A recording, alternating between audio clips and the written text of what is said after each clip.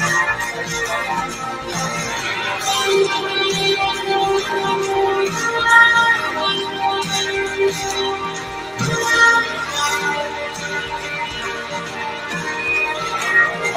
like a wave on the So beautiful.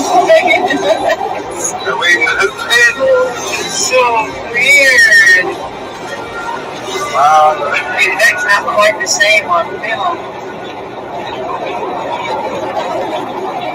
So we're on our way in a snowstorm to go try to find someone who's lost in the woods. You gotta say a prayer. Good evening. We'll start with John 1, verse 5. And the light shines in the darkness, and the darkness comprehended it not. We'll pray. Father, we thank you for another new day. It's been a beautiful day. We thank you for all your provision. We thank you for your protection over us. And we thank you for this stream. We thank you for the people that are here to view and those that will view in the future. We trust that you will keep us all safe, and we're just excited to get to it, Lord. May it be pleasing to you. In Jesus' name, amen. I'm Lead Tracker E, and this is Jerry Williams, and we welcome you here. We have 4 Facebook pages: the Missing and Murdered Woman, WOMB, MAN and Son Center and Database, the Oklahoma Bigfoot Predator Watch, Antlers and Surrounding Areas page, the Lead Tracker E page, which right now I'm banned from sharing anything until Friday, so that's going to be kind of slow for a couple of days, but join that page too. And then we also have the newest one, which is the Predator Bigfoot and Spiritual Warriors Path page. We also have say welcome to the club. Welcome to the club. It's been a while since I've been banned, so I've been doing pretty good. We have a DVD also by the same name as the Oklahoma Bigfoot Predator Watch, Antlers and Surrounding Areas. It's been very well received. We've had people come back and get one for their other family members and friends. Oh, yeah. Quite a few. Yeah, that's $101. We use those funds to go help people that are having trouble with the Predator Bigfoots. The new book, Predator Bigfoot and the Spiritual Warriors Path, is on Amazon. Right now, the price is reduced. It's a great time to get it. And go ahead. This price is so reduced right now. I don't know why they're doing it, but from our original price, they've dropped to almost 50%. So this would be the time to get that book. I don't think you'll find it any cheaper than what it is right now. It might, but we're very, very proud of the reviews that we're getting on this book. And that is the Predator Bigfoot and the Spiritual Warriors Path. That is on Amazon. And plus, we do have arriving soon the new Spanish version of Predator Bigfoot and Spiritual Warriors Path, titled Pai Grande el Depredador y el Sendero del Guerrero y Spiritual. That is the new Spanish version book. We have a lot of Spanish friends who would rather read it in their language than in the English. It's more easier for them. So we had some good friends, Tanya and Jose, CT, a lot of friends who were helping with this just to get this to the Spanish public. We do appreciate all that. And that will be out as soon as we can get that back. They're still working on the small details. Just about as much as we are just about finished with this new book. The new Predator book, or it's titled Vessels of Hope versus Agents of Darkness. This is a book that is going to open a lot of people's eyes. It's information no one's heard of, a lot of it. there's just, it's faith filled, something that the first book, if you understand the first book, coming to the second book, the first book has a lot of information about what needs to be done in this situation. And the new book is, it takes it into a deeper,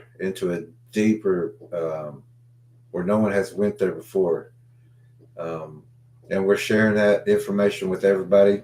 Very important information, both books. So right now on Amazon, this book couldn't be any lower. It's lower than any book I've probably seen out there with this much information. The book should be, and we thought 25 was a good price for it, but Amazon lowered it down. I think it's only like $15 now. Yeah. So it's like Worth every penny. not even a $20 bill. You could have all that information. So this would be the best time. And if you've already got it, this would be the best time to buy one, maybe two more, and before the price goes back up, and give it to your friends and neighbors or whoever needs it. But if I seen that price, I was going, I don't know how they're going to make any money, but I think that's also going to lower ours. So we don't like Amazon doing that. If they could keep the same, rate of pay, I don't mind them doing that. But right now we're losing money too. I don't know why Amazon's doing that, but this is a book that most people should not have this information, because it's also a lot of information no one's ever heard of in just the first book, but the second one it'll blow you. It'll expand the mind, and you'll understand what you're dealing with, not just physically. It'll go way into the spiritual, a place that no one's ever went to, but we're sharing that information. I'm very excited about that one. And we're almost done with that one. That's one of our, once that one gets up, you need that second one also. Let's see, where we at? We have we have Tracking Miracles and Encounters, which is our series on the Lead Tracker E channel, where we want to glorify God, basically, in the ways that He has protected us, protected you, the different miracles from His divine intervention, divine orchestration. For the people that take the time to notice that, or for the times when it's just so miraculous, everybody notices that. We'd love to hear those stories and share those on that channel. We're working on some stories to come out soon, and then we also have the Standing Feather stories, which we will move from this channel over to the Lead Tracker E channel. And those are stories by Jerry Leadhorse Williams, Leadhorse Choctaw, when he talks about Native American, just his journey, his travels, and he was the last man standing at Standing Rock. The episodes that we've already shared have just been so well received, and it's fascinating to hear the behind the scenes stories that never made the news, and you'll love that series too. It's just something totally different. It's not to do with Bigfoot, it's to do with the Native American culture, but it really affects the whole country, our water and our air, and just really interesting stories. Also, the Standing Feather stories it's like steps of showing you where all the information was gathered from that we're bringing to you. You don't find this information sitting at home. You're not going to find it on the internet. We had to do a lot of well, back in those days, and you'll hear in the Standing Feather stories of going all the way to Honduras, El Salvador, Mexico, Guatemala, New York, Canada, all those areas, gathering knowledge to bring here so that we could help here. Patreon members, we do appreciate you so much. You just don't know. But if you would like to support the Tracker channel by becoming a Patreon member, the link is in the description below. And also, if you'd like to support the channel, Cash App and PayPal is also in the link below. But also, we have a new thing, which we've been getting some good responses, and we appreciate it. With the super chat and the super thanks that's in the chat with the live streams that we have. But everything is appreciated, and we do use it to the penny of what we mean to the penny of what we have. We do have some cool stickers and cups and things like that on our YouTube shop. We just forget to promote it. So that's there too if you want to look up there in the shop. Tracker training course candidates. Graduation May 21st. The final is on March 16th. We're going to have 2 more courses. Everyone knows what the next one's about. The other one's going to be over 2 more classes. Yeah, we're going to be going over the class before the test. We're going to be going over and going over and going over and going over, so that when it's test day, you won't have any problems. And I know you won't. Everyone scored around the 92, 94%. And some of them was almost right up there to like 98%. So we don't see any problems with people in the class graduating. But you do need to get that homework in. And I hate to bring this up, but if there's any dues that need to be fulfilled, get that in, and the homework. So we're getting close, and we will have a graduation ceremony. We will be sending out certificates and a little gift with that. And of course, we're going to have another meeting after that. Once we're done, once the graduation is done, then we're going to have another meeting, get everybody together for a talk that we need to have with all the tracker training candidates as we move forward. Plus, we haven't set a date yet, but we will be having another course coming up. But we haven't set a date for that because we do have some things coming up also. We want to make sure that we are here for that. So just think about that. But the qualifications on that is that a child of God, we have to know you personally, or you can be vouched for. You can have somebody vouch for you if we don't know you. If they know you, then like we don't necessarily mean person, like in person, but through the internet. Yeah, we have to have some knowledge of you before, so we can have certain people with the thirst for knowledge and just a good character, because the people taking the course will be potential team members for us later to go to our original tracking team. And if you are in the course now, you understand what we're talking about the caliber, about the quality of people that we choose to train. We don't want to just train anybody. There's too many attitudes and things like that. We want someone focused, faith-filled. Everybody moving the same direction. Same direction. Yeah. We don't want any hiccups, bumps, bruises, anyone interfering or causing problems in there. We want quality people. So if you are that kind of person and we know you, or someone can vouch for you that we know, we're more than welcome to join us. And if you, some of our candidates can tell you what kind of course this is, but kind of hold it down, because it's not like a regular tracking course if people's even been in one.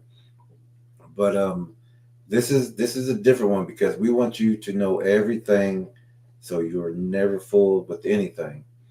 But that's coming up soon, and we will be announcing that also. So if you think about it, be thinking about it.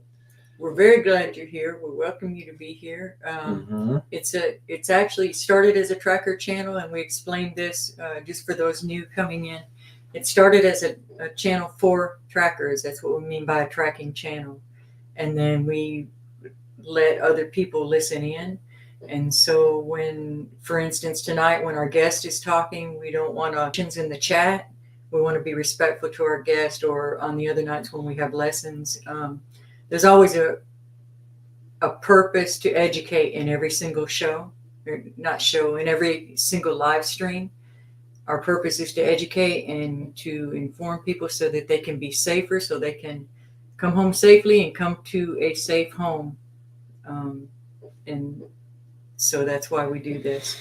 And we don't want to have someone miss some crucial information, because we've had that happen before, where there was information that someone needed to hear and they had to apply it the very next day in a life-saving manner. So that's why we're stricter than most of the other channels on just the distractions in chat. So that being said, I was just going to say that we're not a Bigfoot channel. We're not a cryptid channel.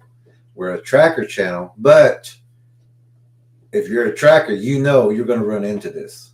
You know what's out there if you're a tracker. So we have to know everything about that, which we explain in the tracker training course. If you're someone who, we welcome you to learn, but if you're someone who's dead set that the predator Bigfoots are your forest friends, it's just simply, you're not going to be happy here. You'll be upset with us by the time you leave this channel, because we don't agree with that whatsoever. So just know that going in. So this is a tracker channel. This is not an open forum channel, like Lead Tracker was saying. It's a channel for updates, interviews, tracker lessons, live tracks, tracker meetings, and the tracker training course for our candidates. But everyone is welcome to be here, but it's just not an open forum like the other channels that we see every now and then, where they're having conversations, they're communicating with. And I go in there and do that too. In the other channels, it's a different format to other channels. Yeah. But this one's not. So monitors. Actually, Scott, we added you again, but actually when I was doing it, I deleted Linda. Scott, you're in. Linda, you're out. I apologize. We'll put you back on. I couldn't find you. I was like, oh my God, I got one in. It's just one little butt that.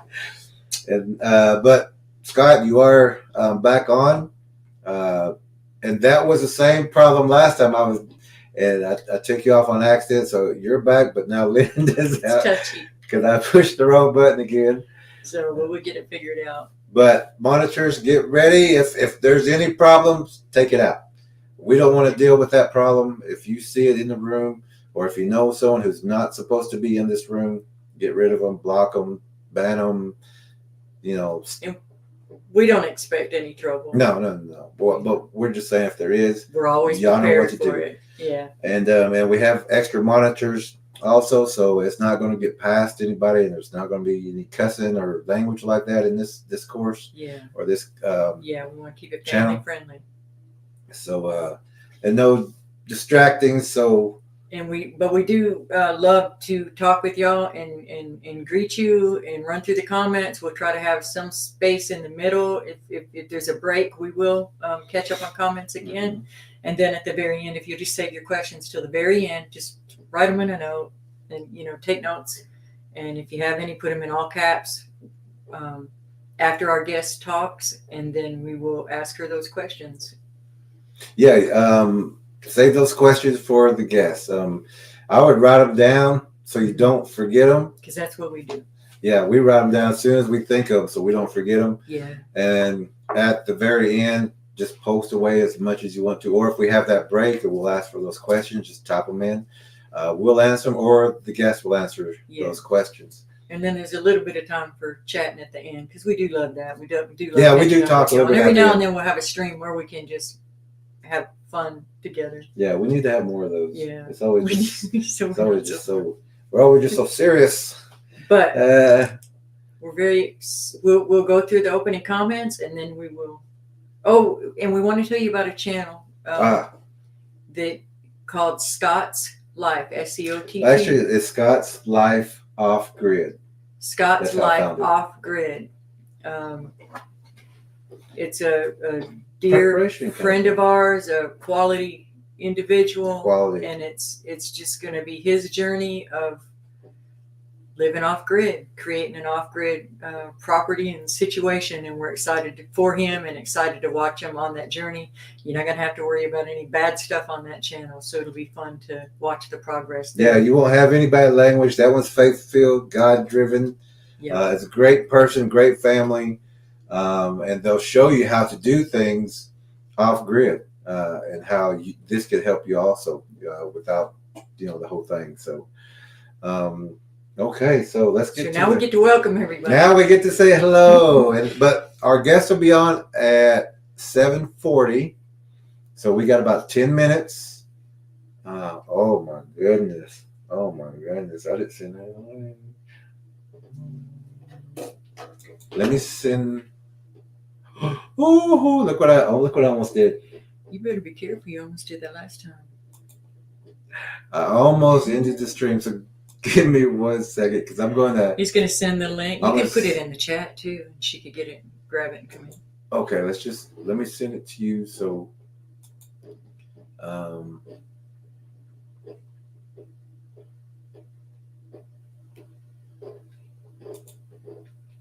Give us just a second. We was getting the Should I photos. Should I tell her you'll put it in the chat? You can send it to her right now, because I just sent it to you. If Okay. Forward. Or I'm going to also put it in the chat just in case she may be in the chat also already. Everybody likes to come in and say hello to everybody. So this is for our guests. There will be a name showing up in just a minute to accept that. And so that still gives us 10 minutes to work with. We're still good. No problems. So we're going to say hello to everybody. This is Lead Tracker E's speciality. Elastic Machinery, we're glad you're here. Good to see you. He says, nice. I like that name. Cube is here with us. Blanquito is here with us. Blanquito. Lorna's with us. Lorna's saying hello. Let's see. Everybody's saying hello. Southpaw's here. Graybeard's here. Southpaw and Graybeard. All right. Everybody's saying hello to each other. Indy. Everybody's saying hello. We'll skip the individual greetings. Graybeard says, hit that thumbs up. Hit that like button. Thank you, Graybeard. That algorithm going. And share too. I couldn't even share the link on Facebook too. They wouldn't even let me share anything today. Yeah, so. we're probably on the challenge just getting hammered hard with shadow banning, everything. So your help will help others by getting it out if you share it. Yes, please. Jim is here with Life's Adventures. War Chief is here. Halito, everyone. I'm sorry, War Chief. I skipped. Sorry about that. Jim's from Life's Adventures is here. Very good man there.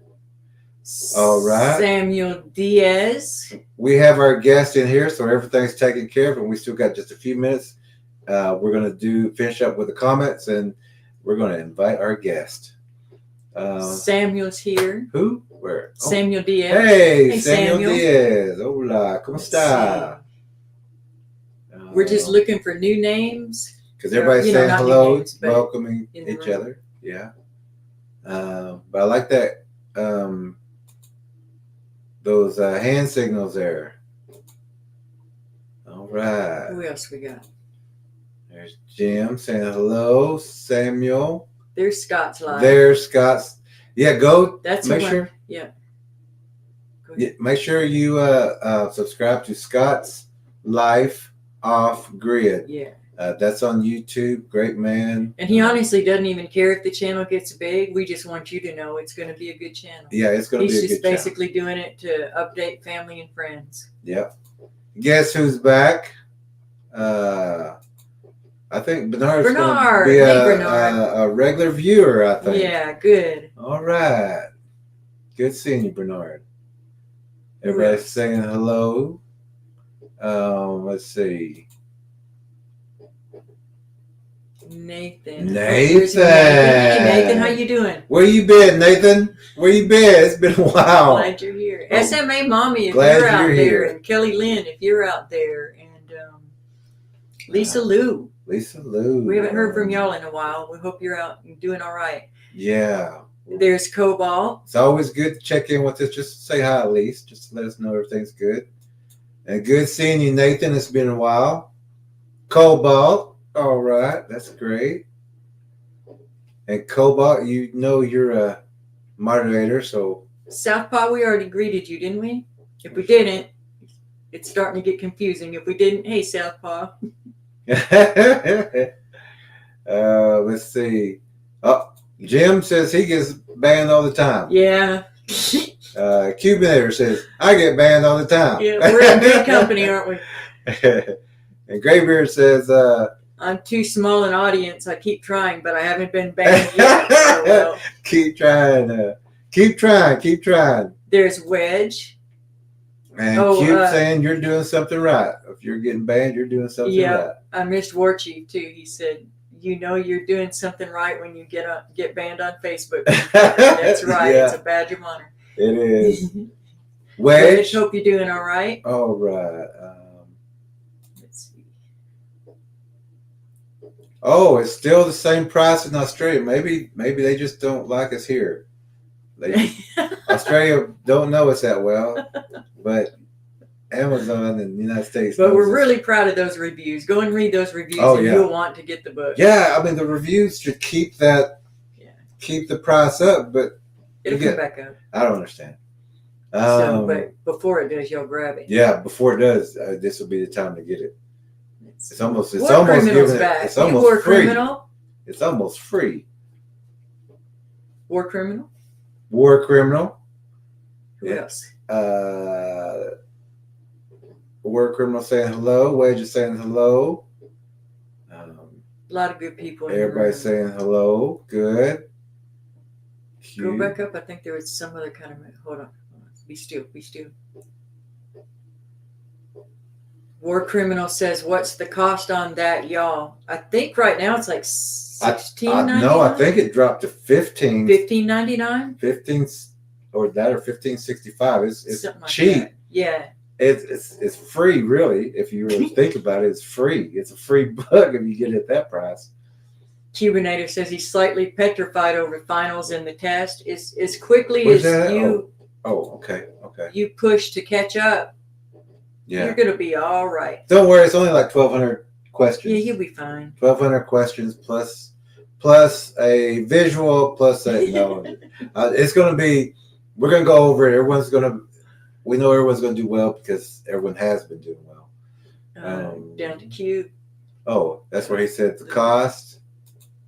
And then Cube says, I'm beyond grateful you let me on your tracker course midstream. Never expected that. We didn't expect that either, and we made an exception just because you impressed us so much, honestly. Yes, that's why we really did not plan to do that. You're just such a hard worker and so enthusiastic. You had the book. And we thought it was kind of funny, but it's like once you got in, it's like we felt like you just jumped on a horse and started whipping it and tried to catch up. So I'll get there. Don't worry about me. You did. And let's see. What's he say?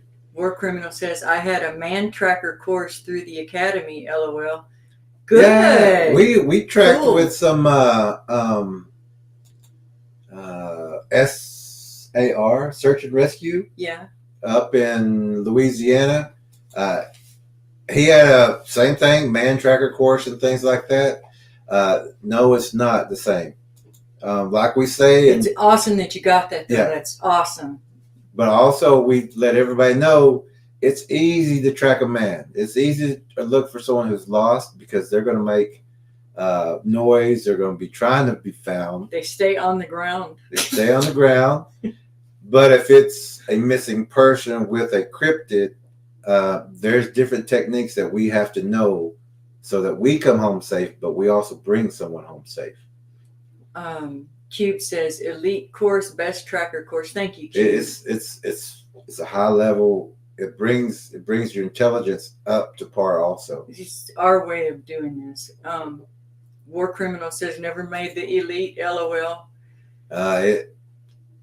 It's a good course. War Chief says War Criminal, that's great, but I bet that course didn't come close to teaching everything Jerry and Lead Tracker E have taught us. Thank you, War Chief. Oh, thank you.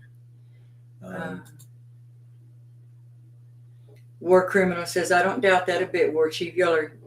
Thank you very much. What's Scott laughing about? He says you need someone. Oh, he's laughing about you accidentally. Oh, he says you need someone with tiny hands. I seen my face last night when I almost did it, or the time before when I almost did it, and I think I made that same face. I think. Oh yeah. And I was like, oh, into the stream. All War right. Chief says my tomahawk is very sharp. Jerry, lead horse. Cobalt says, I agree, War Chief. I haven't been able to do all the courses as my life has been turned upside down lately. We're praying for you, Cobalt. Mm-hmm. It's about to smooth back out again. Cube says, hammer and tongue, 100-kilo impact, LOL. Cube says, I understand that. Where'd it go? Completely. Understand that completely, Cobalt. Similar to me, too. Yeah. War Chief, War Criminal says, War Chief, I carry a tomahawk when I'm out and about. Good. Guess who showed up? There's JR. Hey, JR. How you doing? Right. Cobalt says, we keep trusting in Father God and keep on lifing. That's right. Never give up. That is the tracker motto. Keep moving forward. We ain't stopping. And we will bring you home. We will find you. There's, we got the, let's see, Night Stars is here with us. Night Stars is going to be our guest tomorrow night. Yes, tomorrow night. Not going to miss that one. So you want to join us then, too. Yeah. A lot of great people. Yeah. Mary's in the room. Hey, right. Cheetah. The cheetah is here. Hey, Danette. What? It's been too long, Danette. Danette, wow. So good to see you. Glad you're here. It's been a while. It's been a while. But we always send you the links every time, every tracker meeting. We know you're busy, but we know you're paying attention, but we're glad you popped in. Yeah, we know you're paying attention, and we love hearing from you and talking with you. Blanquito's greeting everybody. Blanquito. Everybody say hello to Night Stars. War Chief is saying also, again, check out Scott's Life Off Grid. There's Jody in the room. Where's Jody? Sure is. Wow. Says hello all. Exactly, Cube. It's 35 Canadian.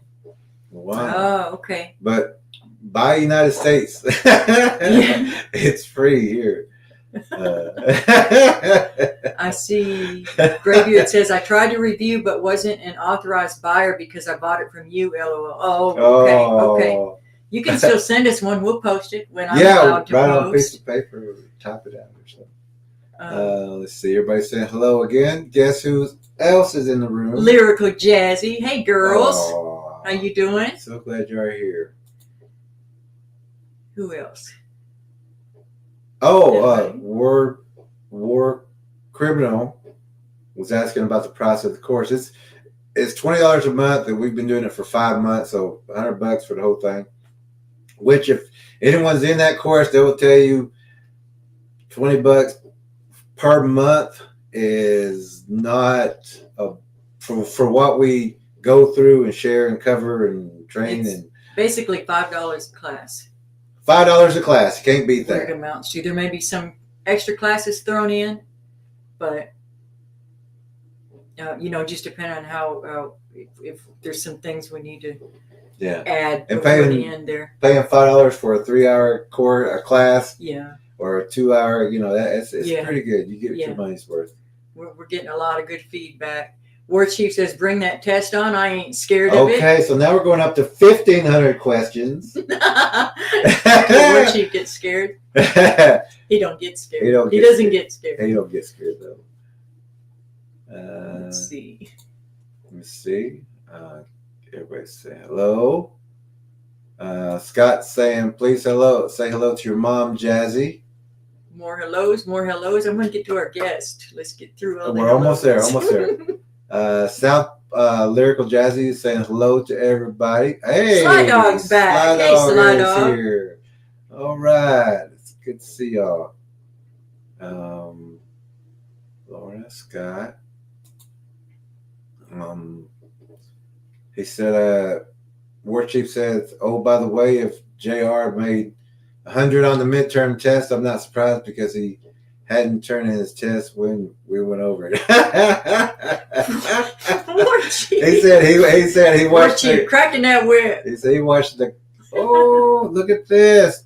Oh, that's so good. Hey, thank you, Jim. And we're going to Wow. order yours when it comes out, too. You can just bet. That's awesome. It's about that price. It's about that. We're surprised it's so low. War Criminal says, that's cheap. I'm interested, but I'm in Kentucky. I don't know if I could ever join the team. We're just preparing you to have your own team where you are, or to know what you need to know to help the people where you are. We may never actually get to meet everybody in person. Yeah, but we will be. To. It'll be a goal, but you don't have to be here with us to do this. This is online. You learn everything online, but we teach you everything that you need to do out there. Yeah. And but when we do have our tracker meetings, because we are going to have our first one in October, that's when you need to make plans to get there, because we want to have everyone together at one time. Those are the ones that are on the actual tracking team. Yeah. After people in the course are the candidates, and then if all goes well, they end up onto the team. Pyromedic. Can you believe Pyromedic is here? Good. He says, let's hear his excuse. He says, I have been criminally truant lately, not an excuse, but I am a hands-on visual learner. Jerry and Ella filled in more of the gaps in 15 minutes than 3 years of watching other channels. Oh, wow. Thank you for that. We're going to, we're going to be shouting that. We're going to be blasting that little. And then after the graduation, I mean, we will be connected with you, but we have trackers in Australia now. So wherever you're at, you're going to be that lead in that area. You're going to be the go-to, the people we call to. Yeah. We just want everybody to be able to, because we each have our own sphere of influence, that to be looking in our neighborhoods and helping the people that we know. Cobalt says we have trackers all over the country and in 3 different countries. Canada. And Sure do. Once the Spanish version of the book comes out, maybe we'll even have some from other countries. And we're going to have to get to our guests. We're going to have to get to our guests. Yeah, we're trying to get to you. We're trying to get to you, Callie. Okay. Jim says, I want to read what other researchers' opinions are. That, too, is also good research. Learn a lot from other researchers. Sure do. Thank you, Jim. Sly Dog. And check out Jim's channel, too. You will not regret it. And also look for his interview. It has a drawing of a tank. It's on this channel in video. I don't know if it's under videos or lives. But we're also creating a playlist. Yeah. And it's an unbelievable interview. You want to see that.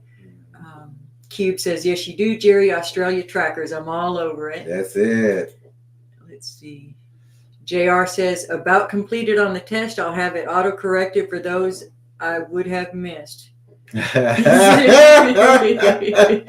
Chief says, ha ha. He said, I knew it. I should have waited until after, and then I could have watched the stream and got the answers. And we're caught up. Yay. All right. So we have a very special guest, a good friend we've been with for a while. Very interested in hearing this. And this is actually going to be the first time we see face to face, or yeah. I was looking. I was like, oh wow, she's gorgeous.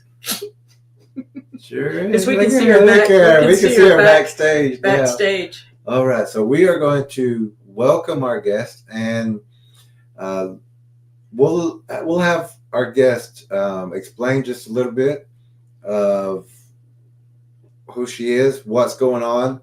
And then we'll start. And we got some great photos, some great videos that we want to show you from the guest.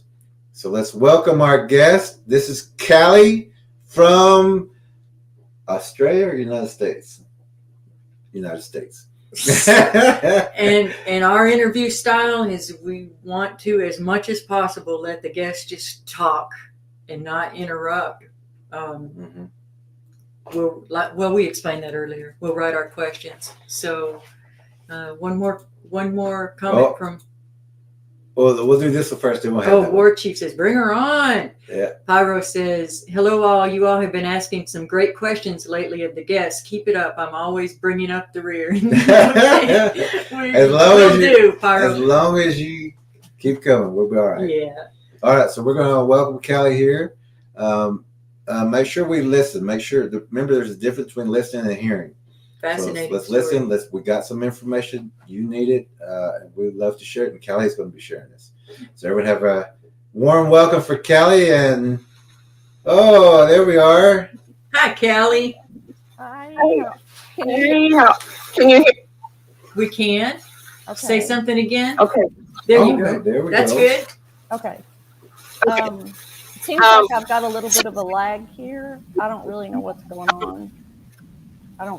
Might just be me. I don't know. It'll be a little bit of a lag from when we say something to when you do, and that's another reason we try not to interrupt, because it just gets confusing. Okay. So we're just going to let you have the floor. Introduce yourself. You gave a great outline, and if you get stuck anywhere, we'll prompt you. We have it too. I'm Callie. I am from the United States, and as you can tell when I talk, it's definitely the South. So I told Lead Tracker E when I talked to her, I said, I don't know. I kind of sound like a hay bale when I talk. So, but anyway, I'm here because we have a very, very long story.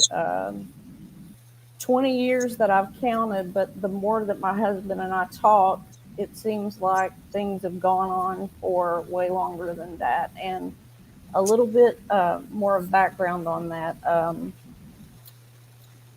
I was recently on another podcast. I had 2 episodes. I've been on one live chat. I've been on one other one that was kind of a live podcast. I don't know if you guys are familiar with Keith Johnson. He was with Ghost Hunters when it started out way back then. And he was one of the demonologist twins. And I got into contact with him about 20 years ago. So Keith and we consider each other really, really good friends. And yeah, that's just about it. I mean, and here we are. I'm pretty picky about who I talk to as far as the podcast. And I had seen Jerry and Ella on Paranormal Roundtable and really liked what they had to say.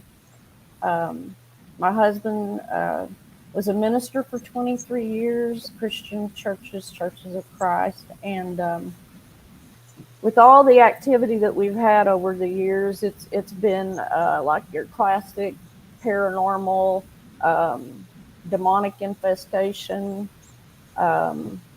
you name it. I mean, we've run the gamut of what that you could have. And always searching for answers. And it just seemed like,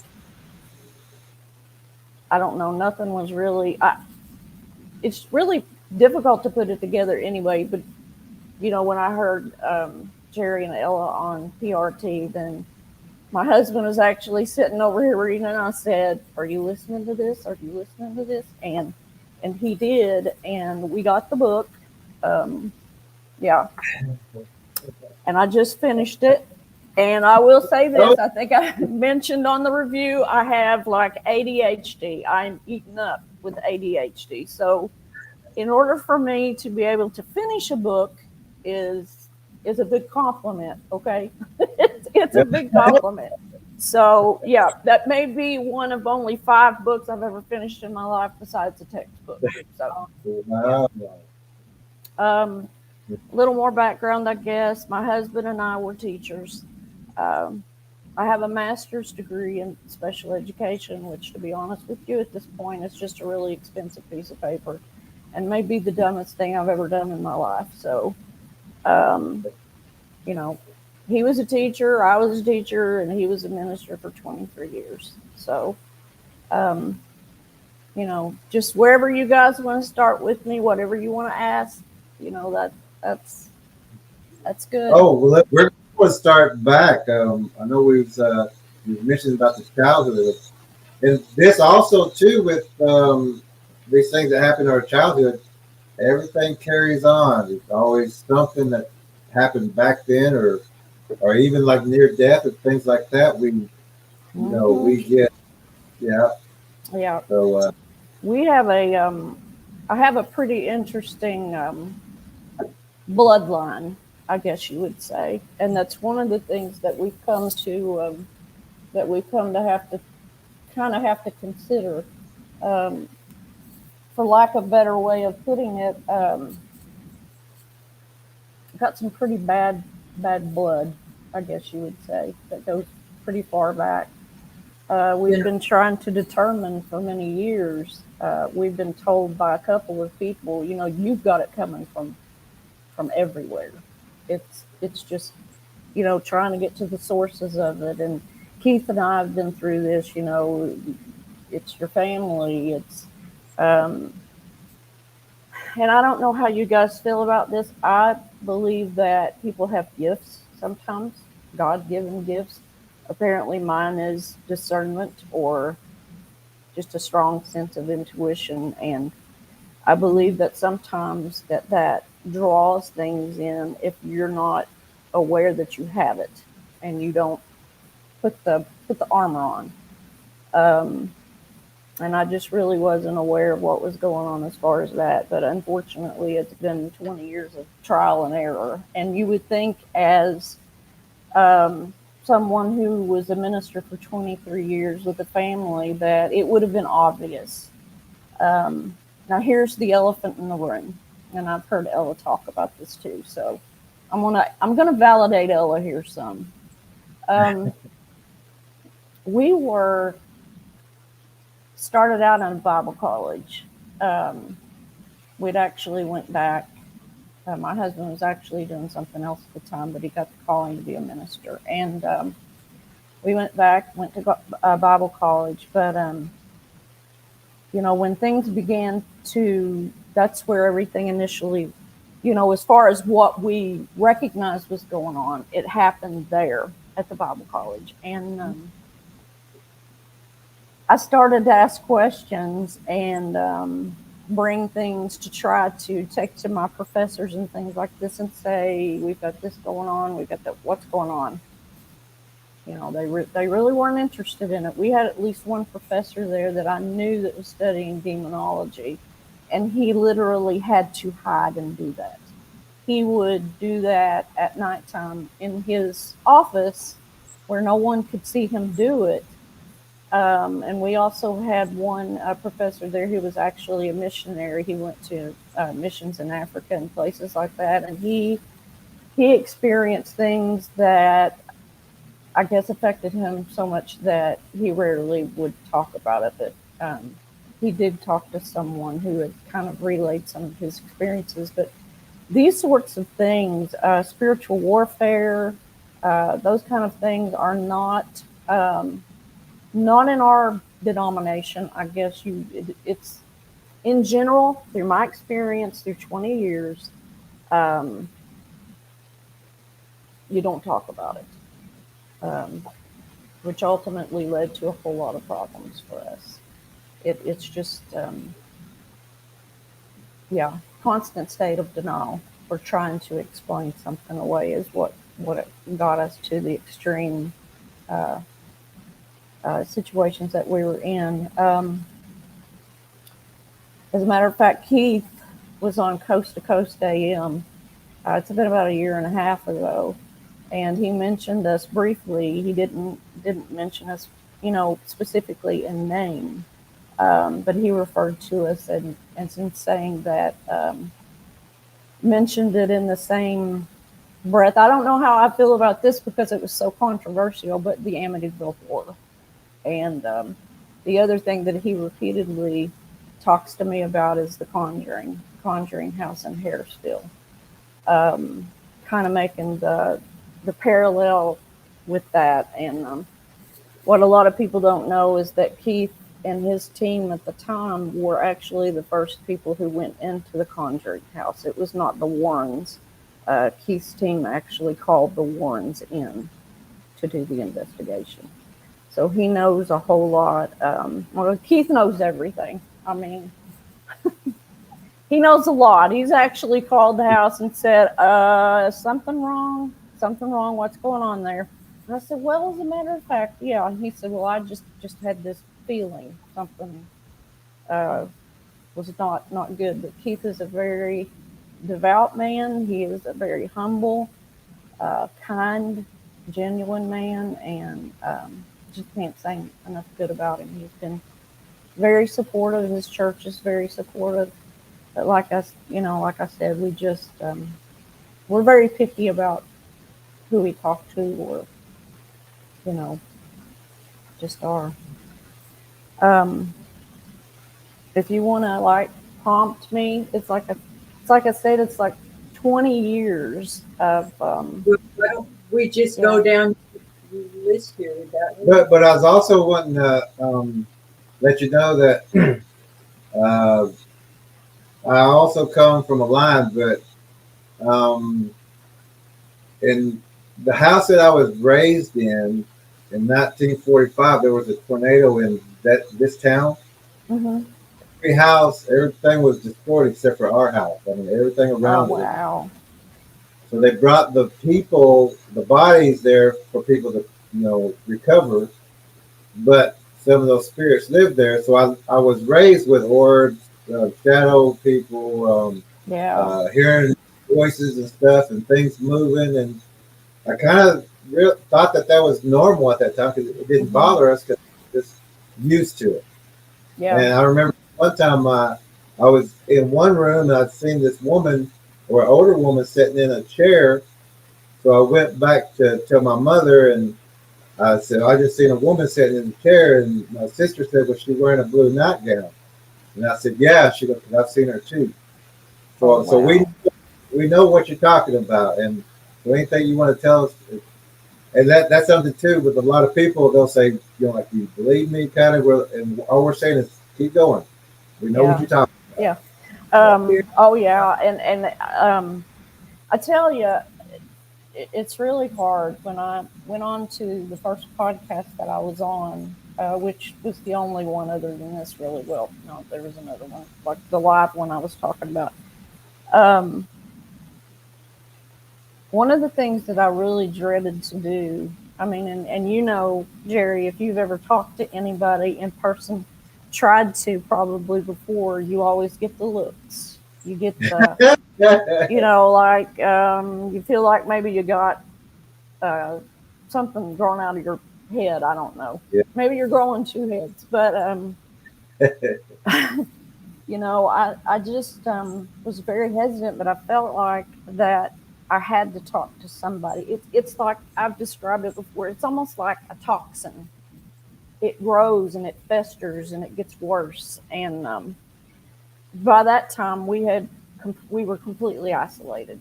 I just wanted to isolate, and I felt alienated. And that's one of the things Keith would tell me: you cannot do this. You cannot do this. That's the end game. That's the end game. They want you to feel alienated and isolated. He said, it's okay to talk about it. So, and to talk, on a big level. So, I had, when I went on the podcast, I was really, really afraid that I would get some of the same feedback that I got in real life. And unfortunately, after it was over, I did get a little bit of that. It was actually, and folks, I'm just going to say, it's going to sound like that I'm totally bashing Christianity. I am not. That's because our faith has never wavered and it never will. our faith in God. It won't. I mean, even considering some of the horrible things on a personal level that we've experienced. But I had really talked about on the podcast about when people meet you with that attitude, just as, you know, I was talking about that, you know, well, I don't, you know, are you crazy? I don't really. It's like insult to injury. You're already injured enough, and that's just insult, and it makes it worse. And I think I brought it up during the podcast. Well, someone who had been listening to the podcast actually contacted the host and said, well, I'd like to talk to her. I think maybe we can help her. And I thought, you know, I got an invitation to a message board, and I thought, I don't know if I want to do this or not. But they didn't expect me to go in for some reason. I went in, and they were tearing me to shreds. I mean, she's lying. It's stories filled with holes. All she wants is a book deal. She wants a movie deal. She wants, you know, and I'm just like, folks, I mean, if I wanted that, I've already been mentioned anonymously on Coast to Coast. I'm, you know, and I'm going to do this. I've digressed, and I don't even know where I'm going at this point. So you may have to kind of take me and reel me back into the right way. Yeah. Because you know exactly what you're talking about. Yeah, and the whole reason that I went into witchcraft when I did that during that stupid phase of my life was because of I wasn't getting the help I needed at the churches. Well, Ella, all right, for the sake of transparency, the way that we were treated, and I'm just going to be frank about it, my husband, part of the reason why he left the ministry was the way that we were treated. By the time we left that farm, we were in such a bad shape, mentally, emotionally. We were basically persecuted. That we couldn't get answers. We weren't really getting answers from anybody. Obviously could not talk to anybody in the church about it. Although we did, I mean, guys understand. It's just like, you know, when you can't get the answers and you need them, you're going to go places that maybe that you normally wouldn't go. We did call the Catholic Church at one time. They did actually send an exorcist to the house. I called him at one point on a Wednesday, and he was there the next day. And then he came back a couple of days later with 2 assistants to go through the house. And but you just go to places that, you know, you would never think of. We actually had an offer from a lady. She was a psychic. She was a Christian. I guess she had abilities, and I know that's a controversial thing. I prayed protection, you know, and she wanted to do a remote viewing of the house, the farm that we were in Hillsboro. If nothing else, you know, I didn't fall into it. If this makes any sense, I didn't fall into it, but we did receive some interesting information about some of the things that were, as far as the property at the farm, as far as the first house that we lived at. And I was just thinking of this, Jerry, the spider theory, okay? When we lived at the first house, one of the entities or things that we would see were insectoids. And one of them was a spider being. My daughter would see that. And she said, Mom, she said, it's traveling the closets, it's going through the attic, it's coming down through the closets. That's the way that it's getting from one room to the other. And I had actually was going to get into my attic one day. It was one of those had the pull down ladder. And my middle daughter was standing next to me, and man, it just sounds so crazy when I talk about this. It really does. I mean, it's just like It doesn't sound crazy to us, and to the regulars in this chat, it doesn't sound crazy at all. I had pulled it down to try to get was going up there to get some some seasonal clothes and pulled it down. Before I got the ladder down, I could hear hissing, just hissing. When I got it down, the minute that I looked up, it was to the left. It was hanging on the ledge looking down. It had two sets of hands. Pulled itself up to the ledge. Some sort of an insect. The best that I could describe it was at the time was almost like a mantis type thing. My daughter was standing there. I screamed bloody murder, let that attic door fly up, and then I stood there and cried, just hysterical. My daughter, I think she was just standing like this. She didn't say anything. She didn't say I saw it. She didn't, but just that I was hysterical.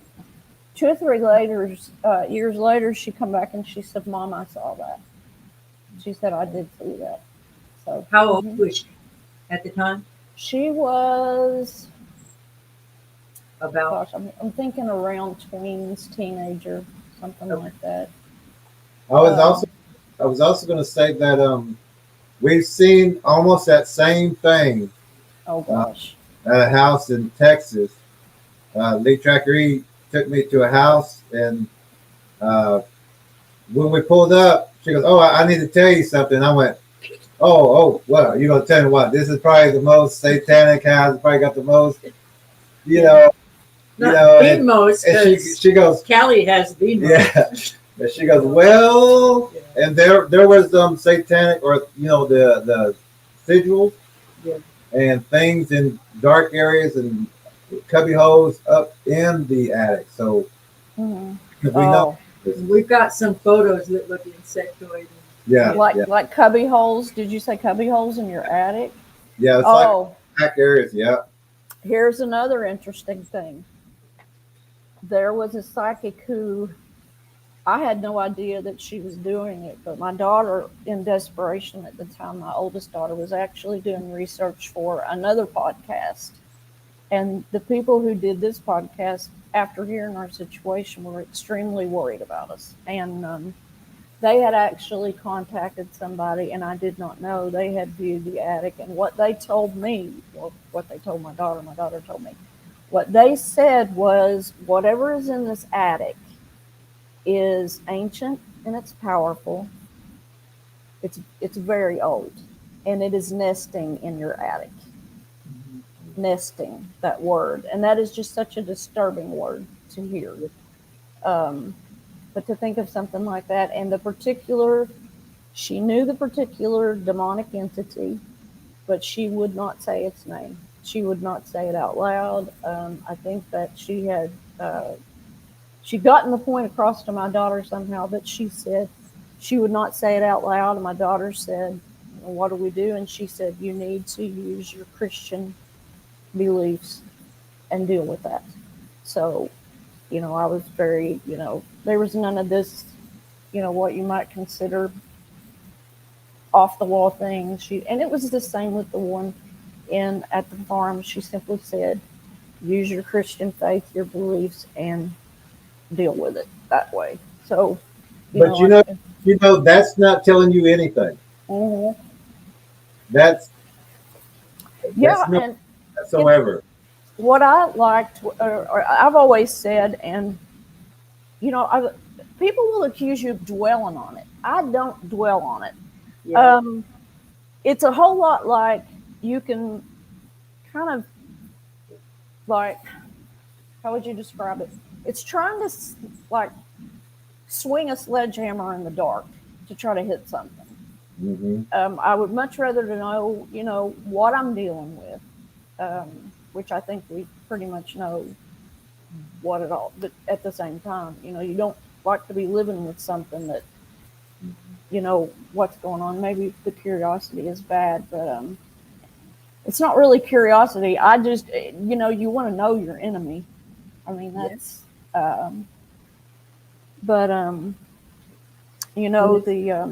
we've seen some with it on a daily basis. Hmm. The people that are telling you you're dwelling on it aren't living with it on a daily basis. That's and that's another thing too. And you guys will probably recognize this, but doesn't it seem to you like the people who know everything about everything and give you the advice are the ones who've never had an experience? Or That's yeah, it's just a like, whole big community. The ones who give parenting advice but have no children. yeah, exactly. No, whenever because we've cleaned a couple of houses with this same kind of problem, and we have a joke whenever we walk into a place like that, we know something's going on. We'll go, well, usually whenever we come across a house like this, we just burn it down. Yeah. Well, I had actually last summer when I just told my husband, I said, let's just burn it down. Let's just burn it. He said, don't say that. I mean, the insurance people, but yeah. I mean, we moved from the apartment at the college. We then moved to a house. There was activity there.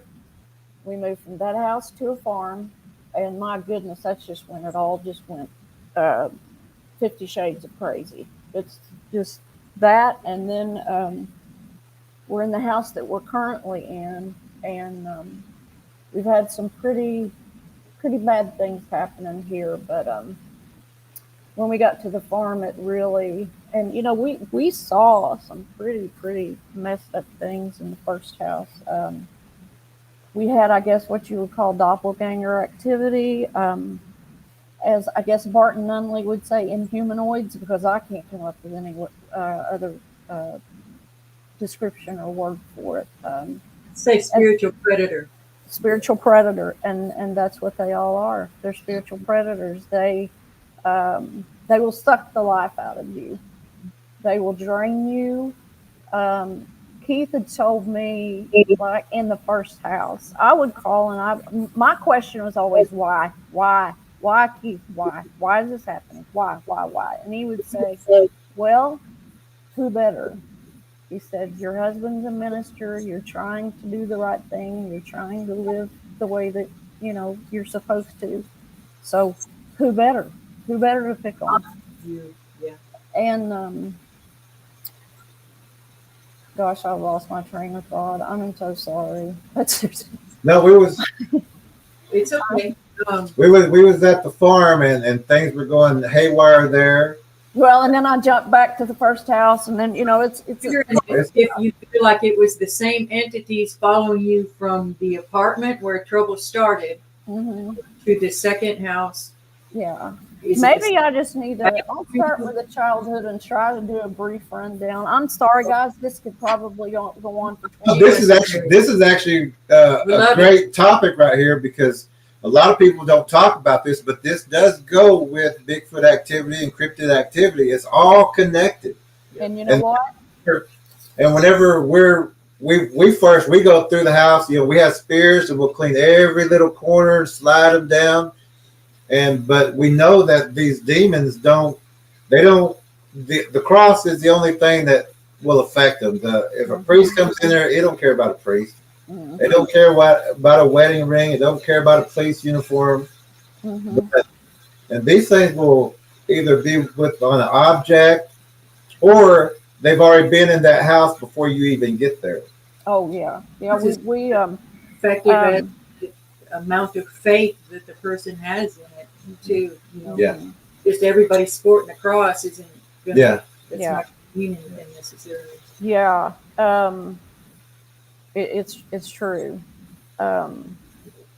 It just I think that even back in our childhood, considering I saw someone had mentioned on the chat about generational curses. Yes, I believe that very much. I think I had actually I don't know if you guys have got it or not, but I sent you a picture of a cursed object that was actually given to me by an immediate family member. We didn't really realize how bad it was until like last fall, and somebody took it off. That's just another totally crazy story in and of itself. But I mean, from childhood on, and it's just like, when you talk about the cryptids and things like that, that we were so immersed in the inside stuff, the demonic, we didn't put two and two together. I thought, you had in one box, you had like the paranormal things that go on in the house. This cryptid thing was a totally different thing. It was unrelated. But then when we get over to the farm, then I really have to, I'm just like, what in the world is going on here? I mean, we're dealing with this in the house. What is this outside of the house? And for that reason, I really didn't put two and two together, and I really wasn't paying full attention to what was going on outside. As a matter of fact, when I was doing the podcast, the person kept asking, trying to get into it a little bit more with me, because I think they realized that something was going on there, and I was just glossing over it. And I just said something to the effect of, well, this was going outside. I don't think it had anything to do with what's going on the inside. But the more that I thought about it and the more that I reflected about it, the more I realized, something's wrong. I mean, why weren't we paying attention at that time? But it's like I was paying attention, but I wasn't paying attention, because we've got that outside, and I am like having a huge glass jug scoot all the way across a table, or crazy stuff like that. So Your hands full with the inside. You already had your hands full with the inside. Anything else was too much. Absolutely. But starting back at my childhood, I can go up the outline. Some of the things that I had written to you about, and this was really weird, because I was watching your water spirits video the other night, and I recalled a time I've talked to Jim about it before, when my mother used to take us to this. It was like a I guess it was like a state park where we lived, and we would swim a lot. There were actually two beaches. One of them was kind of a developed beach. It had sand and things like that, but the beach that she took us to this time was not a really well, I guess you would say, developed beach. It was more rocky, stony, more of a wooded area. And I was like, I told Jim, I said I was a hybrid duck, talking about, because I was always wanting to be in the water. I was a very strong swimmer, very strong. And I had gotten out in the water, and the next thing that I remember is that I'm being pulled down into the water, and I cannot fight my way back up. I remember that. The other thing that I remembered was it felt like something had a hold of an ankle, or I had gotten an ankle caught in a pipe. And it's like all I can think about is that I cannot get to the surface. And in my house, my father was an atheist, basically, growing up. He had a great disdain for anyone who or anything that would be authoritative over him. And we didn't go to church. I really didn't have a good grasp of God at that time, but I remember that I began to pray, God, please, I thought I'm drowning. And the next thing I remember is I'm walking up to the beach, or to the shoreline. I don't remember how I got up out of the surface, but I do remember getting to the shoreline. And I've never been able to explain what that was that had kind of just pulled me down. I don't know whether it was some sort of an undertow, a drainage, but I wasn't that far, like, from the edge of the shore. My mom didn't see me. No one saw me. I got out, and I, of course, I'm coughing up water and everything else. But I started thinking about that the other night when I was watching the water spirits video, and I thought, my gosh, is that what happened to me? I mean, That same thing happened to my oldest daughter in the Trinity River. That she wasn't out far enough for the undertow. I walked too close in that water, because I'm not a strong swimmer. That's what I was told, but I don't think that I was far enough out to do that. Not an undertow. Not every time. Well, and I do remember specifically, you know, somebody said, well, maybe it's drainage pipes. And I'm like, I do remember one foot touching something or something touched my foot. I do remember that, but I couldn't make any sense out of it. If that makes sense, I couldn't make any sense out of that because I'd never heard of such a thing. The other really creepy part about that lake is that in order to create that lake, they had to move a cemetery or several cemeteries, and I've always wondered if they actually moved the bodies. So We want to show you this hook that we got from. There was a dock with a memorial, a Choctaw memorial, and there was a dock by it, and so there's the memorial, and then you kind of walk down this little grass embankment, but there's also. But all you have to do. that foot. Yeah, that hook. That But where foot. we found it is where a predator cave had been dug out up underneath that dock. Mhm.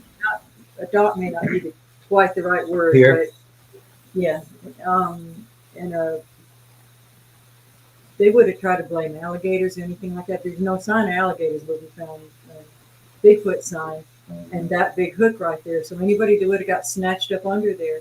And when you're up in there, you could see the whole parking lot, you know, just like always, the way they do, they place them so strategically. And we found that right there by that. In a fishing area where people would go. Yeah. Mhm. That place you're talking about, the Yeah. rocky area, Yeah. not the beach area, but that area. There was also what's interesting too is that the name of this lake has cave in it. Oh, Cave. And I had to think about that. Actually, and it is very near a very large cave system. yeah. So that made me. And, you know, I don't have anything for a cave. I used to go on cave tour. You couldn't push me in one right now. They just give me. Finished the DVD. I'm like, okay, I'm okay with doing the cave. We did it long enough to keep Just that to in show. the DVD. I'm good. Yeah, but that was a really really disturbing, and it's funny how things will trigger memories like that. And when I was watching your episode on YouTube, oh my gosh, I told my husband, I said, oh my, and I had actually forgotten the part about feeling that on my ankle and not I could feel the pull and feel whatever that was, whether it was I couldn't figure out if it was a pipe that I got my foot stuck in or what, but I couldn't fight my way up. So like I said, was praying. I could see the surface. I could see the light up through there. I remember praying, and the next thing I remember is walking out. Yeah. There you go. Yeah. I'm glad you need to pray. Yeah. I guess the next thing, I was, you know, when I read the book and Ella's telling her story, I'm thinking, golly, we had a whole lot in common because I was always out in the woods and the creeks and nature, basically to try to stay away from my father. I mean, I know that a lot of, Same. Keith once told me, and I read that part in your book also. Keith once told me that a lot of what he deals with as far as hauntings and things like that a great deal of people that he has to go cleanse houses for have trauma of some sort in their childhood or whatever. But because of that, I was always in the woods, always in the creek. If it wasn't raining, I was out there. And I can remember one time I was on a hill in front of our house, and I was sliding, and the hill faced our house. It was kind of wet, I remember, and I was kind of like, almost like holding on to trees to keep myself from, it was a pretty steep hill, to keep myself from, sliding all the way down the hill. And I see this. I actually do slide down into this thing. It looked like a big wallowed out place. There was no leaves, no vegetation, no anything there. It was about the size of a couch. It was about 2-3 feet deep. I mean, it was nothing but earth. It was like no leaves, anything. It had a log placed at the front of it, at the very front. And as I slid down in that hole. Of course, I'm going down. I go forward. It catches my shin, bends my knee all the way back. And the deepest scar that I have on my body is right there on that shin. And I could barely walk to get down the hill. And I had thought about that and thought maybe that was a deer bed. That was way too big to be a deer bed, I think. Like I said, it's the size of a good sized sofa or bigger, and it was just way too deep. And for me to hurt my leg like that on that log, it went to the bone.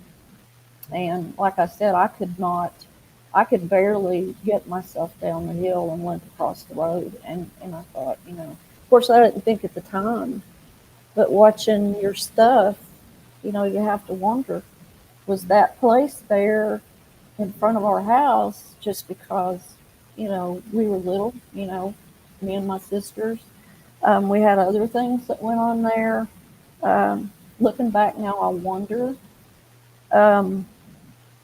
I remember a time when I was actually in the basement. I have 2 little sisters, and they were, apparently something was screaming outside. They could hear it from the top of the house, but I couldn't hear it because I was way down in the basement. But it scared them so bad that, I guess Mom and Dad couldn't get them calmed down for a while. It's not like we didn't hear wildcats and stuff like that where we lived. We lived out in the country, but this really, really got them. And I can remember one instance where this was at nighttime, and my mom and dad were actually at one of the bedroom windows looking outside. Of course, we come in and want to know what's going on. What are they gawking at out there? They wouldn't let us look. They told us to go back. No, you can't see this. It'll scare you. And I thought that it had maybe a bright light. I had heard them say something at one time about having fireballs shoot across their bed or something like that. So I thought maybe it was something like that. But coming to find out it wasn't. I never found out what it was. Of course, now looking back, I wonder, what did they see? We would be missing. We grew a pretty good garden, a pretty big one, and Mom would can and preserve stuff. And I can remember one year going out to the garden and getting ready to pick stuff, and about half of the garden had been picked clean, half. And people would say, well, maybe somebody come in and, was hungry and took the vegetables. And I'm thinking, half of the garden?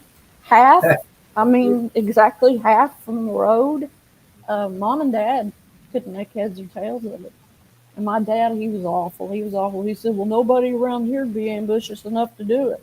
And he might have been right. But, that's a whole lot of garden to pick, So, yeah, my granny would get after me for being out after dark. She would tell me. Was great. She would say, I'll never forget, she would say, you get in here, it's dark, old booger man's going to get you. And, a lot of times in the inside of the house, she would tell me the old devil was going to get me. But at the outside, she would tell me the old booger man's going to get me. So I would, devil on the inside, booger on the outside. Yeah. Greg was right. We agree. Yeah, that's what I, in the South, I know that a lot of people refer to them as boogers. Mhm. Yep, And I yep. do know that I would get a weird feeling sometimes when I would, and I was all over the hills.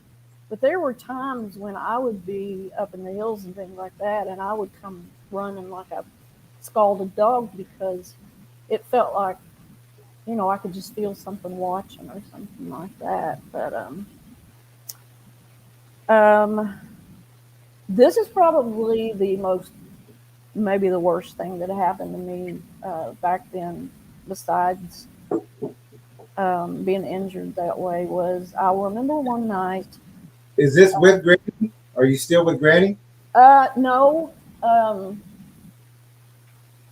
We lived in a house above Granny's house. That's where I would climb the hills and be outside all hours, and she'd be standing there telling me, "Get back in the house." Okay. Yeah, and if that didn't work, she'd grab a wooden spoon or something Granny. like that. Huh? I like it when you imitate your granny. Yeah, get her back in the house. What man's gonna get you? And then here comes the wooden spoon, or just whatever. Yeah. I was an ornery kid. I mean, I was Wait. everywhere. But she was something else. I mean, she's one of these old Appalachian. Oh gosh, a lot of people, when I tell them about her and they know anything about it, this is another thing they say. Your grandma was a kitchen witch. That's what they say. She was into herbs and Yes, she had about anything that you could think of, and she, would have a cure for it. Yeah. But she doused for water. She could do that. My grandpa could too. And we don't know exactly what. I didn't realize this. I was extremely close to my papa, my grandpa, and we were at a Thanksgiving meal. This has been a few years ago, and my first cousin was talking to one of my daughters, and he said, Papa taught me or told me some things about how to become a witch. And my daughter come to me and told me that, and I said, what are you talking about? I don't ever recall. I mean, I was on Papa's hip all the time. I never ever did recall anything like that. That's what she told me, and I had to, but there is a story behind that one too. My grandpa, we're just going all over the place and all down these little like rat holes and all that stuff. But yeah, You're actually, it's all connected. It's all coming back. That's what we want. Yeah. One of my aunts told me that he had a great aunt. Maybe it was a great aunt that he was terrified of, absolutely terrified of her. And because I'm like 67% Irish, that kind of generational thing. He was terrified of her. He would not go over. They say that she could levitate things and bend objects, that kind of thing. She was not a nice lady. I remember seeing a really, really old picture of her. She was dressed in black from head to toe, and she was a really, really mean, hard-looking woman. But he was supposedly terrified of her. And I have wondered if he did not start practicing that possibly just in defense of himself and didn't know what else to do. Yeah. So, but yeah, that's the story on a little bit of that generational thing. Getting back to the childhood thing, this is really disturbing to me because once I had the context of the cryptid, then I've had to really rethink this. My sisters and I, we all slept in the same bed. Basically, that was protection for ourselves, I remember one night, and we didn't have air conditioning. Really didn't have any curtains, and I cannot stand not to have window coverings. I don't know how people do it at nighttime. I don't know how people do it. It has to be. I can't even, like the slats, looking at the blinds. It's like, golly, I'm just over there trying to do this bit on them and try to get them closed as tight as I can. Same But here. oh, Good. I mean, do you feel like there's a reason for that? I mean, I can just feel it feels Yeah. like something watching from the outside. You've gone round and round with a few We- people yeah. over it. And we've been in your situation. I remember being as a kid, I always tell people sometimes I would put the cover around me, wrap them up tight, Yeah. and because I knew something was there. Exactly. And you know what? I sleep that way to this day. Yeah, I pull those covers up, and I tuck them underneath my feet, and tuck them Yep. under. Yeah. Yeah, I like Yeah. Fencing, you I- put them over I- your head yet, but, Yeah. You But know what? Yeah. my feet hang off but our the windows bed. are covered, the doors are Yeah. locked. Yeah, I'll never let my arm even fall off the bed. I always make sure I pull my arm back up. Yeah. Oh, I can't take it. I can't. There's a good reason for that, is because I've been touched a whole lot. Yeah, yeah. But in this instance, we were all sleeping in the same bed. No curtains really. If we had them, I think they were sheer.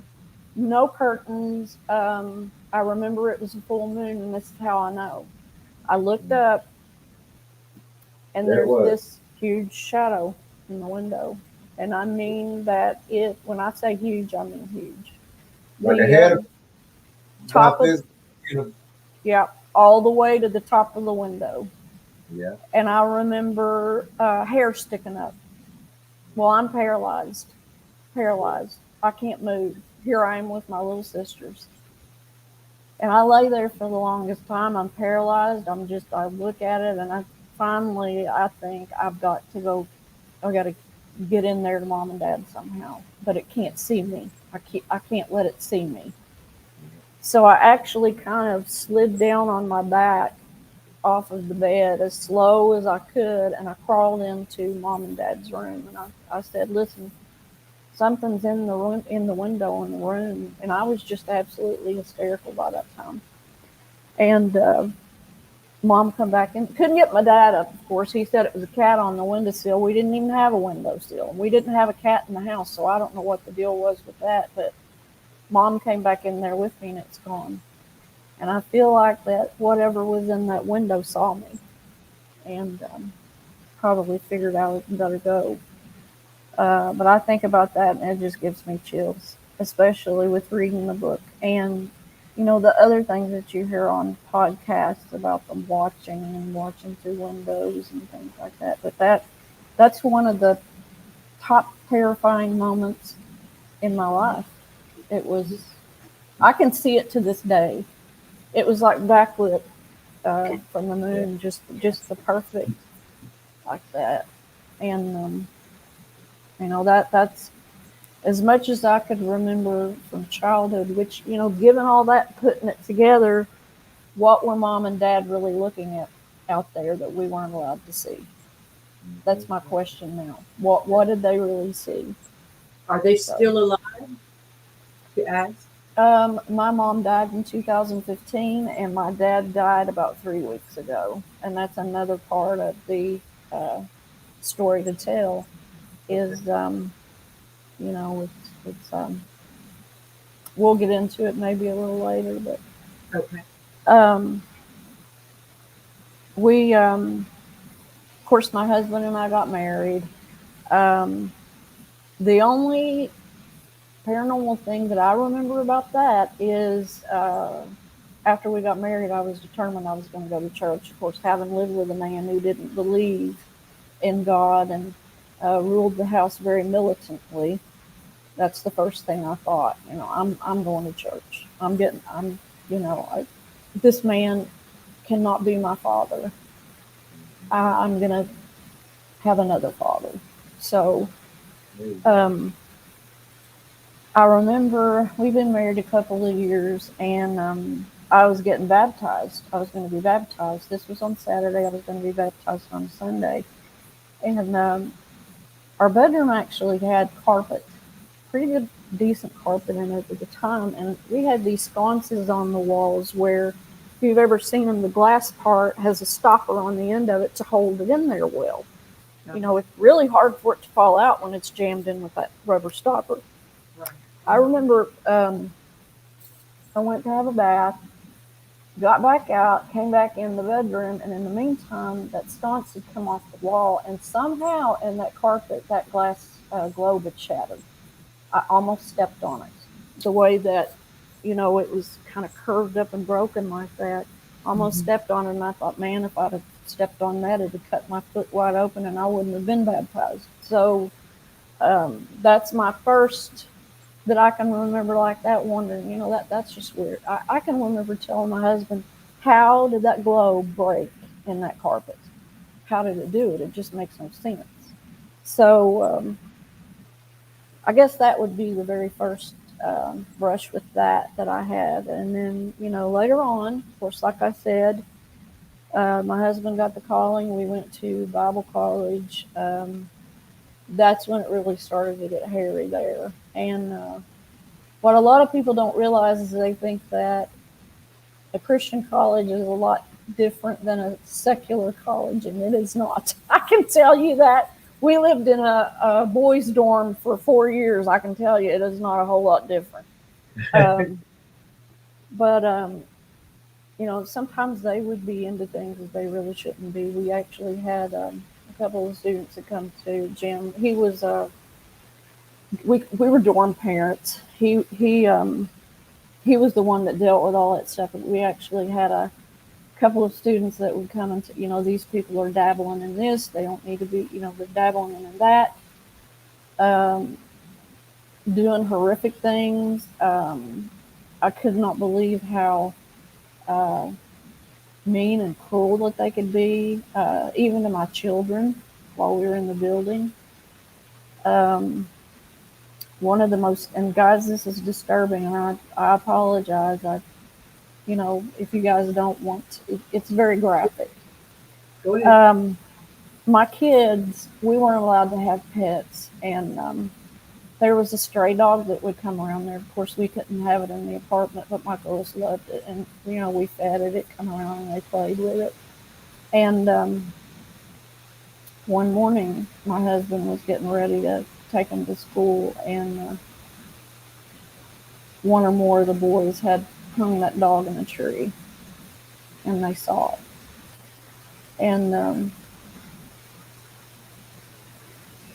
when you're a child and you're at a place where you know that you're supposed to be in a Christian place, and people aren't supposed to act like that, and they've never been exposed to anything like that in the secular, and that's not all. That's not all. Let's just say it's been a battle with us and our kids, because unfortunately, and in the ministry also, they've gotten to see the worst of the worst. I mean, the worst of the worst behavior. The wolves. Yeah. And my father went to SMU, which is the Southern Methodist University. Mm-hmm. He didn't know. I mean, he knew he was raised with spirits and stuff, so he kind of had a different inclination going into it. But a lot of them are not even there for God. They're just getting to college or trying to, Yeah. So you're getting all sorts of people in there. Yeah. So, Like the other group. Yeah. It's almost like parents would have troubled kids, and they would send them there, almost like a reformatory. I mean, and expect to have them reform. It just didn't work like that. And questionable behavior from administration, even to that point. yeah. So yeah, we didn't get the best start, and then it's like I said, it's one of the things that really worries me is my kids, and the way that they reacted, and I can't blame them. I can't blame them up until the point where my husband left the church. That's all they've really. I mean, they know good Christian people, and you know what? They are wonderful, wonderful Christian people, wonderful. But unfortunately, in the situations that we've dealt with, it's not always been that way. And but anyway, the nasty stuff started there. I don't know where it come from. I do know there's activity in the building. The housekeeping crew would say that the lights would come off and on by themselves. They would hear footsteps in the stairwells and things like that. The first thing that I remember, and I do believe, in all honesty, this is part of what has followed us. We had a young gentleman in the building, pretty somewhat of a behavior problem, but it was the end of the semester. He didn't have anywhere to go. He was supposed to go back to Galveston, Texas. That's where he was from. We felt sorry for him because he had nowhere to go. We invited him into the apartment, so you know how that goes. Here we go. He was invited in. We felt sorry for him, and we're going to take care of him. We had to go one weekend and visit someone in the church. They just lost a spouse, and we left him in the apartment, left him food, whatever. When he came in, I told my husband, you know, you just get this feeling of, I don't know if you've ever met people or not, but when you meet them, it's like it's a black hole. It's just, what can I say? It's just a black hole. And I told my husband, I said, don't leave me and the girls in here alone with him. You know, not that he would have. I felt like I had to say, don't leave us here with him alone. Come to find out, he was a very bad dude. Nobody told us that. No administration told us that. But I feel like at that point, he had something attached to him, and it jumped off on us. Wasn't long after that the very first thing that I remember is, and forgive me because, gosh, this has been like Take your time. 2003, something like that. And I tend to remember events. It's hard to remember it chronologically. One of the very first things that I remember was that I was actually, we were upstairs in bed. My husband was asleep. Our youngest daughter was between us. And then I was up reading, and I'm sitting up reading, and all of a sudden I hear this, it sounds like chanting in a voice that I've never heard before, in like a language. It sounded like surround sound. And I'm just like, what in the world is going on? And the boy's doing something out there crazy, because, I mean, it wasn't out of the question anything they could be doing. So I had my husband get up and had him go out and see if anything was going on in the hallway, and there really wasn't. So he laid back down and went to sleep immediately. And about 30 minutes to an hour later, I slipped down. I think I slipped down in the bed, felt a depression on the side of the bed, like my husband had sat down in the bed beside me, but he wasn't there.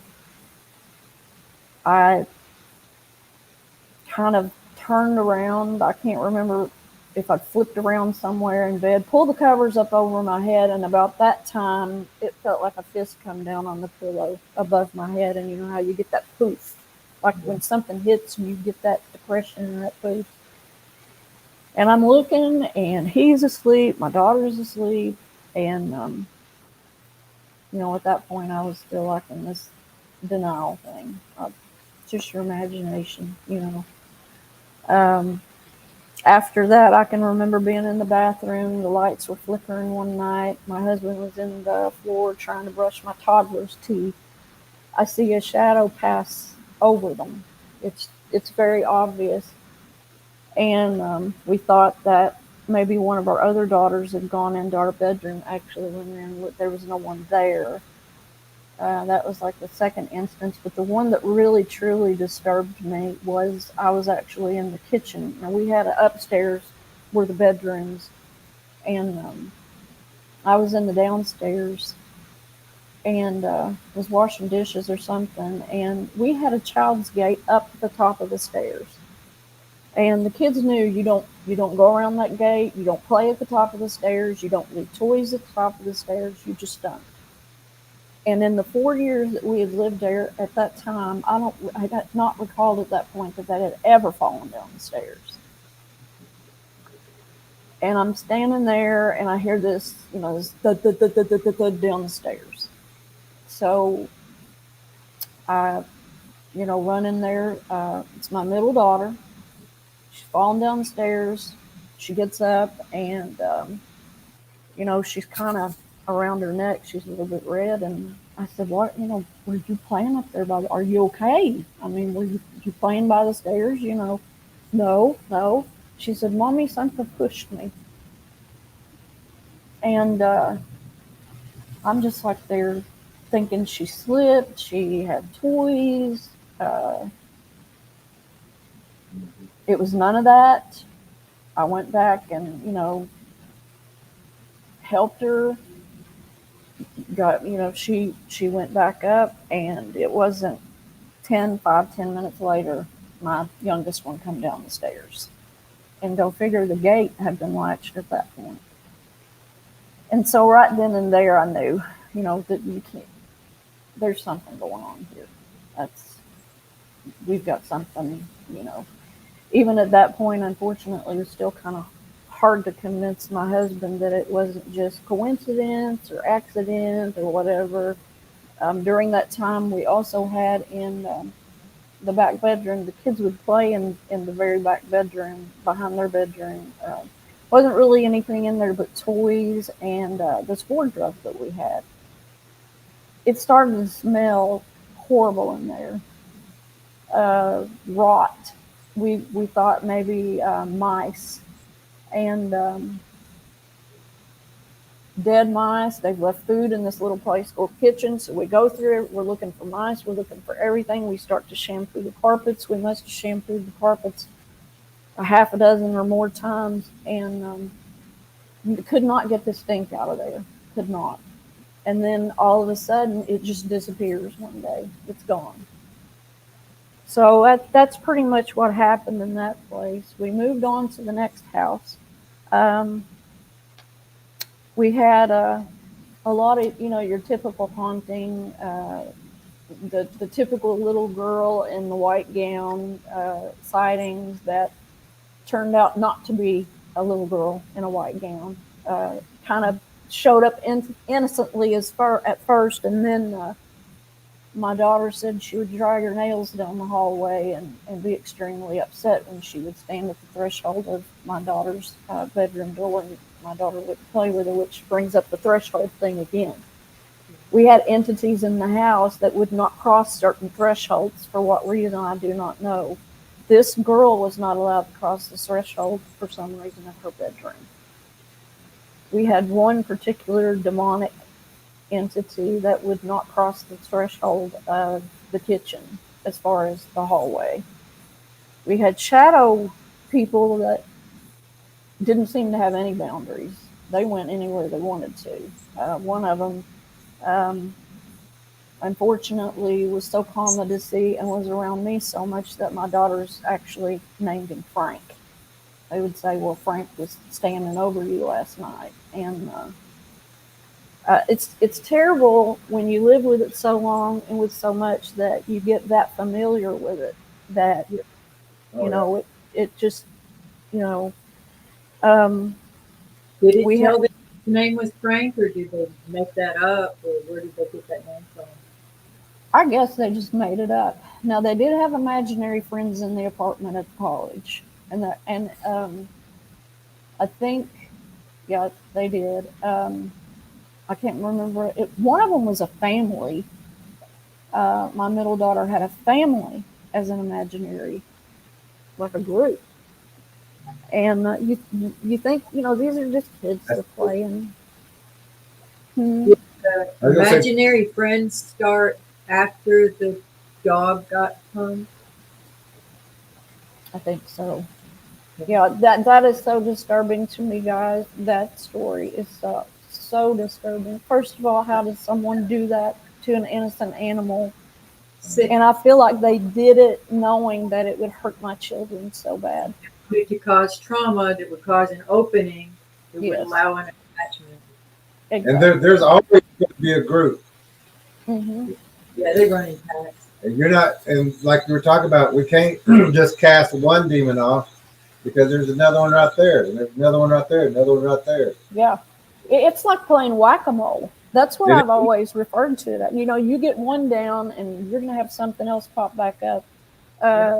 And if you don't, it's like, if you don't put on your armor, if you don't have your faith in God, you are going to be worn out. Yeah. And that was the point that we have gotten to at the farm. We were just no support from the church, no outside help, and we had just gotten to the point where physically and mentally we were just spent. Yeah. And but a lot of, you know, we had what I would call inhumanoids in the house. My daughter would see something that was very pale skinned, looked humanoid. She said that it had extremely red hair, just very sickly looking thing, doing extremely bizarre, weird things. Like she would see it crouched over the toilet like it was throwing up, or we had doppelgangers. We had one that would show up like my baby daughter, but it would always have, there was like the bangs or something would be off. Yeah. The bangs weren't exactly like hers, or we would have, like, I had like auditory, I guess you would say, mimicry of my husband coming home, and he wasn't coming through the door. Just kind of guess like your garden variety of weird things going on. Had a couple of night terrors there. I'd never had night terrors before, and I have not, to my knowledge, had one since. And one of them, interestingly enough, guys, was spiders. I had a night terror one night that I was covered in spiders. They were all over the room. They were crawling all over me. I got up. I was screaming. My husband could not convince me that they were not there. And that's one of the, it was extremely terrifying. And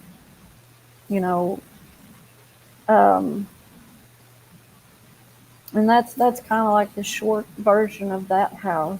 I think I'd sent you guys a picture of a photo that my youngest daughter had sent me. It's been a year and a half ago, and she had gotten it from Facebook. And this realtor had taken this picture of the front of our old front porch because she was taking it from one of our neighbors. Brick house? Huh? Yeah, it's a brick house, the porch. Yeah. Let me see. Are we talking about this one? Yes. Yeah. Okay. Yeah. Tell us a little bit about this, because I want to show you something real fast also. She had sent me that, and as I said, a realtor had taken it because we'd moved out by then. And she wanted to know, Mom, had our neighbor died? And I said, yeah, he died about 2 years ago. She said, well, she's selling the house. And she took this picture of our old porch. She said, and look at what's on the porch. She said, what is that? And I looked at it and blew it up and made it black and white, contrasted. I said, Carrie, I don't know what that is. So I don't have a clue, other than it looked to me like there is a woman in black with long black hair. She's holding something in her lap that looks like a black blanket, something. But I mean, there are things in that picture that look so bizarre. I said, that looks like, I don't know, Muppets on Ice or something. That, there are things that I don't understand. So I just wondered what you guys would think about that. All right, this is what we think about this. So here is the old house, or the picture taken right here. Now let's see. This is.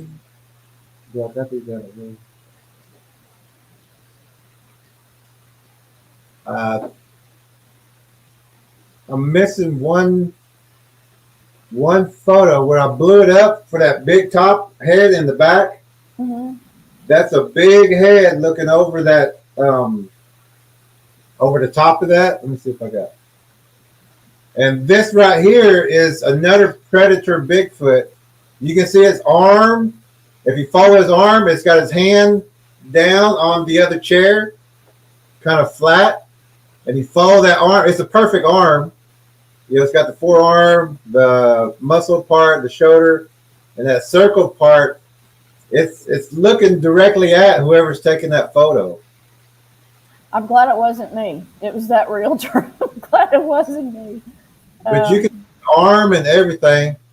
Oh, let me. I don't know if I can blow it up anymore, but yeah, there's something really big behind it, standing. You know, that's a head up there. I didn't get like a perfect head. I mean, outlined it, but the head blown that. Let me see if I got it. But I don't know where it went. But that one for sure. This is a pretty good size one. He's about as big as, he's bigger than that porch. If he wants to stand up, because he's on the porch, he's got his arm just. It's either a chair or something he's got it on. Yeah. But you see his hand, his forearm, his muscle area, his shoulders, and his eyes. That one dot is an eye looking straight at the camera. And Well, it's just a face right there. Now, So yeah. My daughter had actually, I think I had put in the notes that there was a creek behind that house. And when they were teenagers, they would go into that field and roam around back there. There was a wooded area around that creek. My one daughter had gone back there one day, her and a friend, and she had come back and said, "Mom, I heard flutes back there. I heard flutes." She said it sounded like pan music, and I'm like, you know, she's a teenager. Is she smoking crack or what's going on here? But yeah, and you know, she said, "Mom, it's just." I'm like, where in the world did that come from? I mean, we've got all this going on in the house, and she hears pan flutes, and then she said even creepier than that, Mom. She said there were all these baby dolls floating down the creek. She said like a ton of baby dolls. She said it is the creepiest thing I've ever seen. it actually sounds like a perfect trap. Sure Oh does. man, There. I hadn't thought about that. Got dolls for the kids, just as much as you want. Come on down to the water. Well, yeah, and I may be mistaken, this guys. It may just be I'm not remembering things right. One of my daughters, I'm pretty sure, saw something back there that they described as black. And I said, well, I can't remember exact, because like I said, our head was in so much into the ghost and demonic and stuff like that. I couldn't even like really grasp anything else at that time. But she said, I can't remember if she said it was shiny, if it had hair, but I do remember it being black and something about teeth, and that she was scared and she ran. So that land in particular was interesting. Huh? Were those dolls physical, real dolls, or were they something that she was seeing in spirit world going down? Were they And I don't mean hallucinations as in, you know, I mean like projected hallucinations. I mean, I don't know if she would know. This particular daughter, you know, they all are very sensitive, I guess you would say. My oldest daughter sees spirits and things like that a lot. I think this daughter does, but she plays it pretty close to her chest. She doesn't talk about it a whole lot. The way that she perceived it is that they were real baby dolls. She said, and it was the creepiest thing she's ever seen. Just a big lot of baby dolls floating in the river. So, and I can tell you that the feeling that I got when I would go back to the end of that creek was not good. When I would go to the edge of that creek, it was not good. Now, here's another little interesting bit about that piece of property that we were on. The whole area, there was a neighborhood called Plantations down there. And it was called Plantations because at one time there was a plantation on it. The other thing is that I was teaching at the time, and the people who sold us the house actually moved across the street. They just wanted a bigger house. And I had their granddaughter in class, and we were doing our Native American unit, and they were bringing in things, you know, that whatever. And she held up for me, if you've ever seen a gallon freezer bag, you know, they're pretty good size. She held up a freezer bag about half full of arrowheads. I mean, the most beautiful shapes, sizes, you know. And I said, where did you get those? I mean, where did you get all those? She said, my papa dug them up out of your yard before you left. Oh, no. I'm just like, all right, okay, you know, what's going on here? But it's just like the craziness never ends. It's just like a 20 years. Themselves have attachments to death. And I mean, they didn't make arrowheads for fun. They made them for protection and to kill Killing things. and fighting. Yeah. That's why we tell people don't if you got them still, get rid of them or rebury them. They can have attachments because too. they are an instrument as death, and it's associated with that, so they'll come with that too. Yeah, and wait till we get to the farm, the one I have to tell you about that one. I did get you that picture, didn't I? Yeah. This part in here, are we, I don't want to skip past the restrooms. That section under first house, the last point. At this point and until recently, I do not go to the restroom, that part. Yeah. I don't want to skip past that section. Is that where we are? Yeah. You know, there's the shadow people, and all I have to say about shadow people is that I've never met a good one. No, never. People will. I'm just like, I've heard people in the community say, oh, there's nothing wrong with a shadow person. Oh, apparently you've never lived with one before, is all I have to say. Them as lovers, you know, there's crazy people. Genuinely. They're bad. They're demonic. And, but, you know, we had a couple that would come in forms that, I remember one night we were having trouble with it, and I had seen one that they just come in all kinds of crazy shapes and forms and sizes, and I had actually rolled over in bed and saw one that had a head that was big. I've never seen anything like it. It actually walked out the window, and I was upset, and I think maybe at that time I actually had gone to the bathroom by myself and no doubt regretted it. But at that point, my husband, he was a little bit skeptical all along, but at that point he had gotten sick of it and he made a mistake. He addressed it directly. And he said something to the effect of, leave my wife and kids alone.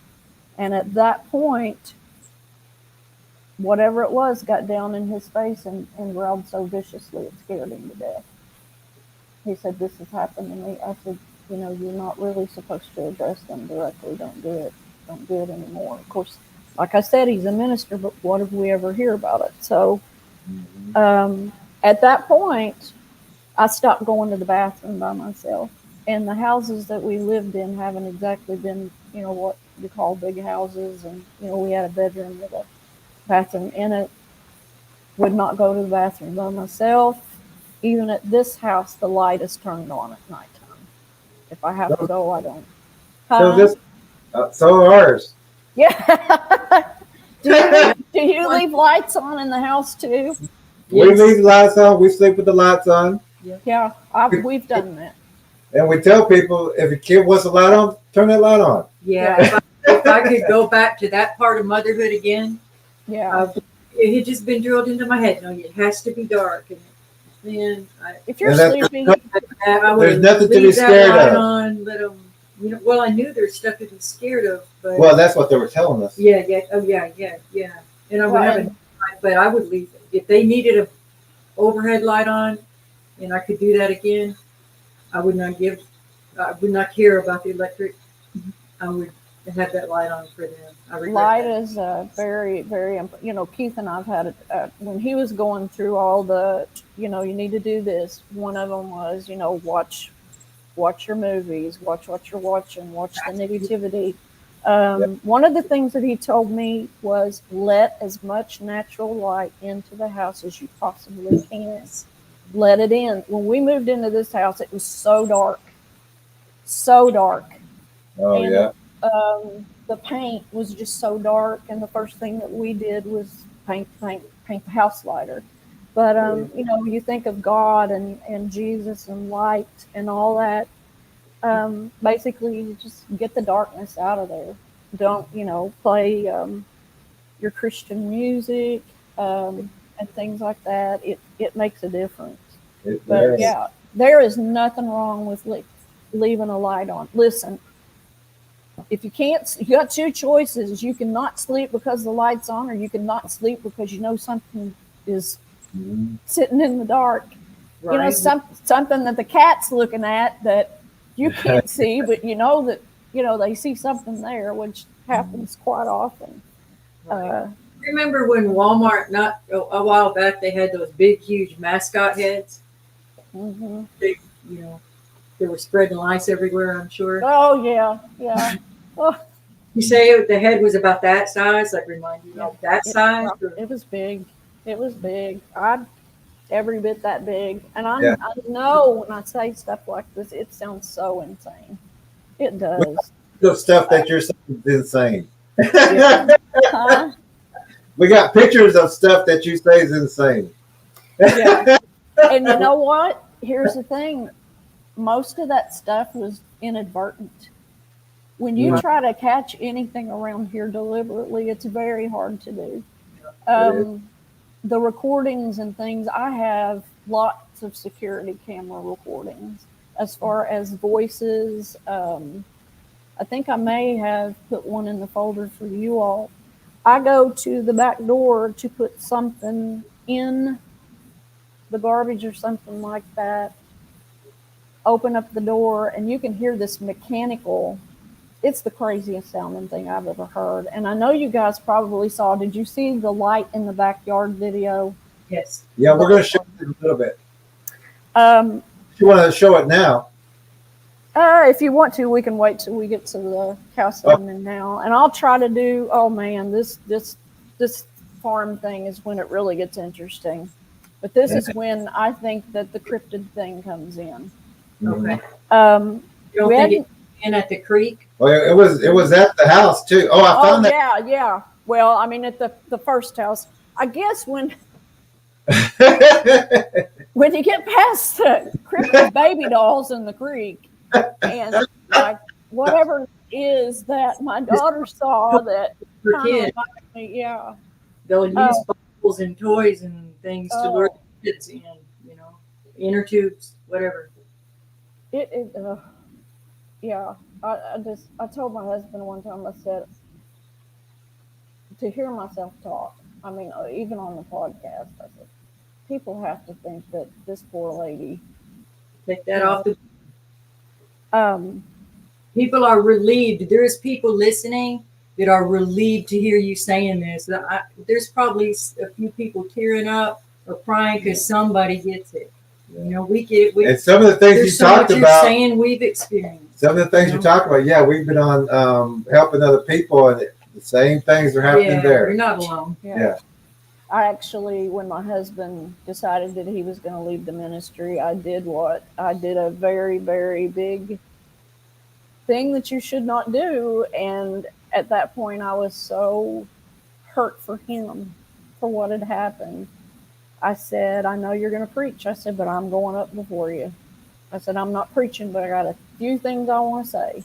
And I did. I just laid it out, and we had at the end, when he would do his sermon, we would have a few that would come up and like pull him aside very discreetly and say, I've been dealing with this for years, or I have demons in my house. I see demons. I don't know what to do.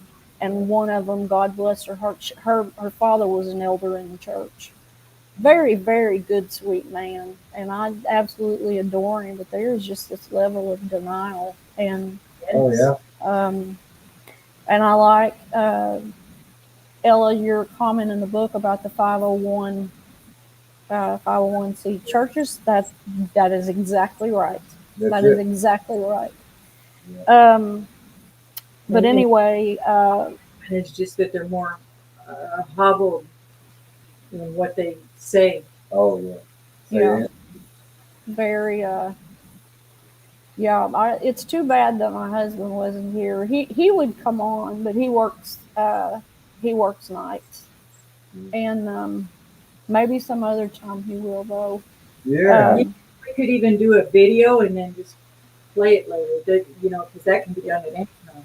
He's like alternating Tuesdays, Wednesdays, and then Saturdays and Sundays. I really haven't found a pastor yet who will go into the talk about demons and or even knows about it fully.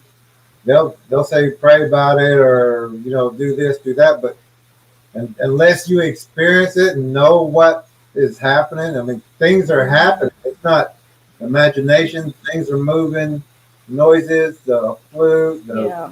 chanting. Well, Now, not and real life, but we have a lot of pastors that actually follow the channel, mhm. so they're Oh, learning too yeah, because yeah, they're yeah. realizing there's a hole there. There was of course, at the time when he was doing his sermons, he was doing them on Facebook too. And I do remember after we did all these things before he left, there was a pastor from locally that was on there commenting very positively. And I really got the distinct impression that he had dealt with some of the same stuff. He just wasn't going to talk about it. Yeah. But Jim actually, that's okay. He had actually had a couple of experiences while he was in front of the pulpit. He was giving an invitation one day. I'll never forget this day because he was still kind of in that my kids are, my girls are just emotional, hormonal teenagers, and my wife, I don't know what's going on with her kind of thing. He did believe it, but it's weird that you can believe it and be in a state of denial at the same time. It's really, really strange. But he came in and he sat down and he was as white as a sheet one day. And I said, "What's wrong with you? What's going on?" And he said, "Well," he said, "I was given the invitation up front," he said, "and I had my eyes closed when I was praying." And he said, "You know how when somebody walks by you really, really close and you just kind of, step back because something's there?" He said, "I did that and there was nothing there. I opened my eyes," and he said, "I could have sworn something just right up against me." The next time anything like that happened, he was actually in front of the church again with his eyes open, and then he saw a shadow so black and so thick that it blacked out the congregation as it went past, just like that. And I think, obviously, at that point, he was probably pretty well convinced, but I think he was all in at that point. Yeah. People don't. Demons are cast out in church. They're still there. Yeah, that's where you'll find them. They're not. Oh, yeah. No, they're not bothered to go cleanse them out of there. That church, that college you was at, they're there. They're absolutely.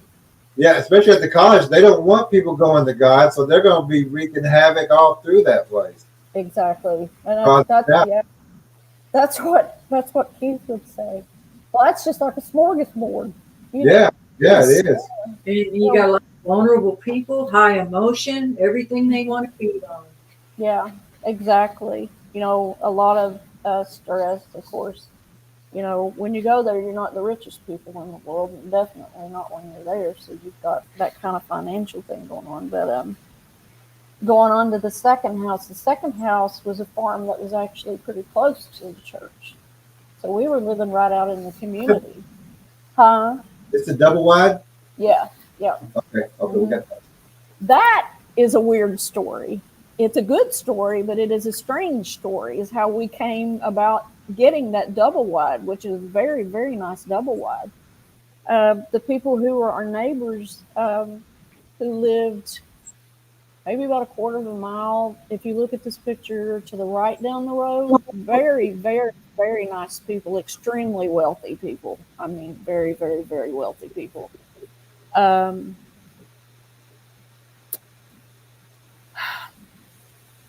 They were building a house, a very, very big house, and they had bought that double wide just to live in until they get the house that they were. I don't have that luxury, you know. Okay, And so my husband said, well, you know, we wanted to move over there and we had found some property. And he said, I'm just going to ask him what he would sell it for used because you're not going to keep it. You know, this was a brand new double wide. And I said, Jim, you can try, but, you know, probably can't afford it. Mm-hmm. And he said, he wants $10,000 for that double wide. The guy paid $94,000. I was about to say that's just the money. That's just the money. Getting the trailer, getting it set up is $10,000. Yeah. So I told him, I said, we're gonna buy that thing if I have to park it down there at the Handy Mart. So we did wind up buying that, and now I can't help but wonder, was that God's idea or was it somebody else's idea? Because you know, when we got down there, it was but when Jim brought me out onto the land, I'll never forget, because it's absolutely beautiful. If you look at it, it's gorgeous, but I've always said it was deceptively beautiful because there was just a really, really weird feeling when I stepped out there and looked at that. That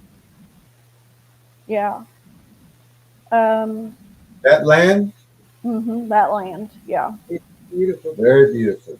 We owned all the way down to the tree line in the front, and the right arrow is what I would call the small ravine, and the left arrow was the big ravine, and that was a really, I didn't like either place, but the big ravine really the things that we had happen in and around there were really disturbing. The middle arrow was the fog that I had actually, I think, told Trackery about on Facebook, and you know, kind of getting out of the order of things. We house. I just want to go over the house of what you're talking about. Yeah. When we got there, we hadn't been there. Of course, you know, the supernatural stuff. It took it about a month or two to start up, and I was in a total state of denial at that time. One of my daughters had told me that, you know, Mom, something's going on here. And I'm just like, you know, can't we have a minute of peace? But she had actually stayed in a room that we started to refer to as the creepy room. That was, she had stayed Thanksgiving and slept in that room that night. And she didn't say anything, but I remember her coming into our bedroom that night, and she said, Mom, can I sleep on the couch? I said, why do you want to sleep on the couch? You've got a bed. She said, I don't want to sleep in there. I said, okay. She said, the bed's not comfortable. Okay, yeah, you can sleep on the couch. But as it turns out, Christmas time, when my other two daughters come in, she pulls them to a side in the back of the house, and she says, don't sleep in that room. You can sleep. We can sleep all together in here, but don't sleep in that room.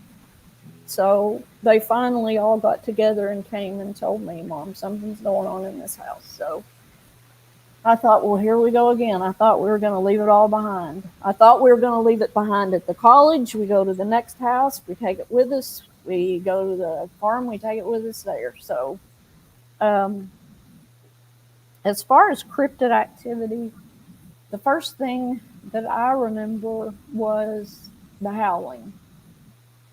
And if you look at that front slope there, Jim was actually in bed one night, and I could hear the coyotes start up, which I'd heard coyotes before. They would get, at the first house, they would get back in the field back there behind that creek. And, you know, coyotes are creepy anyway. But this was like around midnight, and I could just hear the coyotes start up. Yip, yip, yip, yip, yip, yip, yip, yip, yip. And then all of a sudden, in the middle of it, the whole thing, I hear this, like this really low, like a whoop, and then it goes to that high pitched thing. But it is so low and it goes for so long like that. And I'm sitting there thinking that I don't know what that is, but it's not a coyote. It's not a coyote. And so I go in there and I get my husband up and I said, "You ought to hear what I just heard." I said, "I don't know what it is, but it wasn't a coyote." And it was awfully close. I mean, it really, really was. It sounded like it was in the center of that field if it was with the coyotes. Could have been in the ravine. Wasn't long after that, though. I think it might have been 2 or 3 days later that my daughter, and myself were at the couch. We were all sitting on the couch talking about something. It was about 9 o'clock, and we heard it again. And I said, "Now do you hear what I'm talking about?" And they're both sitting there, and I think my daughter said something like, "Mom, that sounds like Bigfoot."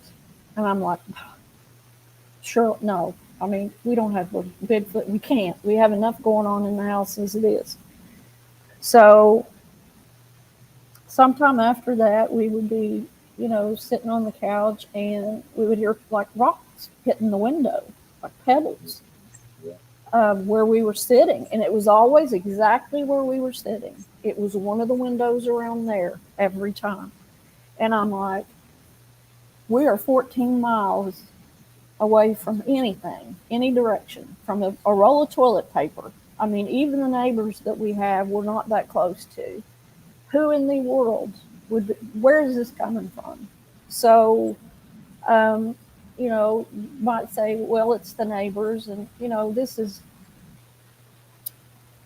Jim was a concealed carry instructor, and I was a range officer. So anybody in the community, knowing that he was a minister and knowing us, knew that we had weapons and we used weapons. And so they knew that we were armed, and probably coming up and messing at the house probably wasn't going to be a very good idea. So as far as that and being a prowler, I just don't think so. But we did wind up getting trail cams in the event that it was a prowler, and that's where the other pictures come in. But we had that happen. We had I remember I got a little Alfred cam before I ever got any kind of security system there that had caught some really, really weird, it was the craziest thing I've ever seen. But the Alfred cam did not have the capability to actually record what was on the camera, but I remember watching it, and it was just this jumble of dark shadows coming up through the deck and going across the deck and just coming up and down and just like this, and we're sitting there watching that and cannot believe trying to make sense of what's going on. And that's what I tell a lot of people. I don't just assume that everything is a devil under a rock or a Bigfoot or whatever.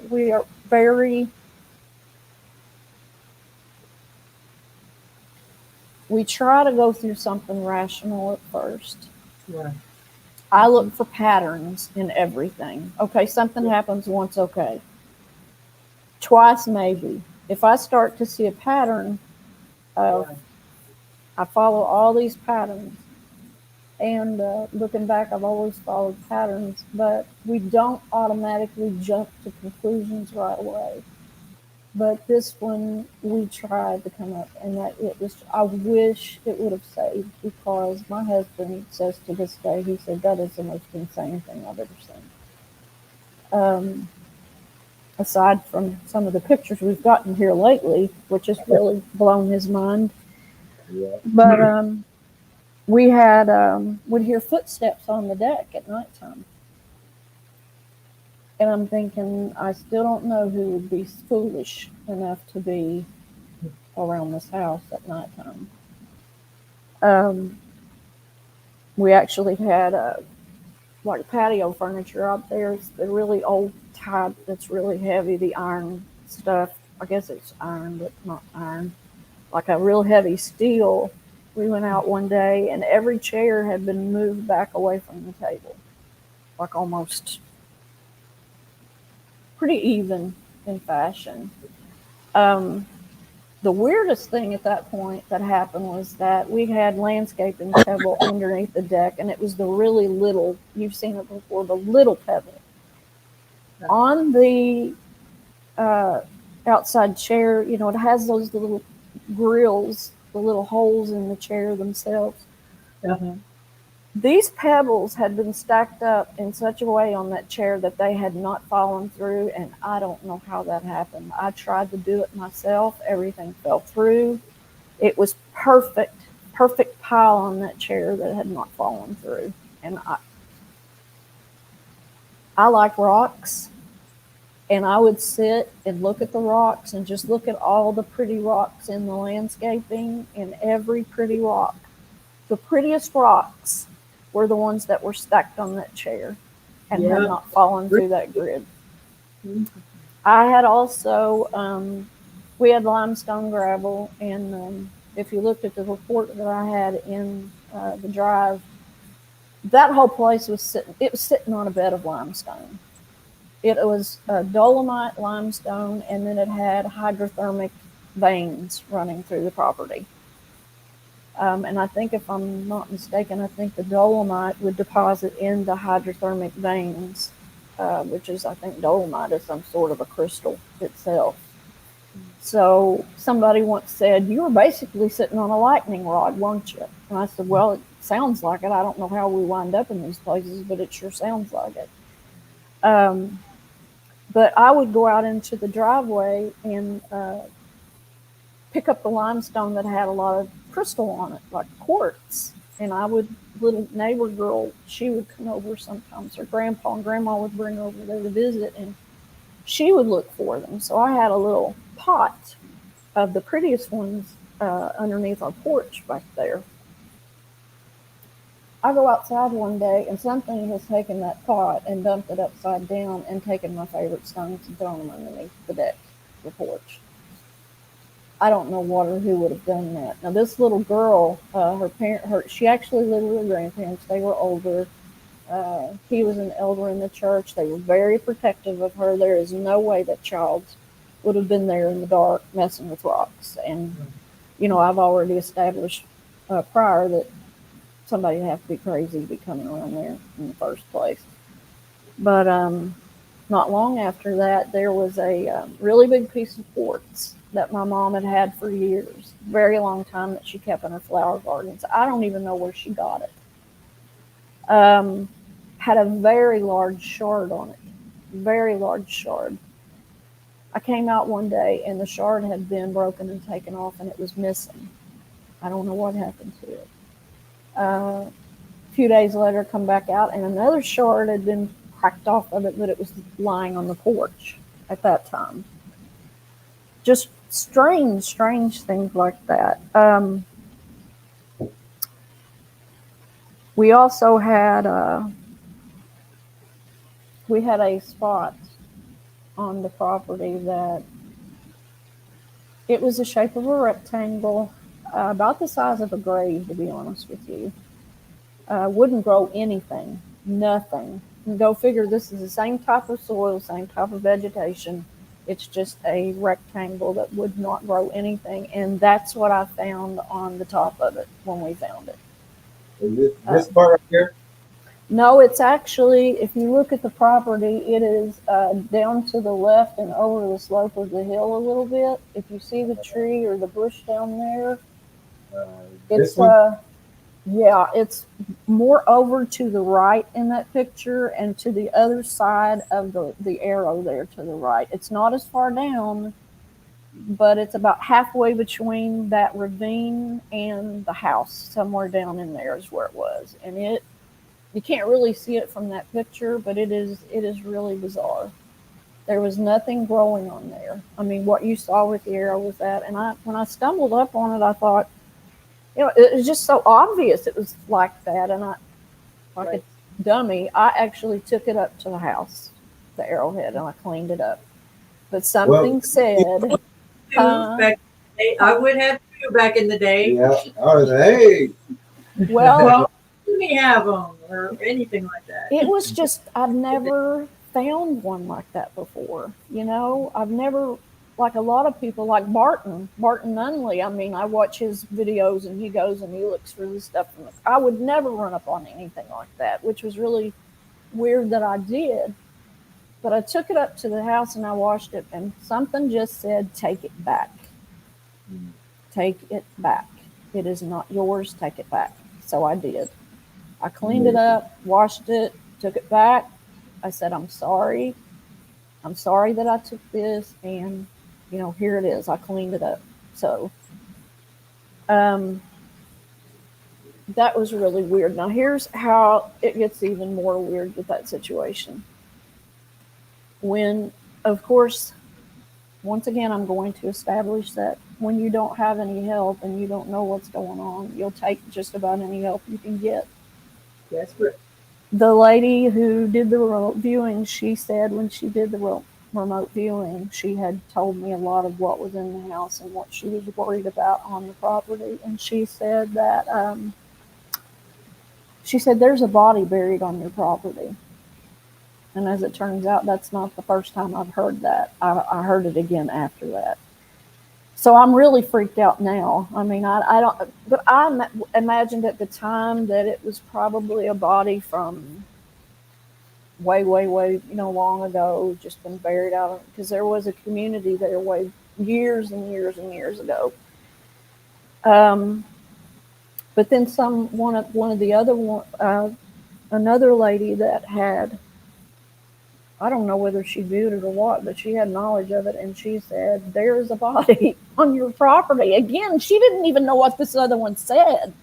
Right. I said, well, that's what we've been told. And I said that there's a body there, and she said, it is. She said, but it is not a physical, it is not a human type body.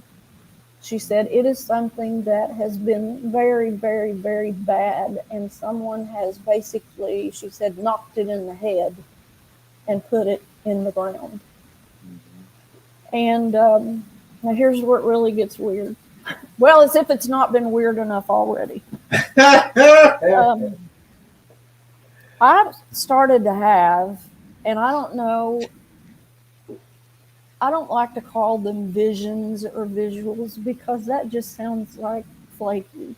I don't know of any other way to describe it. Visions. The Bible, visions. The Bible talks about people having visions. Maybe that's what it is. I just didn't want anybody to think that I thought that I was some sort of a soothsayer or whatever. But I had a couple there. One of them, in relation to the body and the arrowhead, I think, was I saw a Native American man. He was standing on the property, but it was not the property in present day, it was in the past. And I remember that he had a club, just a, kind of like maybe a wooden carving club. He was extremely angry, furious. You could just see it on his face. He had the club raised and he was getting ready to bring it down on something's head. I remember that distinctly. Behind him, there was a tree with a hole in it, just like you would see a hole in a tree. And there was fire in that hole, in that tree. And I always wondered what the significance of this situation was. And I began to think, well, I'm going to go online and see if this dress, to see if this is not just something that I have fabricated in my head, because if it's accurate, if the dress, the things that he was wearing would be accurate to the tribes, the particular tribes of the area, what looked like the time period, then maybe this just isn't fabrication, because I wouldn't really know in detail. I mean, as much as I knew at the time is that I taught a Native American unit to 10-year-olds, and you don't really go really deep into subject matter with that. So I began to look up, and the best match that I could do for the dress was Shawnee, which would be very much for that area. It would be that area. So I always wondered, was that because, the comment, somebody knocked it in the head. This was a very, very, very bad entity. And someone got sick. From what I gathered, from what I remember, kind of what they said, of course, right, I'm thinking, I don't even know what in the world's going on here. Where am I?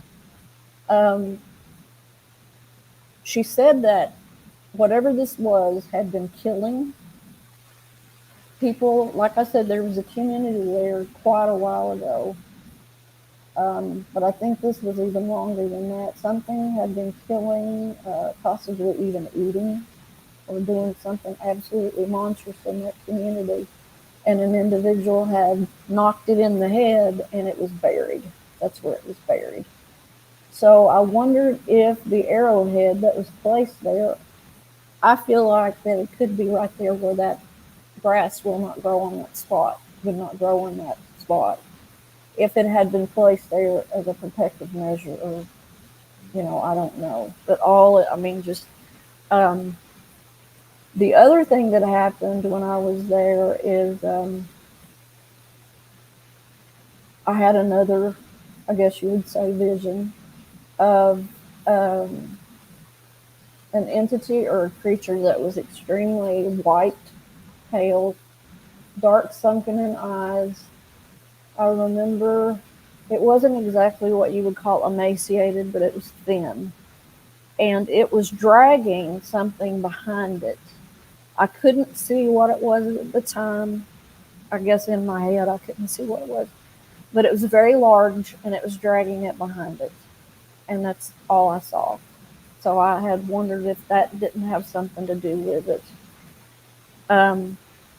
Another really weird thing that happened, and I did not have these prior to this, just at this farm.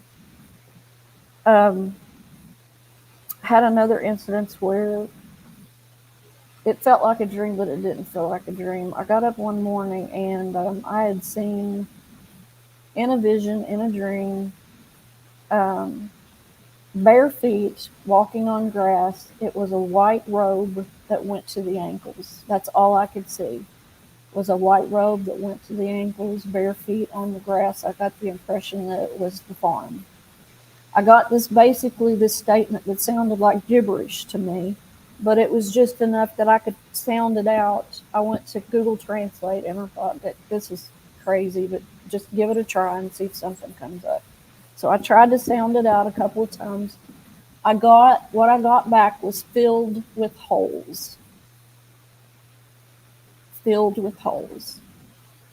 And now looking back, I wonder if that was not portals.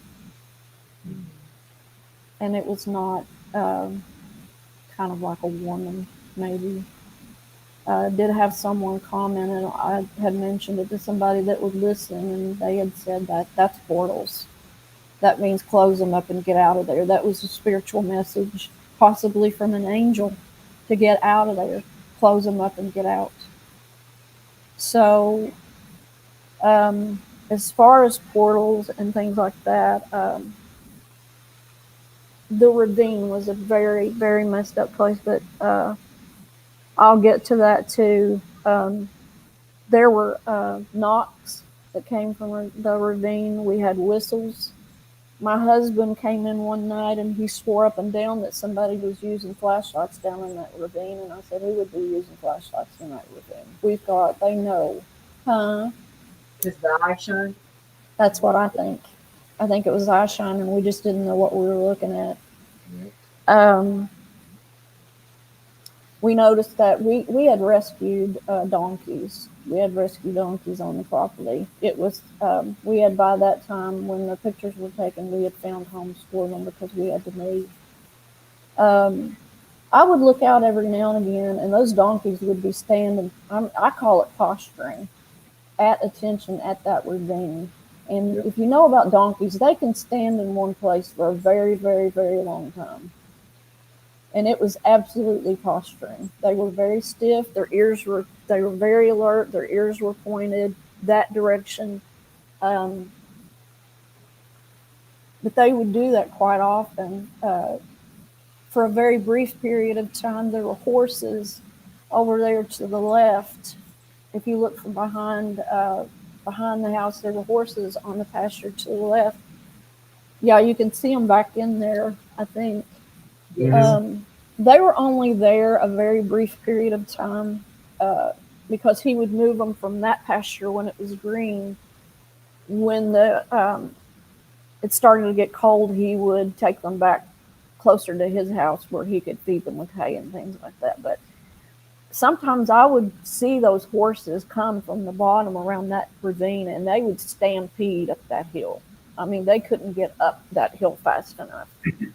I was about to say donkeys and horses are different. That the donkey and a bull will look directly at what it's looking at, but a horse they want to move. They're like, Yeah. they'll go forward. Yeah. Yeah, exactly. I mean, a donkey, a lot of people keep donkeys to keep coyotes away. They'll kill a coyote. They're good guards. Yeah, they are, and they're just like they follow us around like puppies and kittens. But they would stand at attention. One of the things that I noticed too is that they would never ever venture too far down that field. It was always up right around us. We had at the time, it was an electric fence, but it was like one line wire around that property. The other thing that I had remembered was that for a while, we had to go down on the property, and that electric fence was broken, and it was live. It was not turned off. We had 2 or 3 instances, maybe more, where we down at the end down there by the ravine, down in that corner, as far down as you could go, we would go down there and the fence would be broken. And I don't know what human would touch a live wire fence and just pull it like that. I don't know, or why they would even want to. There's nothing there. So that was another really, really strange thing. We couldn't put that one together. Was there any trees across the fences anywhere? Or? I don't think so. I don't know. That would be something that I could ask my husband. He was in charge more of trying to put the fence together. How about your pets? Any trouble with pets? As far as missing or anything, strange behavior? On the inside, I had a pit bull boxer mix, and she could be pretty vicious. I mean, she wasn't afraid a whole lot, but she would growl. She would start growling like at nighttime, and I thought that she was growling at something in the house, maybe something, a spirit or an entity that we couldn't see. But now I wonder if it wasn't something outside that she could smell too, because she would sniff at the window every now and again. But I mean, I have video of her actually doing that. I think that you guys had access to that. She was actually sitting on the couch with me, and you can just hear her, that real low growl. But now she has growled and alerted me to things in the house before. She's went to the back and went from one room, but she wouldn't go in the creepy room at all. I've got film of her doing that. And then she comes out and she sits in there and whimpers and looks at me like I'm not going back in there or whatever. But as far as she would be afraid in the house, when we would have to take her out some nights, you could not drag that dog off the porch. And like I said, she's a pit bull boxer mix. I can remember at times that she would only go about a foot off the porch, use the bathroom, and she was right back up and in that door. I mean, like, just just like that. And that's the area where I found the footprint. Mm. Right there in that bare spot where the shed is, if you can see that storm shed. Yeah. And that print, I pulled up that day, there was nothing on that area, and I saw that thing immediately, and I thought, what in the world is that? And I walked over to it, and I thought, I know what that looks like, but surely not. I mean, seriously. I'm just like, no, seriously. I mean, all this and that too, it can't be. You know, it's like, I guess like everybody else, I always felt like that this stuff only, these things were only out in the up northwest. That's what I always thought. You've been programmed to think that. And I actually brought a ruler back out. I ruled at the heel, it was 4 inches deep. It was over 6 inches wide. I think up at the ball of the foot, it as best as I could measure it, it was 8 to 10 inches. It was kind of, I think about 8. And then I can't really remember how long it was, but I got down just as close as I could. And you know how your toes will squish up? I could see the areas in the mud where there would be like the toe squish stuff. And I thought that I could actually see ridges in it too. I only found one footprint, but someone had explained to me later that if they had jumped from the bank on the other side of the storm shed onto the top of the storm shed, landed that way, and then if the stride, they would be over into the grass, and I wouldn't have noticed anyway. But for it to be that deep was really baffling to me because Yeah. the soil was damp, but it wasn't like sloppy. It was still solid. And for me to stand up there and not even put a dent in that, and it had to be fresh because it was still wet. And whatever it stepped on was still down. And, you know, this was the daytime. I mean, I don't know, I've been there, but this is the daytime. And I'm thinking, if this was something, how did somebody not see this? I mean, our neighbors are pretty far away. If that's true, how did something not see it? So, or somebody. The other thing that I found was, I think it was about February, early March. We had some clay dirt around the house. It had been pretty rainy. Went outside one day, and by the corner of the house, there's a footprint. It's a bare footprint. It's a little bare footprint. I mean, maybe about the size of mine, but not quite. And I'm like, okay, it's February. It's whatever time it was, it's cold, it's rainy. What child, what person in the world would be out here barefooted around my house making footprints? The only child we had around there was the one that I talked about getting the rocks with, and there is no way that child would have been down there in the rain, that just wasn't happening. And she, so we couldn't come up with any explanation for that one whatsoever either. I had seen, we pulled up in the driveway one day, and you probably saw a storm shed. That storm shed was about 12 tons, which is, I'm thinking, yeah, it probably could have gone on top of that thing and leaped off of it if it wanted to. Pulled up into the driveway one night, and from the back of the shed up the bank, I saw a flash, a brown flash. I mean, it was a blur. The only thing that I could see would be maybe feet. It was extremely small, and I'm just like, that was even too fast for a rabbit. I don't know what that was. Of course, you have, I think, the pictures that I sent you of the cars in the driveway. That What? The cars in the driveway. The picture of it looks like eye shine behind my car. one night we had come home. That is a 2004 Toyota RAV4, just to get an idea of the scale. This is a 2014 Mazda 6, and that is, I can't explain what that is.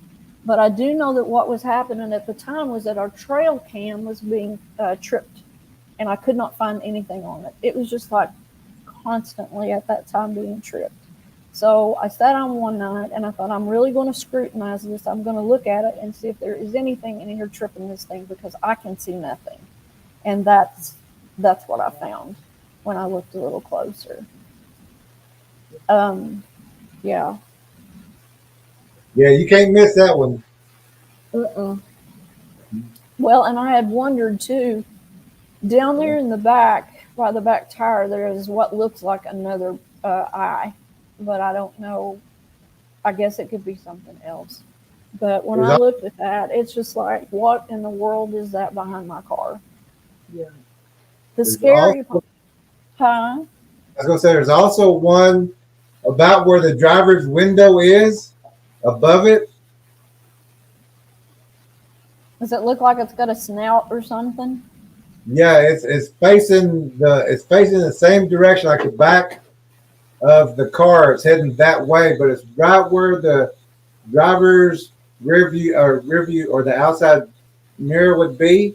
Mm-hmm. Maybe about a mile, but well, what really disturbs me about that picture, besides the obvious, is that we pulled into the driveway one night. Jim gets in the house before I do, but I know he heard it. Get out of the car, and this low, rumbling growl.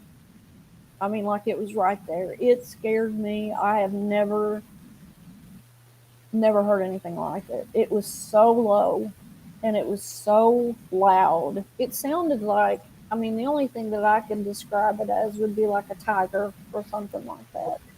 But you better believe that I made an Olympic jump from that driveway up onto that porch. And I'm pretty fairly sure that adult diapers would have helped me at that time too, because, and then I see, that picture and I think, even at that point, you're still in denial and you think, maybe it's this, maybe it's that, but to hear that at that time, it was terrifying.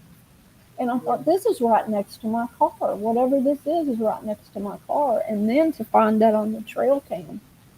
And you think, my gosh, is this the same thing? What's going on? What is this? So people's heads over and over and over again if the cars are an ambush plan. Well, and your recommendation to look around your cars, look around your vehicles. Yeah. I would have never dreamed that anything like that would come that close to a car or a vehicle. And that in that picture, I can't say that that's maybe not another one. Mm-hmm. That one looks almost like it has a snout, whatever that it is. But you can also tell what really got me about the other one is that it looks like that it's self-illuminating. The eyes look self-illuminating to me. Yeah. And I looked at the little glowing ball of light video again and slowed it down. And someone had told me that's a spider on a web. And I thought, well, if that's a spider on a web, I've not ever seen one like that. Because when you look at it, it's like the bottom kind of illuminates the ground. If you look at it slowly, it's like casting a light on the ground. And it was just the weirdest thing. But I'm going to try to go through and see. We did have what I think was a den in a small ravine. I assumed it was a coyote den, but now I wonder. Yeah. It was we had a lot down there at the right arrow. That was where that ravine was. A lot of locust trees down there. I think they're the really thorny ones. Lots of prickly, thorny bushes down there. Oh, they love that. Then it was actually, I tell you, it looked almost like a cocoon. If you've ever seen a cocoon woven, and it had, the opening was maybe that wide. Mm-hmm. It was obvious. I mean, it as crazy as it sounds, it looks almost like a basket weaver would have done around the front of that. And when I started listening to your stuff, I thought, we always assumed it was coyotes. Maybe it wasn't. And what really, really gave me the chills is because that den, the opening, was directed toward the property of an elderly man that lived there. And on the other side was another elderly lady. And I told my husband, I said, that really, really worries me. I mean, what if that was not, were they watching these elderly people? So that was that den. And we at one time went outside out on the deck, and there were 12 pairs of eyes. Halfway down that hill, they were looking at us. We assumed coyotes. You assume what you're in. Maybe it was, probably a good chance. But when we were standing out there on the deck, they started to flank us on the left. We immediately went back in the house. And Keith once told me too, the spiritual significance of something that would approach you from the left, as well as you talked about in your book, The Blind Side. Awesome. Oh, Bring that up in the book. Good. Yeah. He said, West Side Killers. Yeah. Book under West Side Killers. Yeah. Well, and spiritually, he had always told me when something would happen, if I heard something, if something touched me, he would always say, what side? And, a lot of times it'll be on the left side. He said, they will approach you from the left side. Yeah. And he's been right. But we had the eye shine that on the hill. Like I said, the dog was terrified to go out there some nights. I mean, to get her to go, you would have to drag her. She wouldn't go out. My daughter one night, she called me back. She was 28 at the time. She wasn't, young. She called me back and she said, Mom, she was just really beside herself. She said, something is circling this house. Something is circling this house. She said, I feel like it's a Wendigo. She said, it's something like that. It is, she hinted at Bigfoot. Of course, nobody at that point really was talking openly about any of this. She was trying to, but I think she was afraid to. And she said, I feel like something's circling the house. And then I started thinking about the fact that she was of that age, biologically. Yeah. I had heard another podcast that I'd heard years ago when I thought that I was going to start listening to this stuff because it would be a good distraction from the paranormal stuff because none of it's related, but I guess the joke was on me.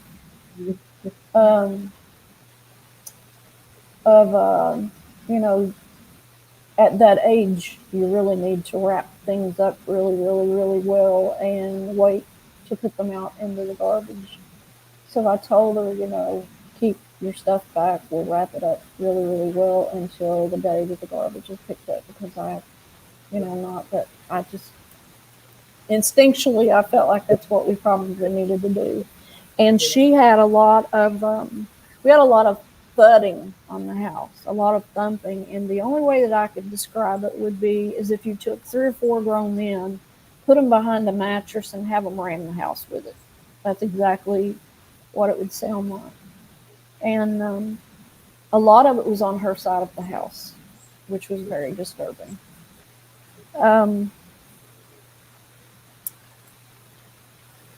Jim came running in the house one day, and I'm sorry, this is all like rapid fire because I know there's so much that has happened, and I'm just trying to get what I can in. Rush, you're doing great. Yeah, no rush. He came in and he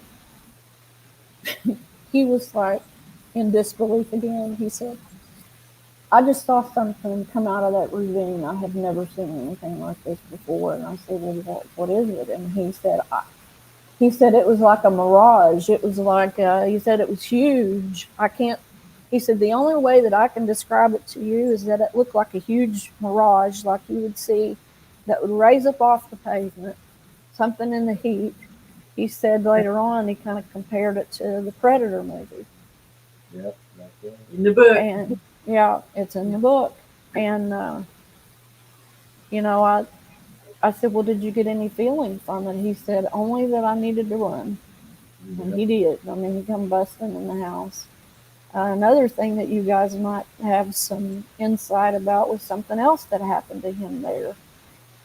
And I've never heard anybody say anything like this since then. He was in the driveway, you know, in the shed, back in the driveway behind that shed one day, and I don't know what he was working on, but he looked up, or he accidentally looked up. He said that an area in the sky had opened up like that. And grass just started falling out of it, just covered him. And he came in, and I think that bothered him actually more than the predator thing, the translucent, as you know, you guys have talked about in the book. So I started to look it up, of course. Okay, let's find out the natural explanation for this. So I found something like thermal updraft or something like that, but the grass is usually dry, like chaff. This was not. It was fresh. It had root balls on it. Saw it in the driveway. I mean, he just said it was like a tunnel. Something opened up, and there was just like a funnel of grass down from that opening. And still to this day, we have never found out anything about that. Just a portal. Just that's hard to say, just a portal, but well, that's as close as we could come to it. Yeah, I mean that's as close as we could come to that. But we would have cats and things that we would have around there for a long time. Of course, we live out in the country. Yeah, a coyote or something may have gotten them, but you know, we would feed them. They would go missing. We would have stray dogs. They would go missing. We had little grape scaffolding there, which we grew grapes. We had blueberries. We had raspberries. We were trying to grow those. I can remember being out on the lawnmower one day, and we had like 3 ripe bunches of grapes at that time. And you know, you just get so excited because, oh my gosh, you know, you don't get very many grapes, or we didn't at one time. So I thought, when I get off the lawnmower, I'm going to come out and get those grapes. There were like 3 big bunches of them. And I guess I forgot. Next morning I went out to get them, and they were gone, bunches and all. I mean, not just grapes picked off. Yeah. It's like the stem, every bit of it were cut off. He wrote that because he knew you were about to say that, because we've seen that happen. You know, as soon as they're like, she's about to get that, we got to get that first. Yeah. It happened. It was a plum pear tree. Mm-hmm. Slap full, and ready to go. Homeowner's inspecting it. She's like, I'm going to come out here with some tomorrow. Mm-hmm. Yep, that's what I thought. Yep. Yep. Saw that gleam in your eye, and they're like, nope, that's ours. Yeah. Mm-hmm. Yeah. And they were beautiful grapes. They were Concord, and I was so looking forward to them. And go out, and you know, Jim said, well, maybe a bird got them, maybe not. No, the whole bunch was gone. The stems, everything. It's just like a human would have picked it, just snapped that bunch off and took off with it. Yeah. This really, really, really strange place there. At one point, he had seen around about the ravine, of course, down around that wood line. He said he was out on the porch and had kind of out of his peripheral vision saw something extremely large and cinnamon colored. And he said that if it was squatting down, it was huge at that point. The first one I ever saw was cinnamon colored too. The first one I ever saw clearly was cinnamon. That was how I described it too. He wouldn't come right out and say it, but I do believe that he thought that it could be a Bigfoot. And over the hill from that, we were driving, going into town. There was a place called the road was called Buttermilk Pike, and it's a squatchy looking place. It is, and just farms and a lot of wooded area, and you go into roads that are so narrow. There's like a canopy there. It's covered. One of the things that I always thought was interesting and funny, that living out in the country like that with people who are extremely tight-lipped. I mean, they just don't, no nonsense. They're not going to talk about it if it walks in their house. And up on Pasture Hill, I see a big cutout of Bigfoot up there, you know, out in the cow pasture. And I thought, is that some sort of hint, or are they trying to tell somebody something, or what's the deal with that? But not long after that, a little further down the road, we had to stop for some reason. The road was stopped. I don't know whether, I can't remember exactly the reason why, but we couldn't move the car. And Jim saw a very, very, very large, very dark something in the woods, not too far from the road. Okay, And he so said, you been stopped with a lot of traffic, or were you the only car and there was some reason that you had to stop? it wasn't a lot of traffic because there was not a lot. I mean, this is way out in the, Place there Yeah. as a, like we talk about. It's So- possible. Something that they caused you to have to stop or slow down because they were right there, ambushed. Ambush. Okay. If I'm not mistaken, I believe it was close to a small bridge.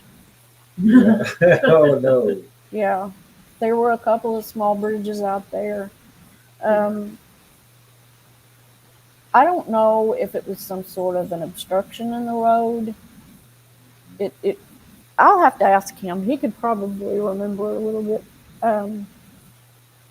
My brain, in all honesty, after trauma and then this kind of trauma, years of trauma, I do have cognitive deficits that have been measured. And that's, yeah, I mean, it's my processing, my executive function. And if you study anything about trauma, you know that it can really rewire your brain, and constant fight or flight will do it. And that's basically when you deal with cryptids, personal trauma, hauntings, anything like that. When you're expecting the gotcha at any minute, it seems like that you never get out of the fight or flight.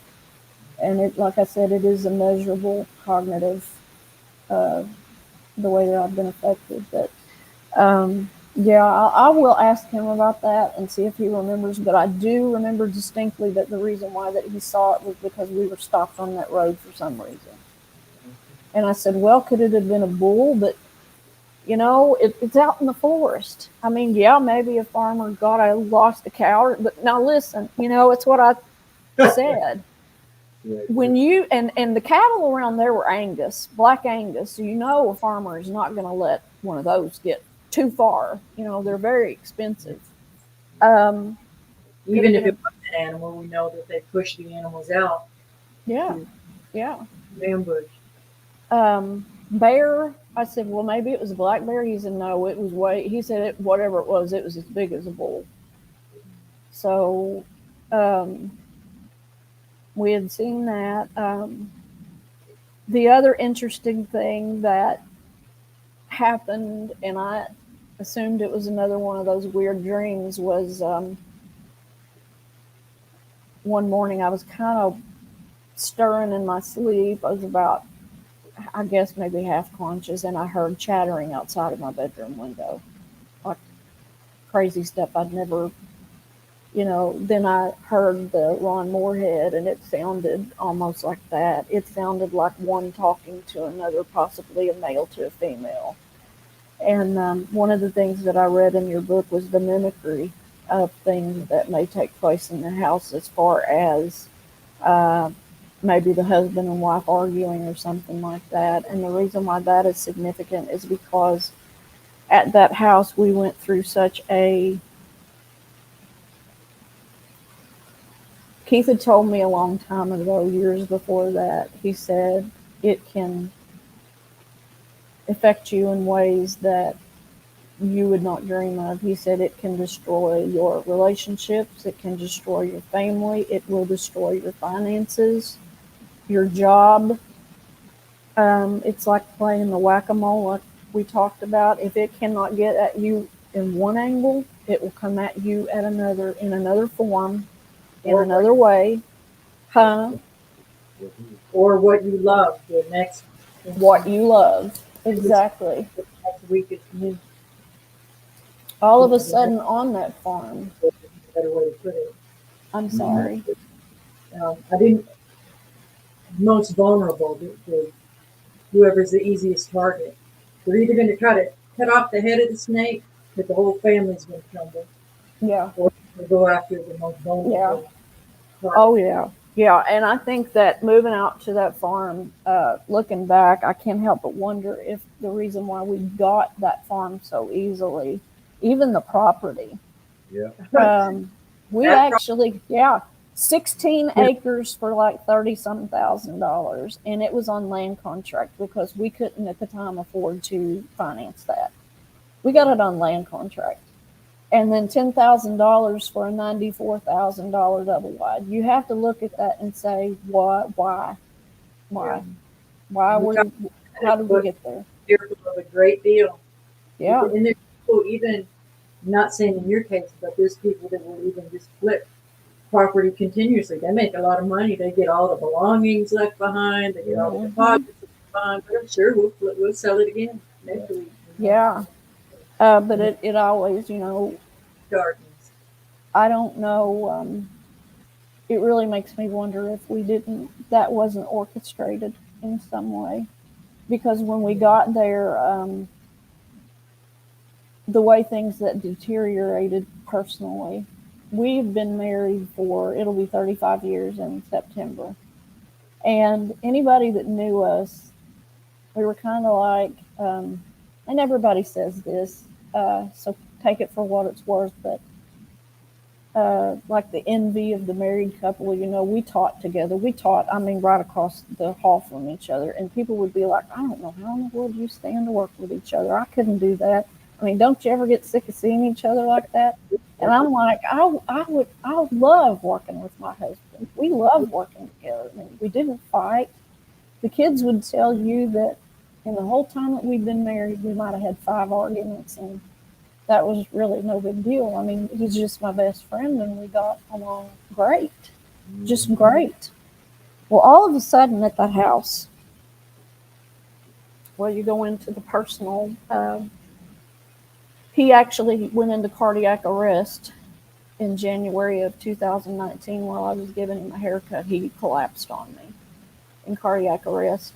That same month, I was diagnosed with basically a terminal illness, autoimmune hepatitis type 2. And they basically told me, we have cross-referenced your blood from 2 different labs. Your levels are so high that we're going to put you on treatment, but in this condition, the treatment probably is not going to work, and you're going to have a liver transplant. And the doctor said, if you don't have a transplant, you have 6 months to 5 years to live. And this was the same month that he had the heart attack. Just the personal. Now, thank goodness I said, okay, I'm not letting this place handle this situation. I'm going to go to Cleveland and go to Cleveland Clinic. And I did, and they did a liver biopsy and all this stuff on it. And as it turns out, it wasn't there. But also, I did a whole lot of prayer.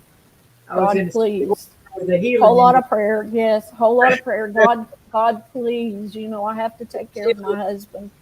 He's very sick. I have to take care of my husband. This can't happen.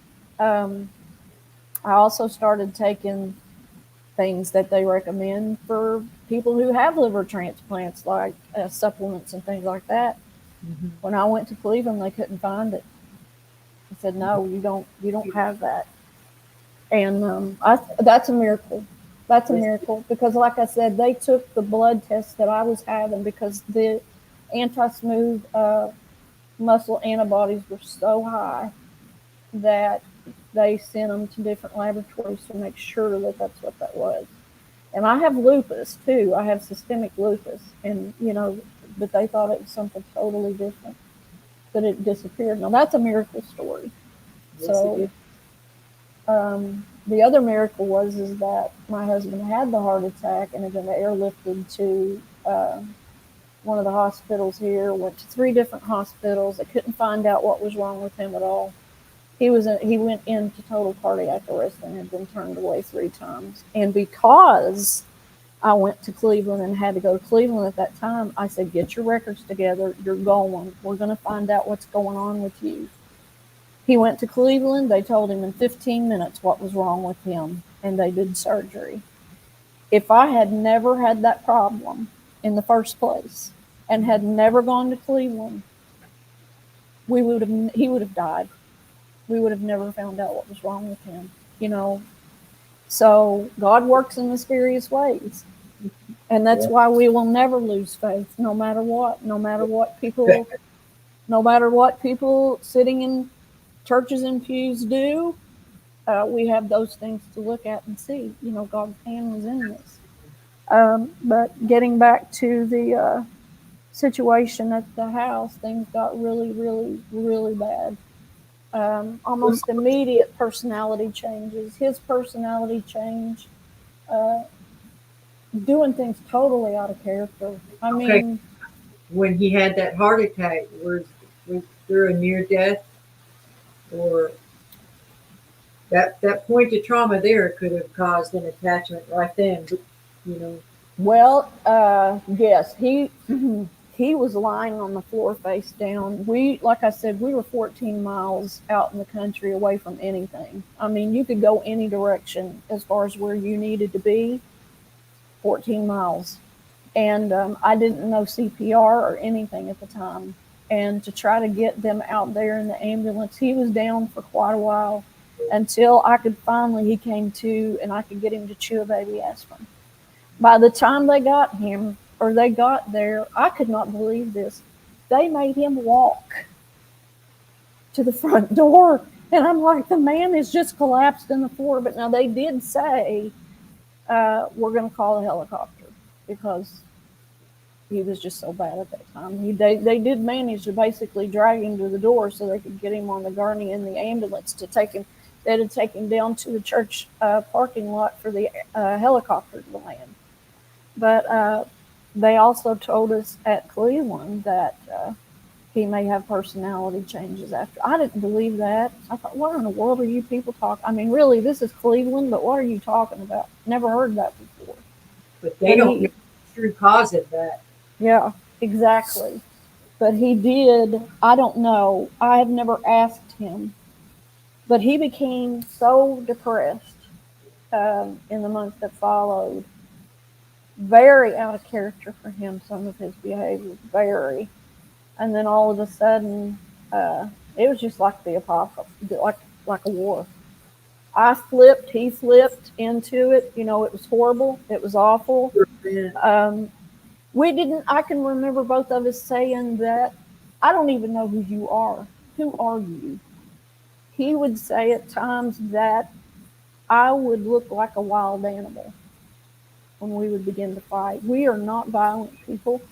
Yeah. Very calm, very laid back.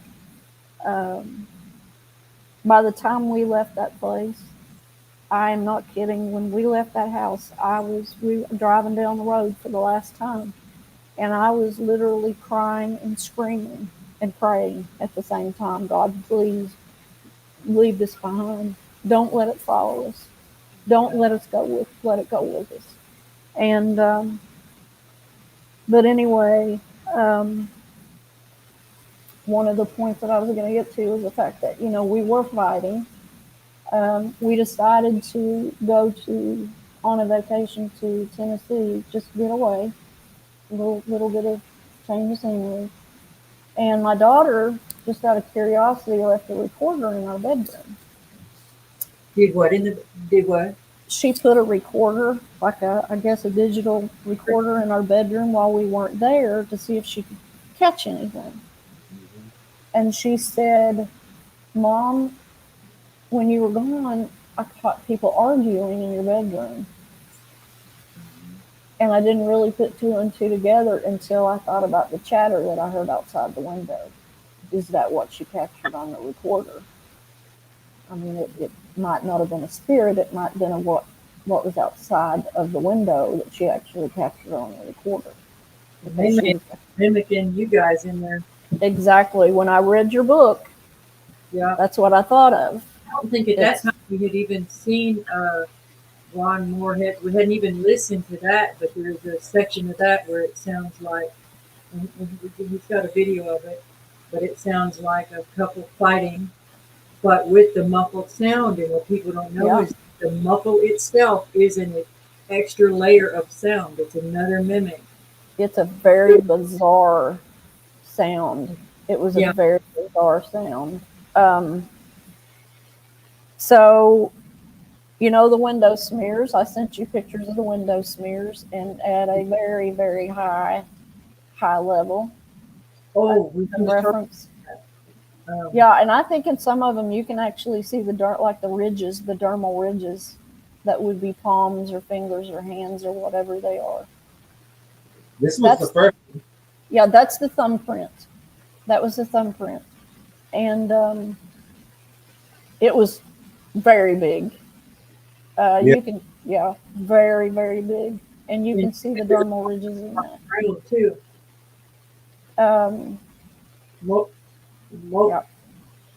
Yeah. Smudges and smears up on that skylight like that. And I sent some, that's a close-up through the window.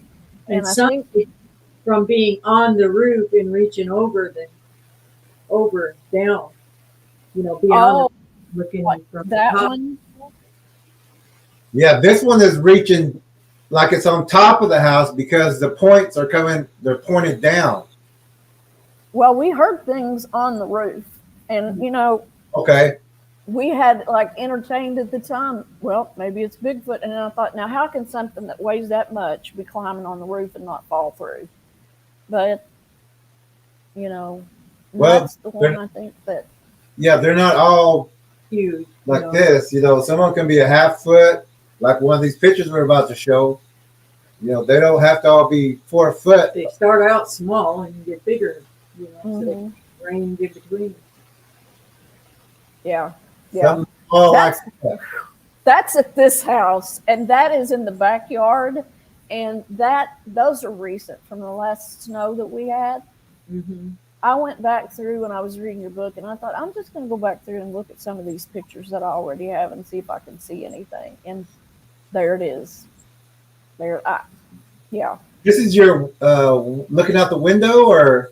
Yeah.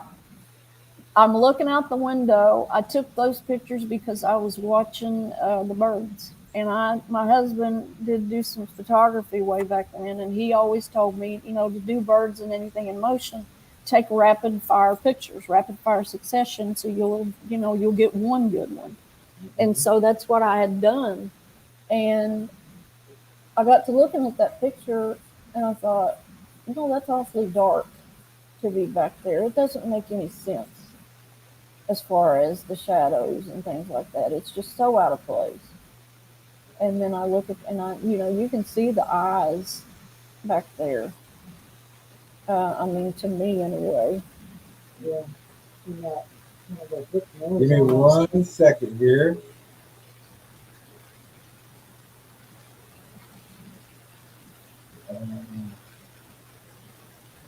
Because I'm going to blow it up. So everybody gets a good look at it.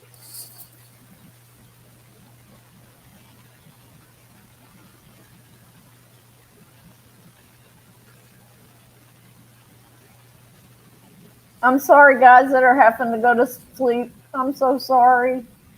Oh, no, it's okay. They'll catch up later. They can catch up in it's okay. I'm sorry. It's recorded. They can watch it in pieces. Yeah. You take your time. This is about you and Sharon. Yeah. And everybody knows. Watch it as they can. Yeah, here's the, let me do the, what was the other one? Here's that one a little further out, and then we're going to blow it up. You can see it, I think, a little bit better further out, but you can see it in that picture too. And I'm just looking at that thinking, what in the world is that? And like I said, the reason why that I caught it like that is because of your shadow language. Is that picture and saying, this is too dark, it does not match. And Ella's an artist, so she knows shadow and value, and I guess you would call me an artist. So I know shadow, and looking at it's not hard to pick that out. So it was creepy. And what? Yeah. And that is straight directly 107 in the book. right. What's on Would be 107? looking right directly at me in the window, straight through the window. Yeah. Could you describe some of because you said there was all different kinds of entities earlier, and I don't remember which place where you said it, but could you describe some of the different forms that you saw them in? The entities that we've seen, we have seen them in the humanoid type, I guess, in humanoid, just basically white, black, sunken eyes, crazy looking hair. We have seen the demonic. I have seen things with horns. I have seen things with horrible teeth. One of the particular, Jim believes that there is one that is attached to me in a very unseemly way. Is not to say that they aren't all unseemly, but this one in particular, he says, is possessive of me. And I think that one attached itself when we were at the college because of the young man who brought it in, and simply because of me saying, don't leave me alone with him. Don't leave me and the kids alone with him. And Keith believes that this one is stuck to me for that reason. I think I might have seen it a couple of times, actually seen it in the bathroom at the farm. I remember waking up a couple of times and looking in the bathroom, and this thing, just your archetypal black, glossy, you can see the shape, and the head was so grotesquely elongated. It reminded me of, not really a horse, but it was almost like almost in a triangular long. The horns were like kind of like that and curved in. The disturbing, yeah, kind of on the edge of the head and curved in like that way. White jagged teeth, very, and sometimes I could see the eyes, sometimes I could not. But when I did see the eyes, they were white, and that was. I've also seen when my husband and I used to commute to work, we would leave really, really early in the morning, and we would leave the living room blinds open in the daytime so the pets could get light, and we would pull out in the morning. And I can remember one morning, I told my husband, I said, I see something squatted down in that window. Looking through the window, it's at the edge of the couch. It looks like it has some sort of a rubber suit on, and it's very glossy, and I can see its teeth, and it's looking through the window. And every time I say stuff like this, I think I need to get, I don't know, I sound crazy, but he said, I've seen it too. He said, I saw it the other morning when we pulled out. It was standing in our bedroom doorway because you could see that through the window. And I've always called him the voice of reason.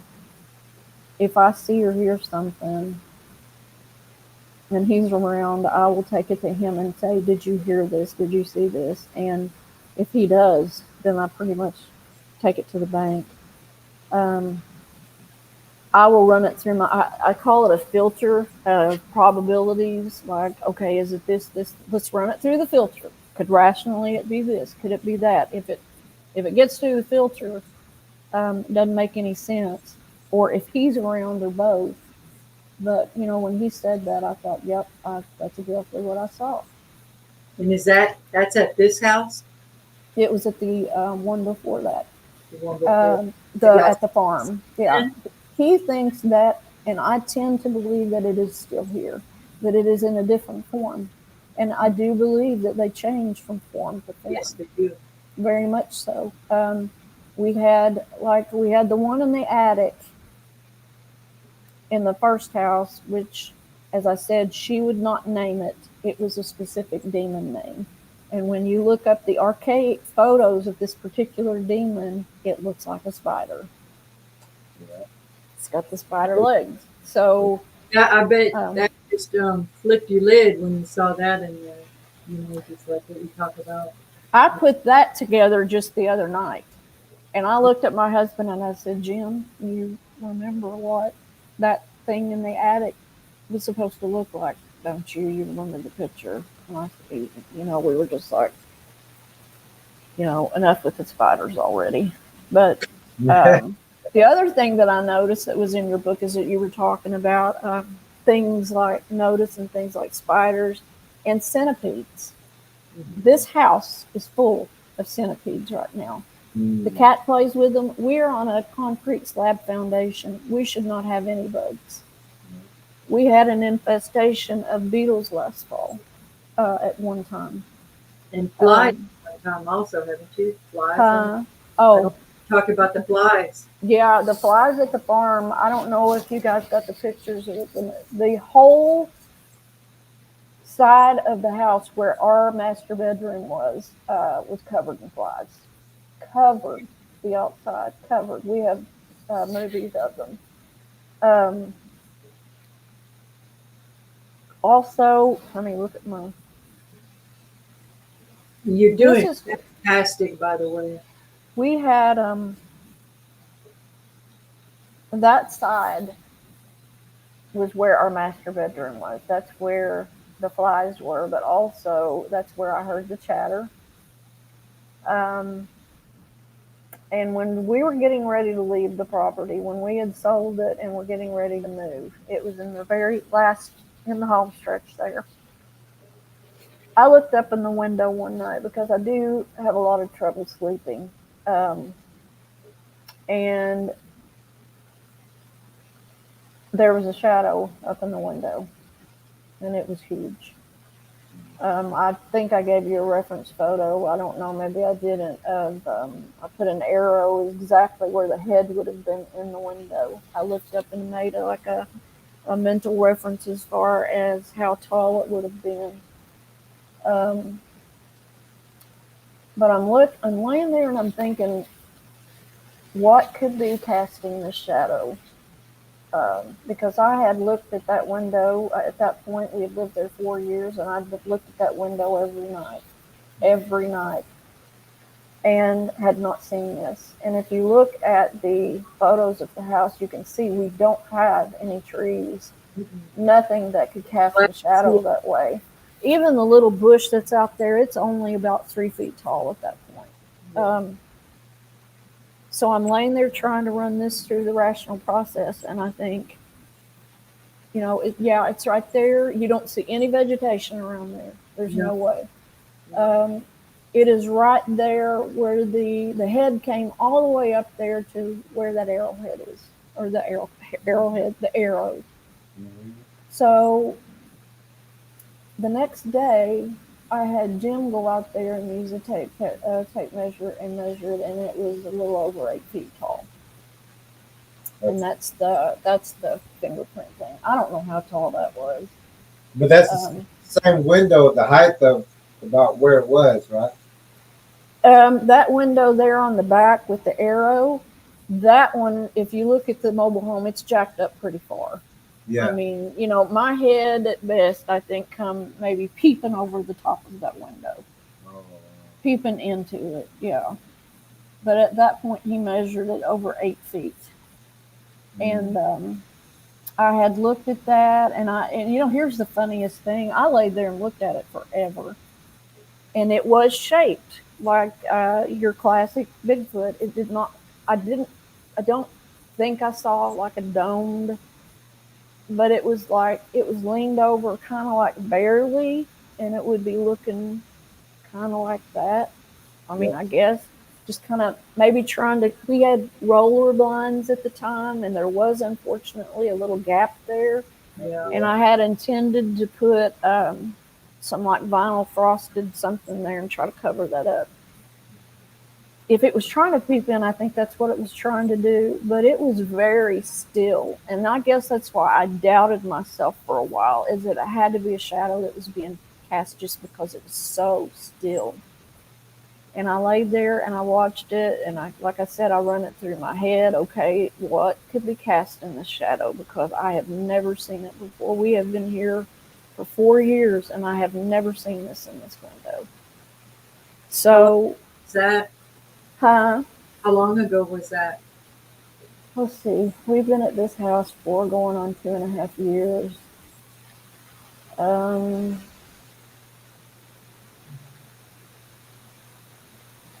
I would say spring of 2021 is what I'm thinking. It was spring or fall, and I can't remember. I can't really remember which. I didn't really. I just didn't know if it's in the last couple of months or this time. No, it was at the farm. This one was at the farm. Before that, now prior, I had gotten up by myself actually to use the bathroom and to come back into the room and saw a smaller one actually at the window, and it was smaller, and what I say by smaller is that it probably would be more like a person. I thought it was a person, a prowler. So I watched it. It was up at the window. It turned around really fast and ran. Now, I don't know how in the world anything could have seen through those roller blinds, because they were basically they were the thicker ones, and I deliberately got them that way. They were kind of like almost like the sun blocking. But it ran. I saw it a couple of times, and after I saw that one, it was a couple of 3 nights later. I didn't bother to wake Jim up at that point, but I looked up and it was back. But it was in a different position. It was more like square the window. So I woke him up and I said, "Would you look at this?" I said, of course I'm whispering. I said, I look at this window all the time. I never, ever see a shadow. And, he said, it's something. He said, that's not supposed to be there. It's never there. So we did lie there for quite a while. And I looked at, and I thought I had a gun safe next to the bed, and I had my gun in it, and I actually had kind of reached over and popped that gun safe and had gotten my revolver out by that point. Probably wouldn't have done much good, but maybe it would have deterred something. But I knew, having had him measure it already, that it was big. Before that, like I said, I'm skipping around because I can't remember anything in chronological order. It's been so long ago. Jim had COVID, and I was taking care of everything there while he was sick, and that included taking the dog out to use the bathroom at nighttime. Had to go out one night at 3 a.m., and what's really, really weird is that I rarely ever went out on that farm without my sidearm. Just instinctively. It's not like I would just do that all the time, but whenever I went out on the property, I had my sidearm on, especially if I had to go out at nighttime. So I was taking the dog out one night. I did have my gun. I didn't have it holstered. I was just carrying it. Looked over to the right, and there's this eye shine behind the cedar tree, kind of out, not totally behind it, but to the side of it. And I'm looking at it, and I think, that's really tall to be out there where that's at, where it is positioned. And I thought, maybe it's the horses, but when you look at it, it did not have side eyes. Horses have eyes more on the side. These were forward facing eyes, and it was really tall. I could, the cedar, and then there's almost like a little ditch on the other side of that. So that really was creepy, because when whatever it was saw me look at it, and I still get the chills thinking about this, whenever what it was saw me looking at it, it backed up. And when I say backed up, it was smooth. It was just like Fade into dark. faded into the dark. Simpson in the Yeah. bushes. Faded into the dark, yes. And I told my husband, I said, if that had been a horse, it would have turned its head. I knew it wasn't a horse. I said, it's too tall for a horse. I said, and a horse is not going to just glide really slow and not make any motion, fade right back out into the darkness. Is there a TV on there in the room?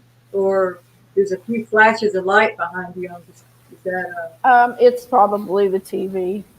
okay? I hope, because when I was on Wow. while I was on the live chat, it's like people were commenting, there's something behind you, there's something in that room, there's something. And what really freaks me out is that somebody said, what is in that room behind you? And I said, well, that's the second bedroom. And they said, there's something in there, something's wrong. Well, lo and behold, I put the security camera in there, turned it on, and it captures voices. Something saying my voice in that room. And I said, you know, I don't have a camera in there. I don't want to know. I put the cat's litter box in there on purpose. So whatever was in there is going to have to suffer now. Yeah. But, you know, a couple of nights after that, he was still sick. I went out there. Now this time it was back out there, but I could only see one eye. And I was under the impression that it may have had its head turned, was the only reason why I could see that one eye. But it was about 3 o'clock in the morning both times that I went out like that. So I had Jim go back out once again with the tape measure. I said, let's see how tall this thing is. About 8 feet tall is what it was.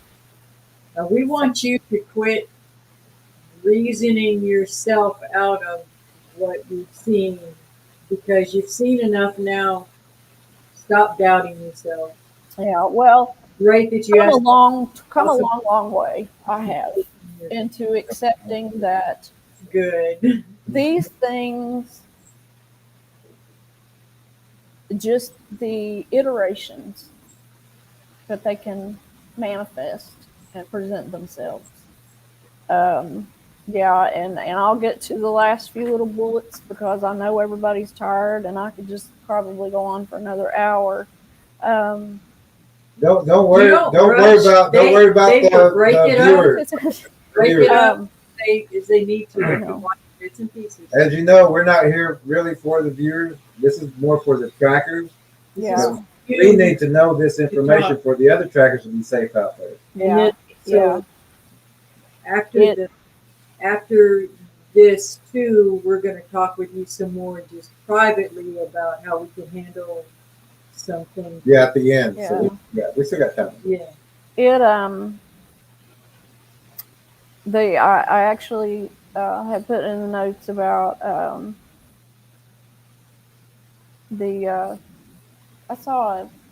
I don't know of any other thing to call it except a phantom walking wolf in the house, which really just threw me for a loop. Because I knew a little bit about cryptids at the time. I'd heard about, Dog Man. I'd heard about that, but I make the mistake of not getting my husband up to escort me to the bathroom that night, and I'm walking into the bathroom. As I'm walking, this was, of all the things that I've seen, this may be right up there as one of the most bizarre.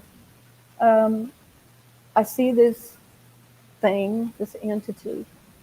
It is about a foot or two off of the ground, and it is literally gliding across the living room floor. It looks like it's got ears. It's got these little dangly arms in front of it. It's kind of hunched over. It's got a muzzle. And I'm just like, what in the world is going on? That is, I've heard of these things maybe on the outside. I've never heard of them, in this capacity on the inside. Now, That's probably solid? Was it translucent? Was it? It was like a shadow person. It was more like a shadow.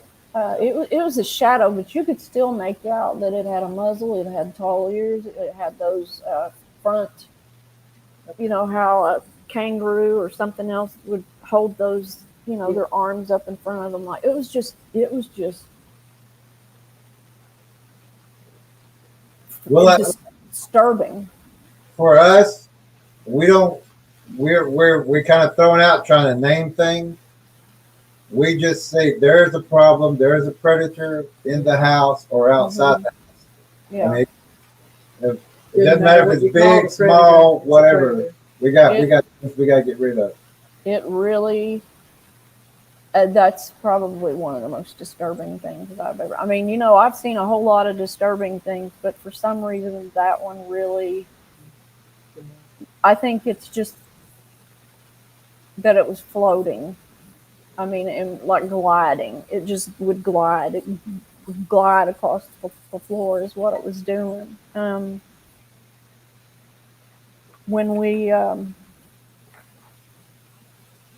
know, when we left, it's like I said, the land just felt rotten, for lack of a better word. It felt soiled, rotten, soured. It just had a very, even to look at the pictures, it bothers me to a certain extent. We had also noticed there at the end that down by our gate, now this happened at the very end, there was like a 14-foot swath down there by that gate where something huge had ridden down the vegetation there. There were 3 or 4 saplings, I know, that were at least 3 to 4 inches in diameter that had been twisted down. Yeah. And they were not dead, they were live. And you know, country folks around there, farmers, they notice everything. They couldn't stand it because we wouldn't keep our fence row cleaned. And I'm like, leave my fence row alone. It feeds the birds, it houses the rabbits, it's fine. But this was the fence row that it happened to. And, you know, one of the elders come by one day, and he was a very good friend, and, you know, cattle farmer, lived on farms all of his life, had his fence row. He said, what in the world happened there? What is that? I said, I don't know. I said, I'm trying to figure it out. It was every bit of it, just looked like something had stampeded down through there, twisted those saplings down there that way. No idea. We had actually, after he had his heart attack, we were supposed to walk. I was supposed to walk with him a whole lot. And we had, around that area, there on the other side where the vegetation was ridden down, we had a neighbor who lived down the hill a little bit next to a river. That's my husband. Hang on just a second. I'm still on the podcast. Oh, okay. I'll let you go. I'll Okay. talk to you. Just call me when you're done, okay? Okay. Bye-bye. Bye. Sorry. Did it make you jump in the phone? I'm glad he called you. Yeah. He, yeah.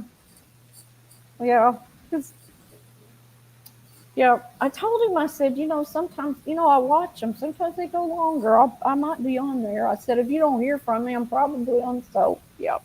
He loves me. Good. Just like you got a couple hundred people going to watch. I mean, there's probably about 40, 50 people watching the room. He may come in while I'm still on here, and then you can ask him the questions if you want to. We were getting ready to walk down that area, and it was like we had a deer path that would go that direction where everything was ridden down. I knew that. When we moved there, we had quite a bit of deer. We would see a lot of deer, a lot of turkey. By the time we left, there was nothing there. We didn't see much of anything. Nothing. The path that was ridden down, basically, you would walk through that gate. I was going to walk with him down to this lady's house. She was a member of the church. Really, really, really nice lady. Very supportive of us, and just a very kind, level-headed, sweet. She was just not prone to flight to fancy. You wouldn't hear her say anything like that. And we told her that we asked her if we could start walking down her gravel. It was a gravel road down a hill to her house to a fairly good sized river. It's from where I live. We were actually our house was almost like in the bend of a horseshoe of a river, you know, set back in, you know, you got a horseshoe shape this way. We were up in that area. So we asked her, you know, if we could walk down through there, you know, just for his exercise. And she said, yeah, you can. She said, but don't let anything get you. That's exactly what she said. Yep. And I thought, that, what is she talking about? I mean, because we already had way big suspicions at that point, but for her to say something like that, I mean, I really wanted to ask her, what are you talking, can you tell me more about? But I don't think that she would have said anything else, because out there they were extremely, very tight-lipped about things. Now, we did have a neighbor, the ones who sold us the double wide, very, very wealthy people, extremely, very good people. Kind of secretive people in a way. But the wife, she was very passive, and she wasn't really what you would say outgoing or anything. And she called me one day and she said, did you hear anything strange last night? No. And I said, well, no. I was trying to get her to, you know, what are you hearing? And I tried to get her to tell me, that she wouldn't. And at one point, you know, we would go over there. They raised Black Angus, and we would go over there when they'd go on these big trips, and we would take care of the cattle or try to. And that area, as bad as my area was, that piece of property gave me, if mine was sour, it was rotten. And it was beautiful. They had like 1,000 acres, somewhere, maybe 900 something. Huge house, which, by the way, had a panic room in the bottom of it. And they were always watching the History Channel, and they would joke about the Yeti. And I thought, when she would start asking me things like that, I would think, were they trying to throw some subtle hints here about, you know, they had actually asked, now go figure, I don't understand this, because when they sold that house, they made $3 million off of it, and they're asking to borrow my trail cam. I can't put that together in my head. But he came over and he was asking if he could borrow the trail cam. He said, there is something back here in the cow pasture that has worn a huge path, and I want to see what it is. And, you know, he never did really say if he caught anything or not, but he did bring the camera back. But they would just say odd things like that sometimes. Is this place that you're talking about? Back behind there, if you can see the barn and the tree, it would be right over the hill behind that one. That thing that you see right there was what I caught on my trail cam in my backyard. Okay, I was wondering. To me, it looks translucent. Yeah. It looks like the face just, to me, looks like it's part baboon and part dog. What happened was, like I said, we did put the trail cams up because we suspected that we may have a prowler. It caught this not too long afterwards, and after that, we never caught really hardly anything at all. I would go out there and get the SD card out of that thing. It would say that it had 140 pictures on it, and there might be 37. It was the craziest thing. Yeah. But what that is, I have tried to lighten it up, contrast it, brighten it. If you look at the original photo and the scale of it next to my car, it is big. It's pretty big. Yeah. Yes. It looks like a wolf to us.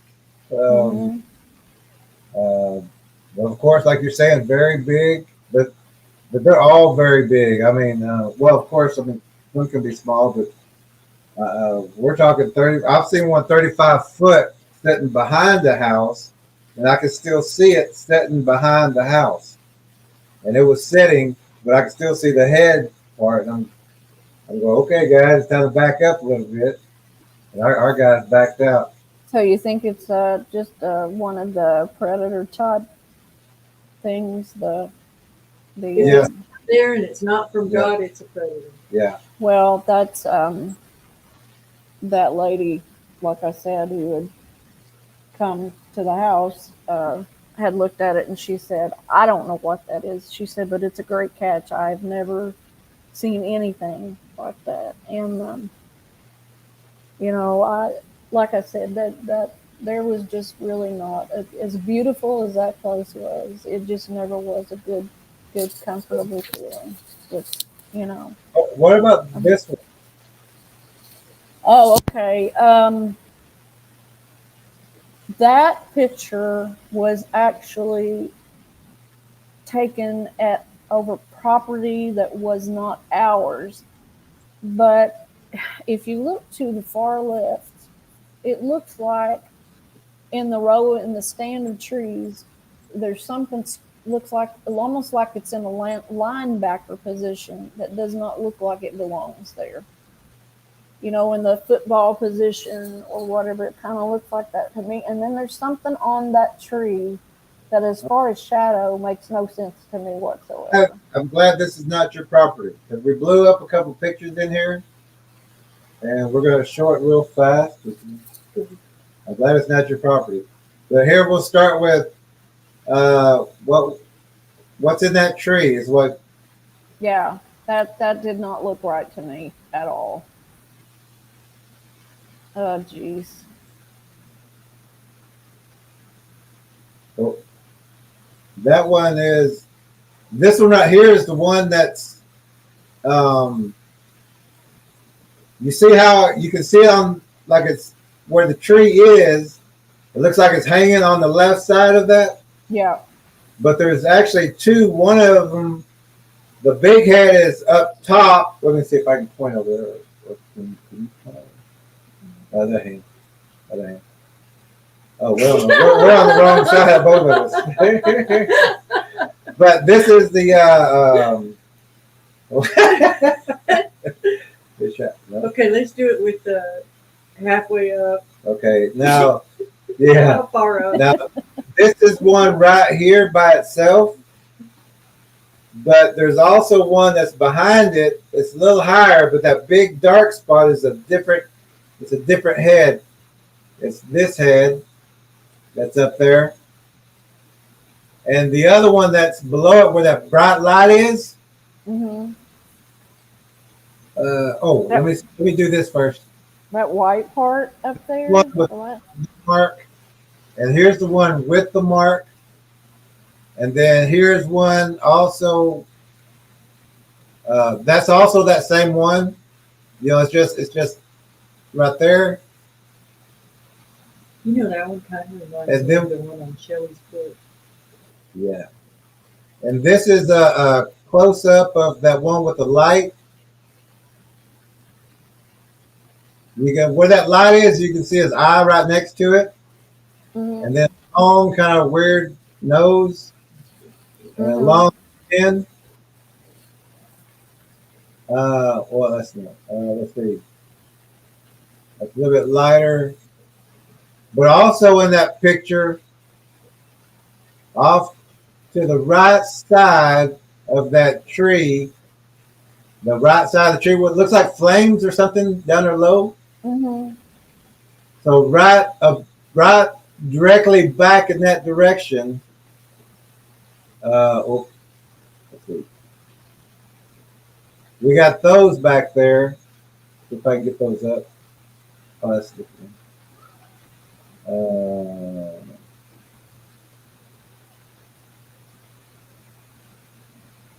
Here it is. We're gonna blow that up. Well, I know it's kind of bad, but I'm gonna get a little bit better. Mm-hmm. This is a closer up, as close as we can get it. And then we got one right there. And then we got the other one right there. Right. Yeah. And also, Oh, gosh. Wait, there's more. But wait, there's more. The linebacker, I think, is the one you talked about, off to the left where that pole is, taking out the ground. That one. Yeah, yeah. Oh, blow him up now. I'd really like to blow him up. This one right here, there's actually two. One's behind it and one's a little closer. Well, it looks like you can see its butt. Yeah, you can. You can. Biggest butt. And here's a smaller. I mean, he's still big too. Yeah, I can see that. It looks like its rear end shining and its back. Yeah. Shiny hiney. And that's why I was like, I'm glad that's not. I was kind of like going, I hope this is not her place, because. Well, it's close. I mean, it's close. It's like, and it's a funny thing because Jim and I would always stand from our front window and watch that wood line constantly for some reason. I was always at that window watching that wood line, and I don't even know why. That's a good point, because people need to pay attention to that. When you just keep getting drawn to an area, there's a I do. I was always drawn to that area and the ravine, always, just watching those constantly. And yeah, no, thankfully that was not my property, but it was close enough. And still too and these things don't go through. I mean, they don't respect property lines unless you've got crosses up or like a spiritual. You know, walk the property and close it up. And but they don't respect anything really, as far as they'll come, like you said, take your fruit, cats, dogs, whatever. Yeah. But yeah, wildlife, anything. But yeah, that's about it for the farm. And then, you know, you move on to where we're at now, which, you know, has been mainly just this inside stuff. But lately, you know, reading your book and looking out there. And I want to ask you guys a question. What is the significance of railroads as far as big a high traffic? That's them riding into town, riding out of town, jumping off. It's a freeway, really. It's a free ride. Yeah, I wanted to hear what you had to say about that, because I have heard that before, but I've never had anybody explain that to me. We have a railroad behind this house. I can walk feet out here. It is literally the photos that I showed you, that tree line there. Yards. I mean, you'll probably hear it. If the train comes by, you're going to hear it on here. It is that close. I could walk out here probably 30, 40 feet and jump off onto the train track behind the property. So, you know, we do have, I noticed back there the other day through that tree line, there is a well-worn path. I was about to say, you're going to find a path back there, and where they will jump off, so you would find those deep imprints too. You won't find, most of the times they'll land with 2 feet, but it's kind of, the feet are, when they land, it's kind of like this.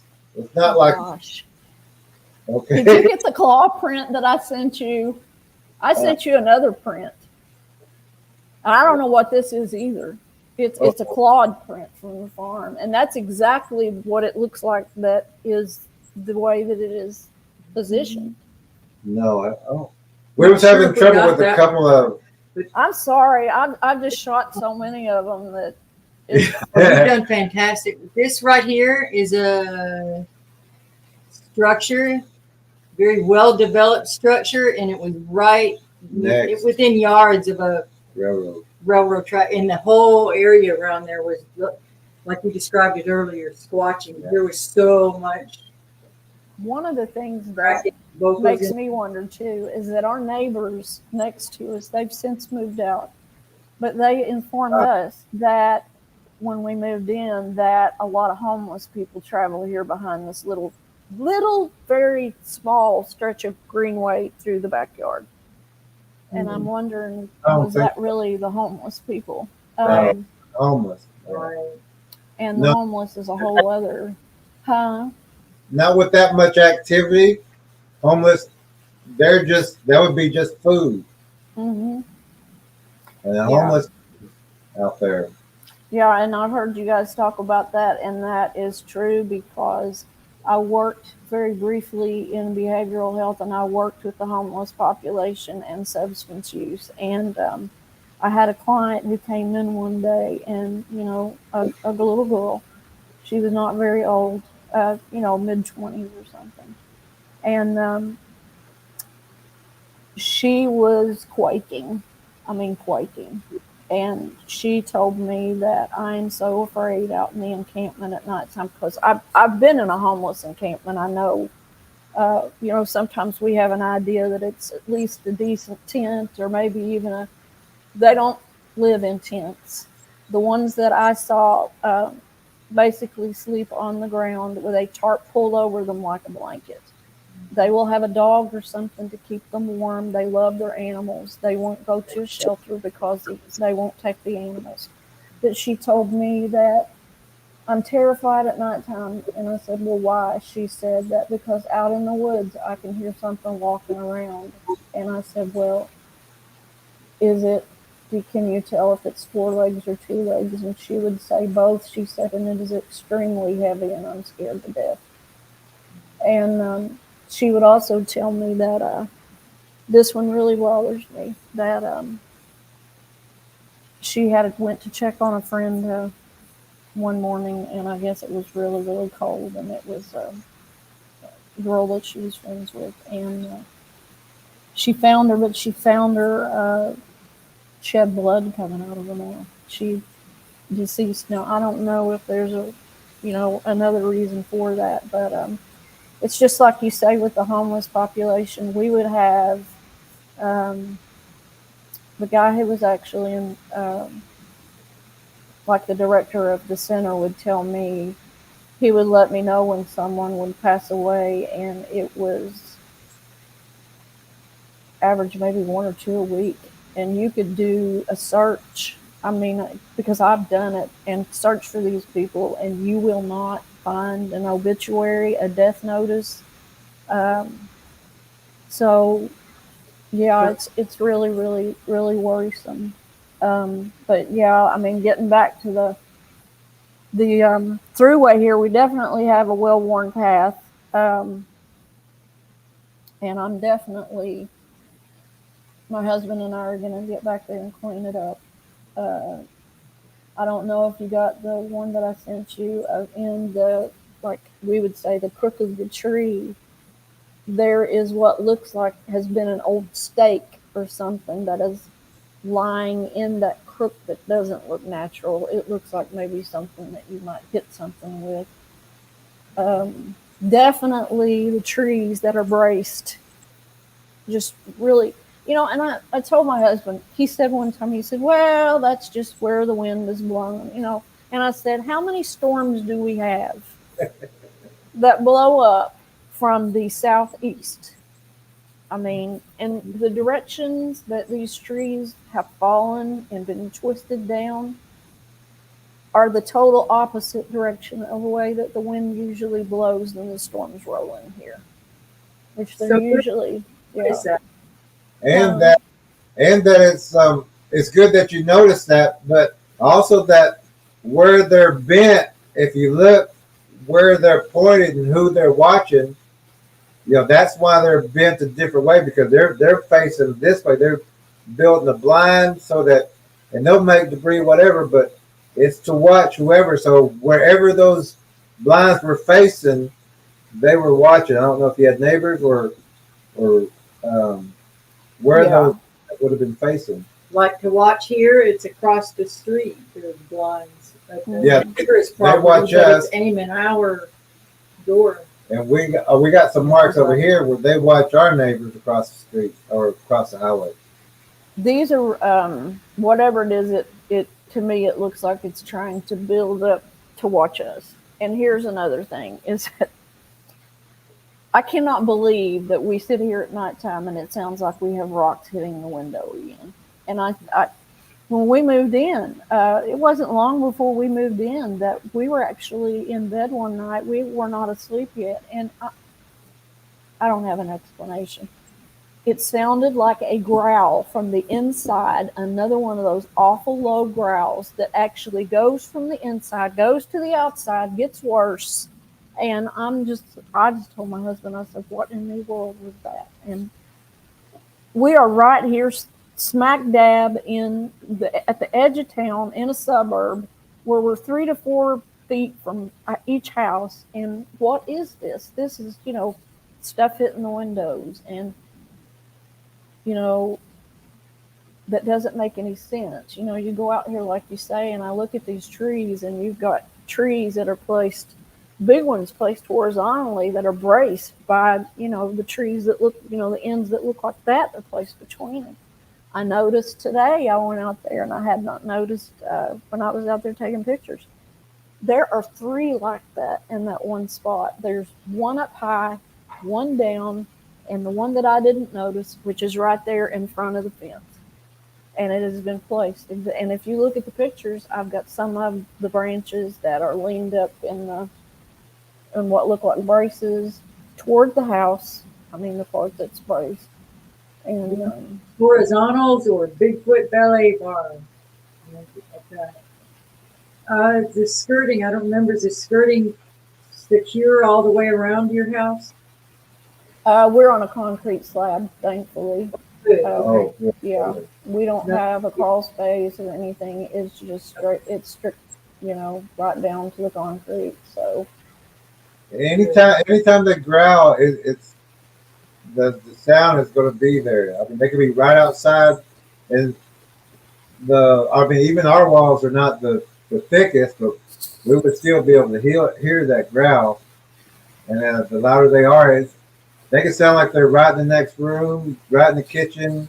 and that's the way that it sounded. It sounded like it was right there with us, and it was just so disorienting and confusing to me. It did not, and it's like it went from right there out to the outside, right outside the window, and got louder, and then went away. Yes. And this isn't the first time that I've heard. Someone else tried to tell me that that they thought that I had Bigfoot activity back there, and I'm just like, really? I mean, I'm sitting here right in a suburb and right at the edge of town. I mean, I could walk to town, and but now I'm just like looking at stuff and thinking. And we've got these trees, and I don't know if it is the specific species of tree, but it looks like almost like the bark or something has been stripped from it. If you look at the pictures, it's just like some of them look like they've been stripped bare. And well, they will do that. I don't know about that variety of tree, but the peeling the bark is something that I had really, that's one of the things that I thought, he actually noticed it before I did. And it looks to me like when I've gone out there and which I've done, I've taken pictures just to see if I see anything that changes. But it looks like from the time that we discovered it that there's a whole lot more of it, because I can only recall maybe seeing one or two back last fall and last summer, and now there are lots of them back there. The other things that we've seen out there are my daughter, she moved in a couple of years ago, and she had a pit bull, and he would at times absolutely refuse to go out the door.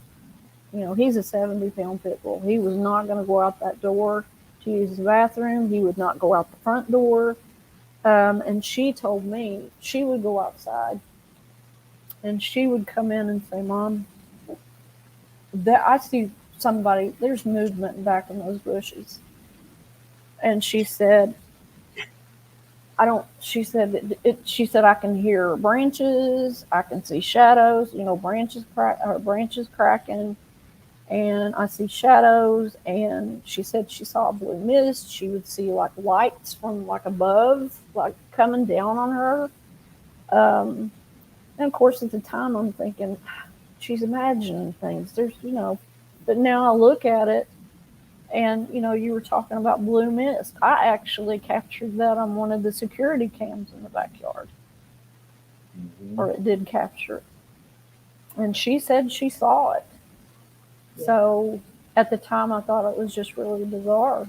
But looking back, Children are good too because they're at different levels than us. yeah. Now Is she is her early 20s. I mean, she's not a young child, but still. But also that dog, dog's way down here. So while we're not seeing foot or the foot and everything like that, these Bigfoots will crouch down low and get on their stomach like a spider crawl. Mhm. And they'll look straight at that dog and show their teeth at that dog and then just fade back into the dark. And that dog knows, it's like, I'm not going out there. He was absolutely terrified. When she would bring that dog in, and I've got video of this because I just naturally assumed it was something in the house, of him going into the bathroom. He sits and he pants and he whines and he won't come into the living room. He goes and he'll come in here so far. He goes right back into the bathroom. He sits, and there's just no getting him calmed down. But just really, really everything that's happened here has been, we've had some very seriously bad paranormal things like inside the house. And, is it true that they can follow you? Will Bigfoot? But there's a lot of them too, so it could also be new ones in the series. But the Yeah, demons yeah. sure can follow. Definitely. And sometimes they'll ride in your car, on your car, in the back of a truck as a translucent. Mm-hmm. They will do that also, or they will follow you if you're out in the woods. But they're everywhere. So and this is why people get good deals on homes and things like that. Mm-hmm. Some people don't want to deal with them, or they know something, or the family just moved out. May not necessarily be the same one. There's some attachments going on, but the Bigfoot. But also, flesh and blood. and being near that train track, Mm-hmm. highway, they're riding into town. How far is the distance from where you moved from to where you are? Also, Gosh, it's as far as distance, I don't know, but I think it's about an hour, 20 minutes, something like that, from where we used to live. But that's not far at all. Also, we tracked in Houston, Texas, in the middle of Houston, in their park, and there was Bigfoot structures all in there. yeah. And that's in a big metropolis area. Oklahoma City has it. Tulsa has it. This town, we did the documentary in this town. Mm-hmm. People have moved away from here because of the Bigfoots. So they're everywhere. Towns, cities. In 2020, they advanced. Yeah, they all come in Right since up into 2020. It's cities. this whole. I told my husband today, I said, not to sound flaky or anything. I said, but you can almost feel the undercurrent of just the rumble of, and that's another thing that we at the farm we experienced was the thunder from nowhere. Yeah. The clear night.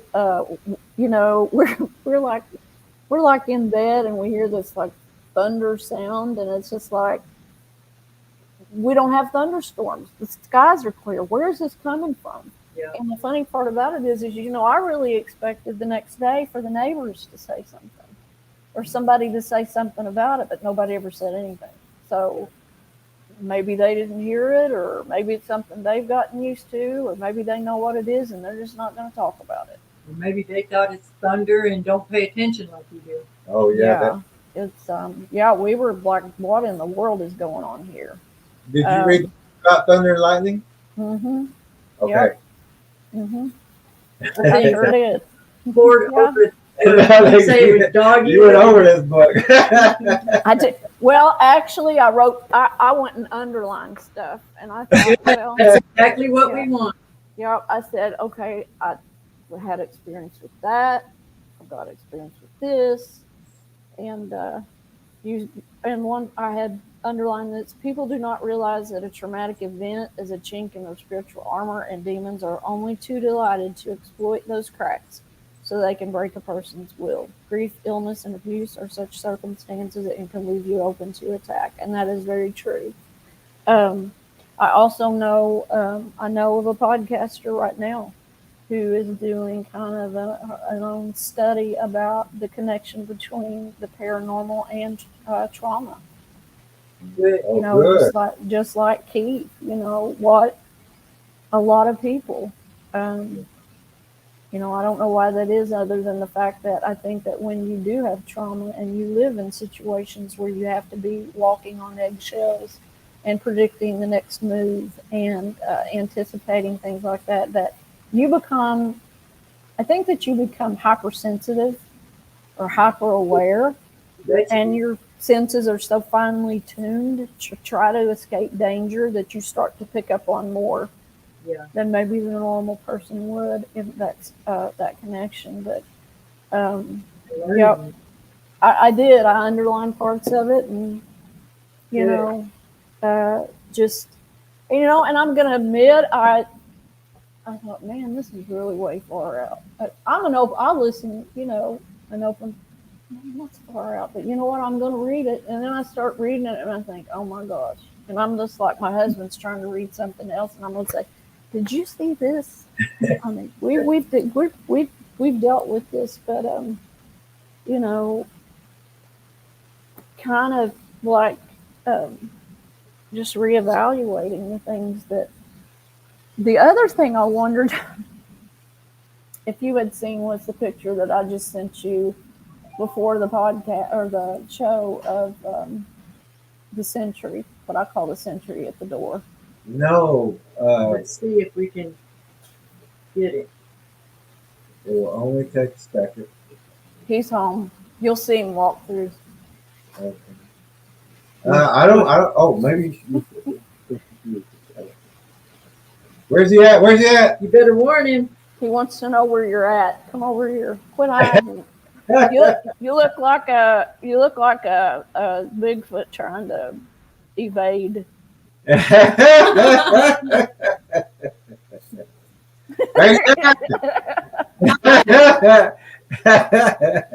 You want to come over and sit and share a earbud?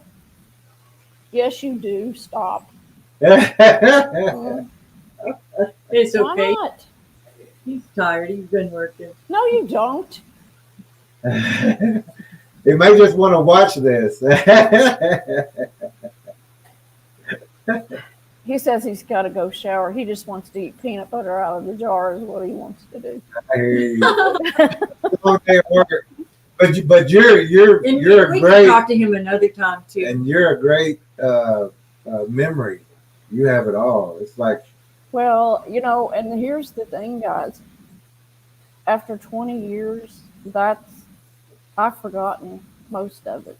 I did write it down for a time, but it got to be that so much would happen that I couldn't write it. no. I mean, I couldn't keep up with it anymore. And Why bother? huh? After a while, you're kind of like, why bother? It's just another thing. Yeah. And when I tell them, you know, talk about knocks and bangs and cracks and pops and things like that, and you know, the shadows and things like that, and they're, you know, and I'm like, you know what? Unfortunately, after a while, you get used to a certain level of craziness, and you know, at one point here in this house, I was actually physically attacked. I was sitting up one night. We had a little pet in here that we just adored. And I felt like the pet was being attacked or tormented because when we moved to the farm, we had 5 of them die very quickly.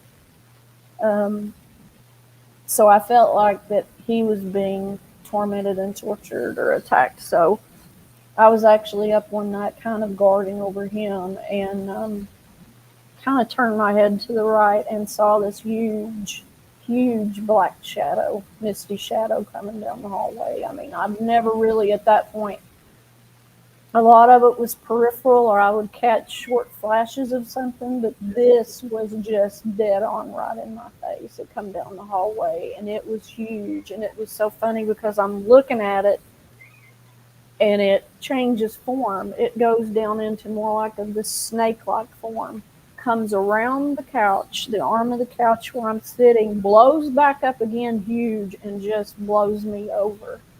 And I'm looking right dead on at it. A couple of days after that, I'm on that same couch, and I'm still kind of guarding over this little pet. And I might have been, a lot of people would argue that this was sleep paralysis, but I don't believe that it was. I feel this hand underneath my left knee, huge hand, and I can feel it reach up and wrap around the inside of my left knee. So it gets hold of me like that. Then my right foot, it grabs the top of my right foot and starts to drag me off of the couch. And the most terrified I've ever been. And I could not scream. I could not get it out.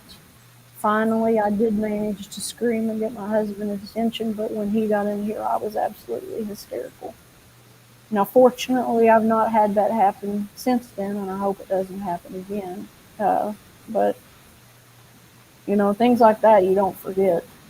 You know, if you hear a pop or a crack or a thud or, you know, something drops or the cabinet opens or whatever, it's just like, and that's sad to say.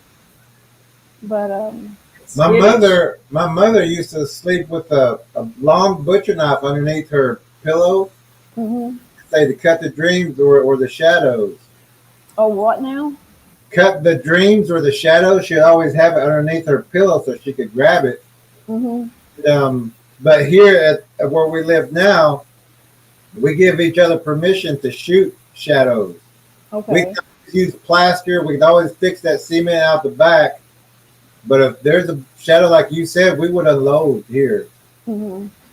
Well, if I do that, unfortunately, I'm going to hit somebody. But our neighbors are, you know, so we would get in that angle to where they wouldn't be in that way. But if we see something like that, we're shooting. It's, you know, we'll figure it out later after we run out of shells. It would definitely make me feel better to be able to do that. Talk with your husband about it. Just having to do it, you know, here in this residential area, we would really.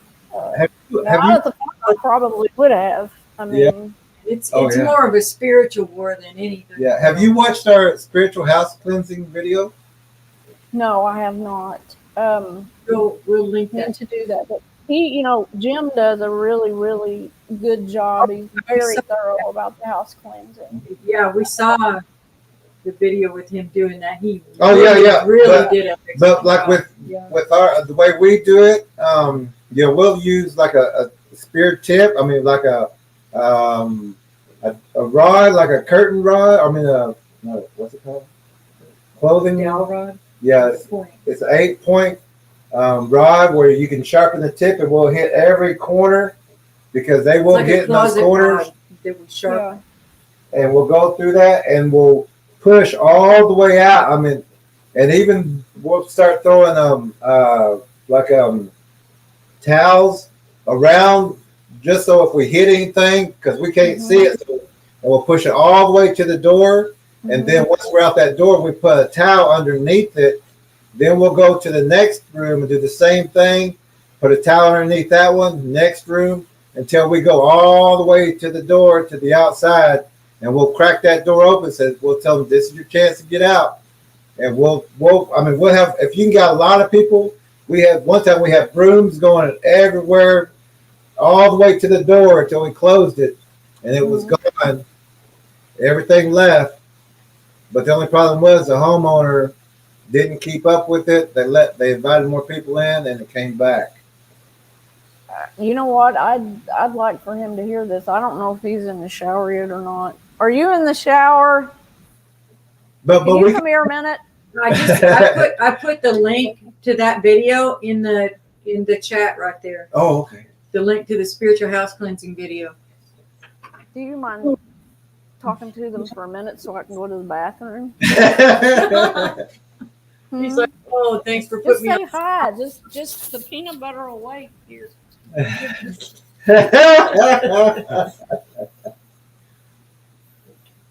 She likes to make me sound bad. Hey, you sound good though. You got some good sound. I'm Lead Tracker E, and this is Jerry or Ella. And, How you doing? Very nice to meet you. I'm well. I'm familiar. We've been watching your videos, and I read. She got me your book when I was watching one of your videos, and you had advertised your book, and I told her I want that book. Ordered it immediately. So. Good. And we was discussing how we clean houses. Mm-hmm. Is what it's you know where you hang your clothes off. It's like a dowel rod. Mm-hmm. A long one, and you can use a pine one too. But we sharpen those ends, and we have at least 2 or 3 people with those. Mm-hmm. And if the more people, the better. But we'll get up, we'll point, and we'll push all the way into that corner because they can get real small. Some of these things can get these translucents can get real small, and we'll scrape every corner, and then what we'll do is everybody in the room starts swinging like crazy up the top, the bottom, towels, whatever. We're trying to hit whatever is in there. And what we're going to do is we're going to force it all the way to the door. And once we get out the door, then we put a towel underneath it. So, because some of them can get small and get back. So we'll put that towel underneath it. And then we'll go to the next room, do the same exact thing, get all the corners. And sometimes, we tell people we're going to tear your house up if we come to clean it because we'll stick like the laundry. Because they can hide in anything, any corner. And we'll do that for that room. We'll do that to the next room until we get to the living room. And we'll leave the door open just a little bit and let them know this is your chance to get out. And then everybody do the same thing all the way to the door, from the ceiling to the bottom, all the way to the door until you can get them out and push them out, and they'll go out. But we just got to be careful, and we don't ever leave our doors unlocked. Like right now, it's locked, even though it's nighttime. But even during the daytime, it's locked. If we bring in groceries in, we bring the groceries to the door, open it up, get in, get out. If we're going outside, say we have to go out at night, or even during the day, one of us is watching with a weapon while the other one does the work, whatever. And we always, even if we're going around the house, we'll make sure that we secure and lock that door because we can't see that door. So we lock it up, but we're just really secure. But that spiritual house cleansing, and then we say the prayers. We put God in there. All the stuff that you were doing in that video, loved that. Yeah, we love wonderful. That. Most thorough we've seen anyone else do it. Yeah, but I think the only painting the house. But I think the only difference is that we know that we can't see all of them all the time, so that's why we use towels. You don't want to chase them from room to room. That's why we completely seal off a room. Seal that room off, and then go to the next one. Do the same thing, and if nothing can stay in that room, if you're swinging at it or you'll hit it, then they don't want to be exposed, so they'll keep backing up. They'll say, "Oh, I got another room," and they'll go into the living room, wherever. But then we go to that room. We go to this one. And just keep doing it till we get that front door, and then that's when we put God there, and say this is God's area. Tell us about the translucent that you saw out by that ravine. Oh, it really caught me off guard. I was just out working in the yard, wasn't really thinking of anything, paying attention to anything, and just happened to look down towards the ravine, and it was large. I'm going to estimate probably 15, 20 feet by 20 feet, large translucent area. It didn't really have a specific shape to it, but and it was probably 12, 15 feet off of the ground. Up into the trees area. Sounded like it was watching you or watching the house at least. Yeah, yeah, I got that feeling quite a bit um, down in that area that we were being watched a lot. You know, we spent a lot of time looking over down in that area and over to the adjoining property to us, and that's where I saw the figure down next to the old dead tree, and then looked back and it was gone. Um, but you know, and the donkeys were always aware of something in that area, um, and would go on high alert uh, when they could sense anything, and you know, and I would look and try to find anything that could be um, sneaking up. You know, coyotes are really there are a lot of them in that area, and while we had the donkeys on the property, the coyotes would not come onto our property. Um, once I gave the donkeys away, then the coyotes came back. But you know, I would look for things like that. I would look for that. I'd look for big cats. We do know that there were some big cats in the area, so I would look for those. Or an occasional bear would show up in the area, and I would look. You know, we would really look close to try to find what is it that the donkeys are so focused on. But you know, never could find it. Never could see what it was that they were focused on. Do you remember when you saw the big black shadow on Buttermilk down there? We were stopped for some reason in that road. Do you remember why that Yeah, was? they were doing some work on the side of the road, on the shoulder of the road.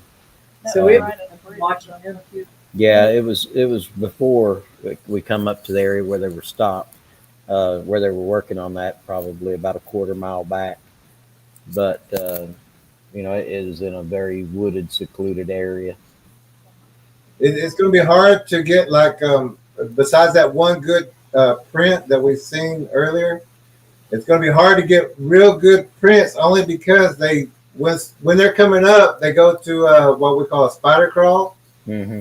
To walk like an animal because they want to weight distribution. Mm-hmm. So it's going to be real like a panther. It'd be hard to get prints, but what we look for is like the grass, you know, the bending of the grass, the compressions and things like that. I wish we won't talk about where you guys are located or anything, but if we could ever make it up that way, we sure would come by. Oh, absolutely. Yeah. Yeah, it was an interesting location. Did you talk about over by the lake what we saw? No, I didn't. No, I have like, golly, we could be on here for 2 days. Mhm. We actually had an unexpected experience at a park. Well, is it a state or what is it? Um, By the Daniel Boone. It's in the Daniel Boone. it's in the National Daniel Forest. Boone National Forest, but it's around a rather large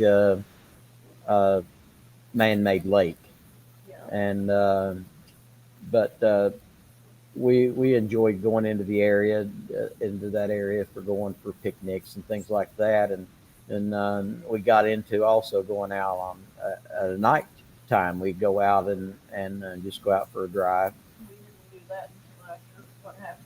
Of just out of curiosity. Mhm. Because we had gone down to this little place down there, little mom and pop shop that sells really good hamburgers, you know, go down there on the afternoon, and we would pull over to a picnic area down there. And right in front of a hill. And we were eating one day and heard this really loud crash up on the hill. I mean, huge tree fell. And I thought, you know, how often do you ever hear that? Even, you know, thought it was really odd. And there's a little bridge that crosses this creek. So we get up after we eat and we're crossing over that bridge, and we go down to where the water is, and it's kind of muddy still, but we find these footprints. And I think, man, those are big footprints. I mean, has some person just kind of like slid in the mud and caused those, or are those really as big as what they look like? But we wind up going from there. We go up on the hill, don't we? Mhm. And he keeps wanting to go farther up the hill, and I'm just like, no, I don't want to go any farther. I just have that. No, we need to get out. I felt like we were being watched. And you know, for me, somebody that was always in the woods growing up, I just wanted out there. And thinking now about all that debris and the bridges, there was more than one bridge down in that area where we were walking, and a lot of, you know, I think about these things and I think, I just, but after that, we would kind of go up back into that area, you know, or just have something to do. And he decides that up on this road, you know, where I guess the forestry or whatever had a gate open. They left the gate open. Mhm. And so he decides that he's going to go back out on this road and look around. We do see what look like a tree structure. There are a whole lot of saplings that are bent over and bowed, aren't they? Yeah, it was a ridiculous amount. It felt very uncomfortable. And so I keep saying, yeah, let's get out of here. Let's get out of here. What? Turn around. Let's get out of here. You know. And we noticed, you know, along the roadway, a lot of like bent down saplings that have been twisted. Just in certain areas. Yeah. Well, we went out one night. You can tell us if you want to, please. We were out one night in that area and just driving around, and we were actually coming back out of the area where the lake is. We'd gone out and went to the end of the road and turned around. We were coming back out and nearly back out of the area where we back out to the main road. And we come around a curve and come down through, and something extremely large and the fastest thing I've ever seen in my life just went across the road in front of us. And you know how a deer will bound and touch the road. If it's a deer or any, it's going to touch the road. It's something. This thing shot. I mean, it was almost like it was gliding, and it was so fast and so big. And I did, however, though, he was driving, so he was probably trying to hold it in the road, and he couldn't believe what he'd seen at the same time. Neither one of us could. You know how when you can look at a fan that goes really, really fast and you'll catch a blade?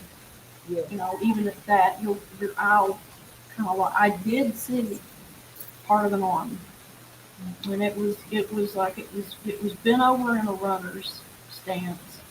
And I did catch like the side of an arm, and it was muscle. But That's one of their names, blurs. Grab a charger with it. Because they go, a lot of times, by the time we see them, they're already at a certain speed. Mm-hmm. It's just to cause us fear, really. I couldn't tell any detail. To me, it was just a blur. Yeah.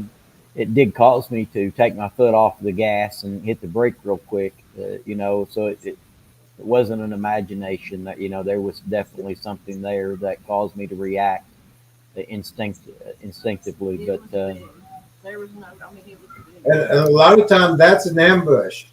Mm-hmm. They want you to stop to try to take a picture, or what was that? Let's look at it. They want that vehicle to stop, and they'll do that often. In many of the areas where we did see the structures, it did feel like ambush points.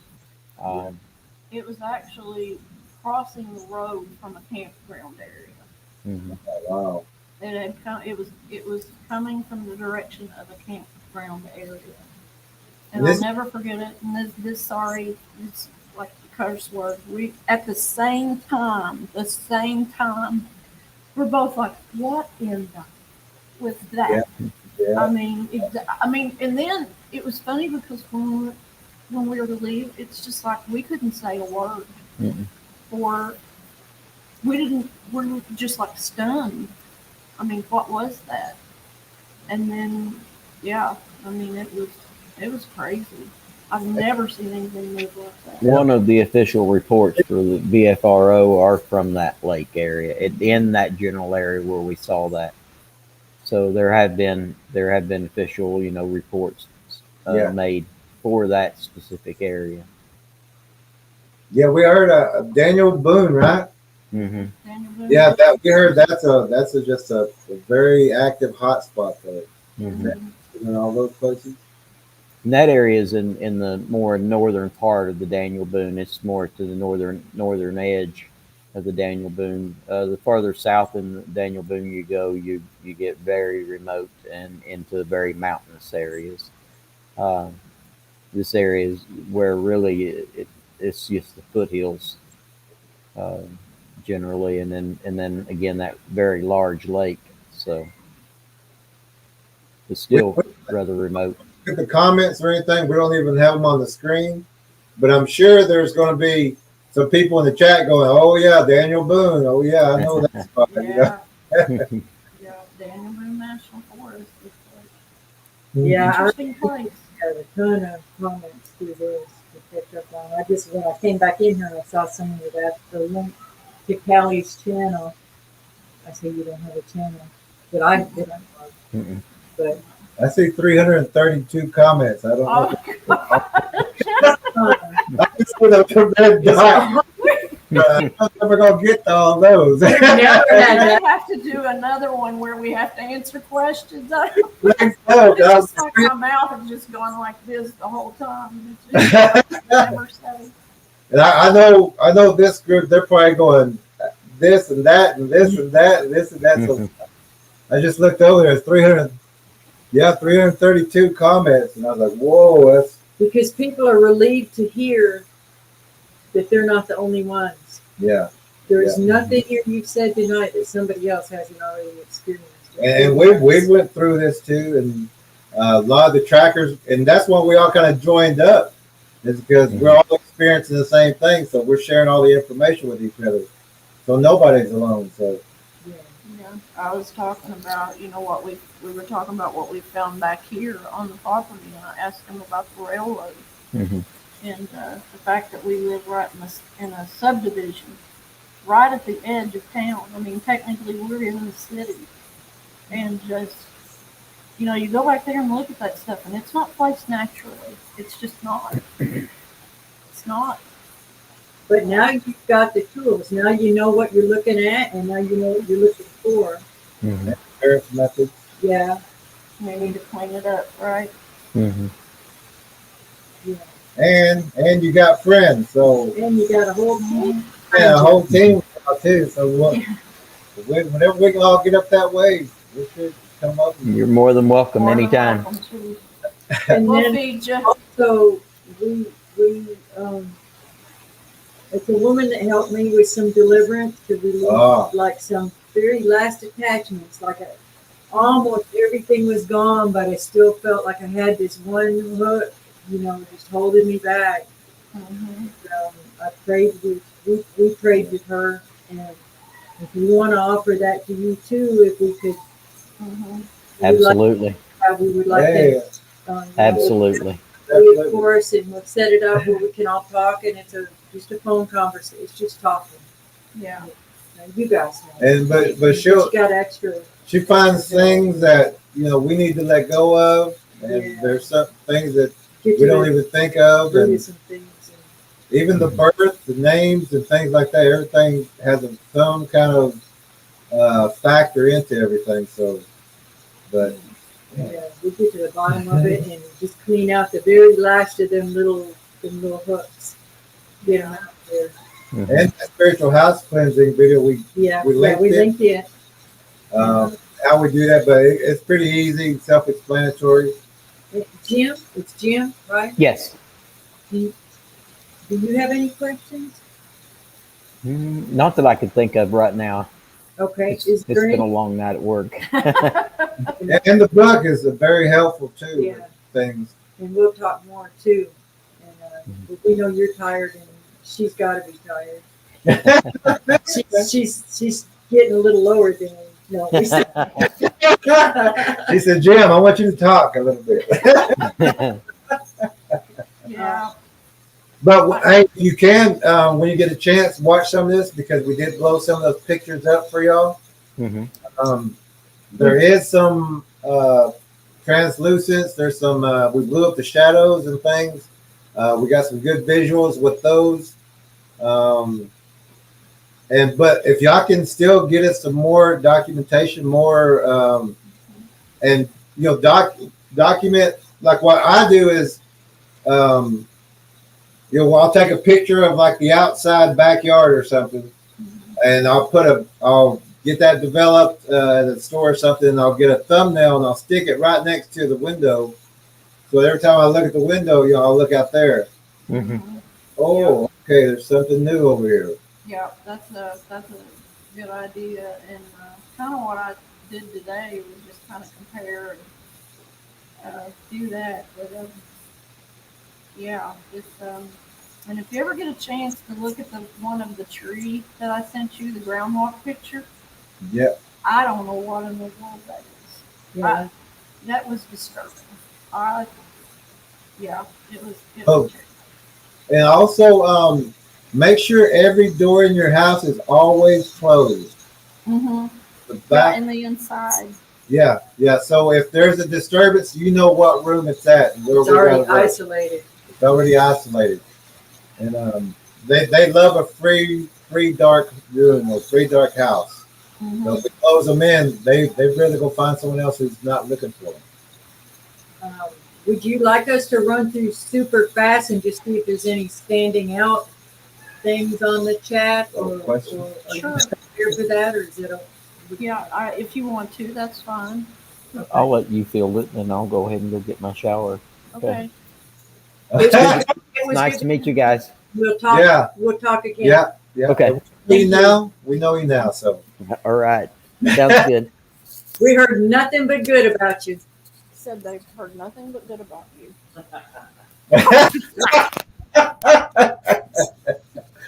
The cat wants his litter box changed. Cleaned. He's back here yowling and making all this. we're gonna post this one because War Criminal Adolf has donated $5. Thank you, War Criminal. Thank Wow. you very much. It says Great, God bless, yeah. and thank you for a wonderful show. And let's see if we can't find some questions in here. They're talking about generational curses. Okay.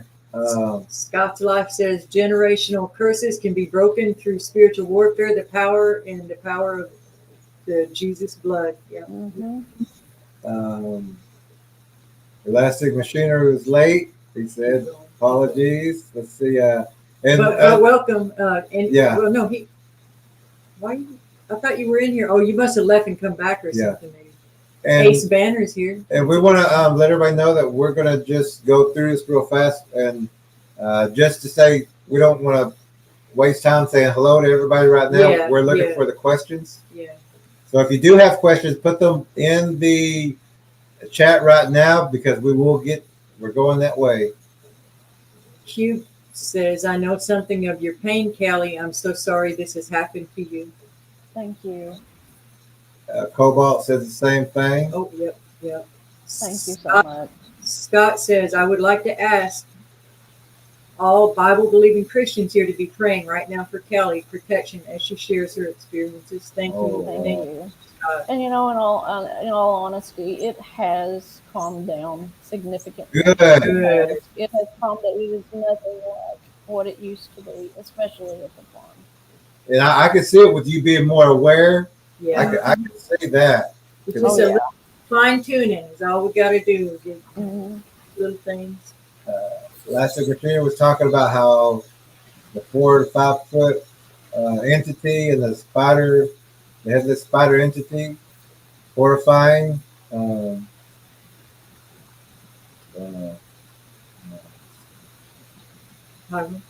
Pyromedic says, go ahead. The Cherokee tried to kill off our medicine plant thousands of years ago when they became too powerful and corrupt and were trying to run the tribe. Oh, I was going to also let you know that,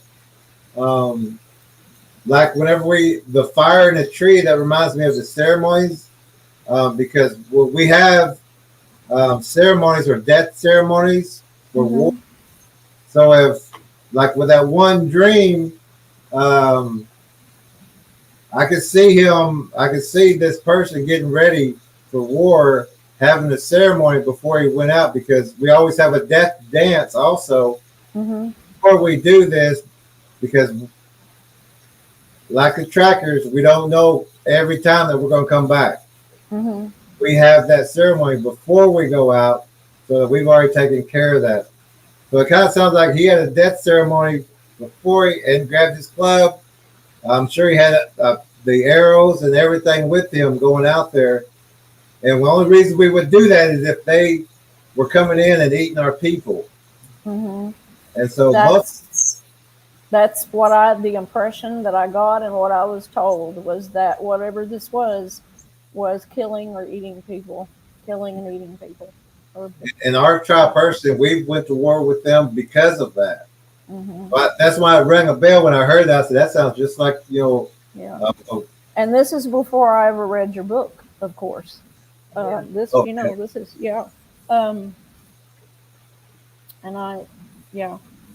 it's very.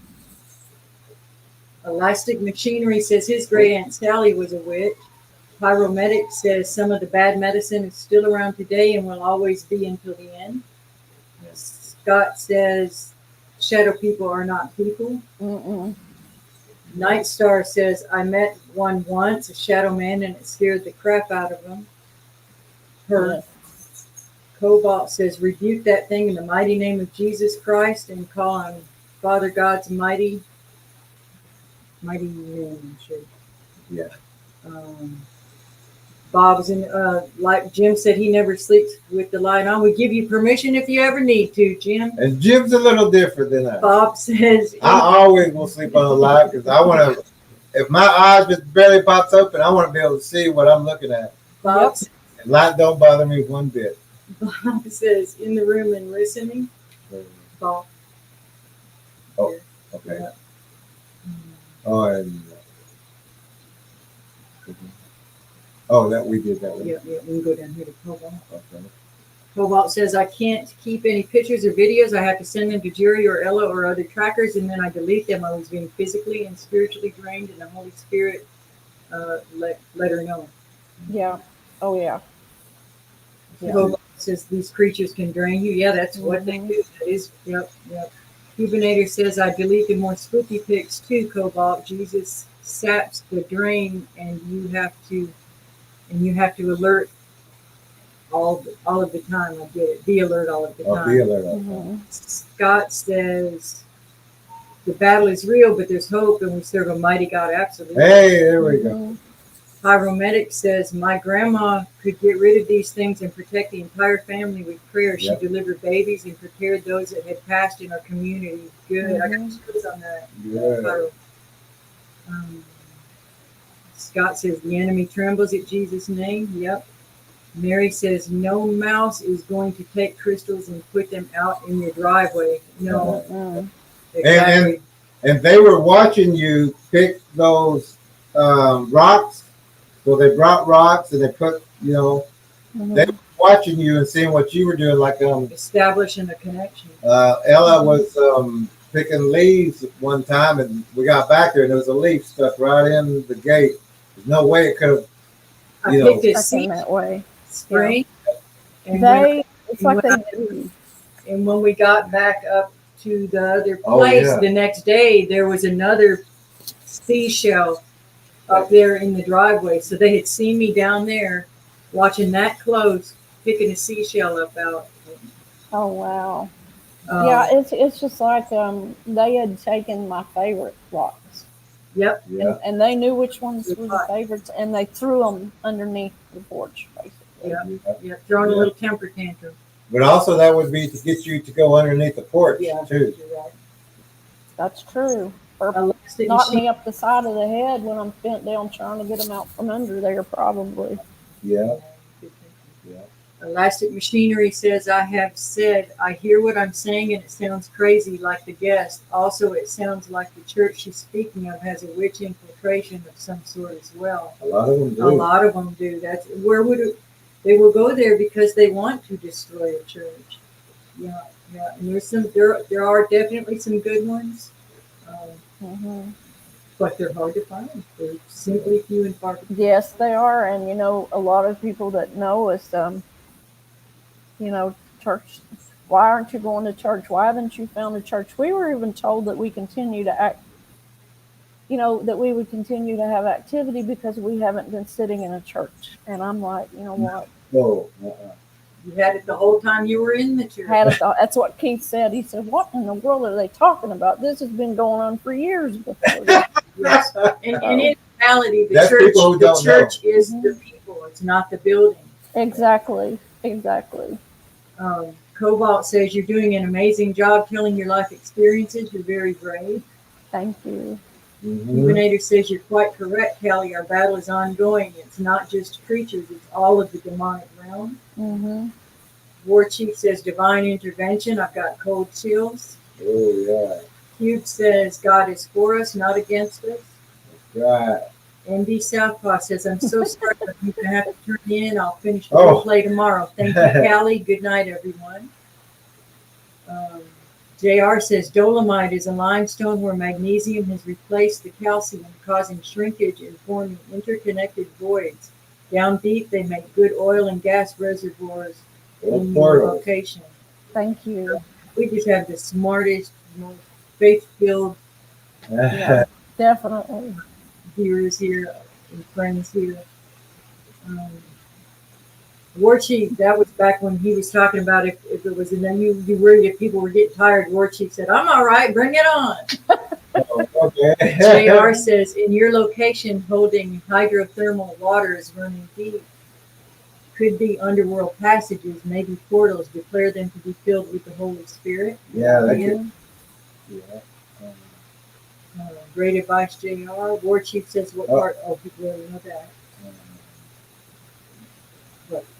I was saying, you don't even listen to Yeah, I stopped.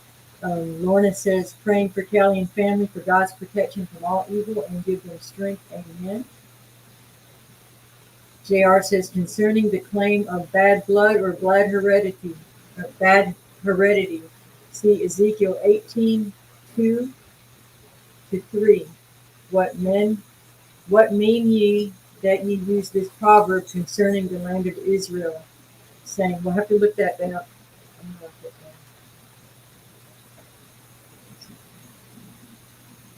Thank you, JR. War Chief says it almost sounds like the movie Legend. JR. Oh wow, yeah. I love that movie. JR says the fathers have eaten sour grapes and the children's teeth are set on edge, ?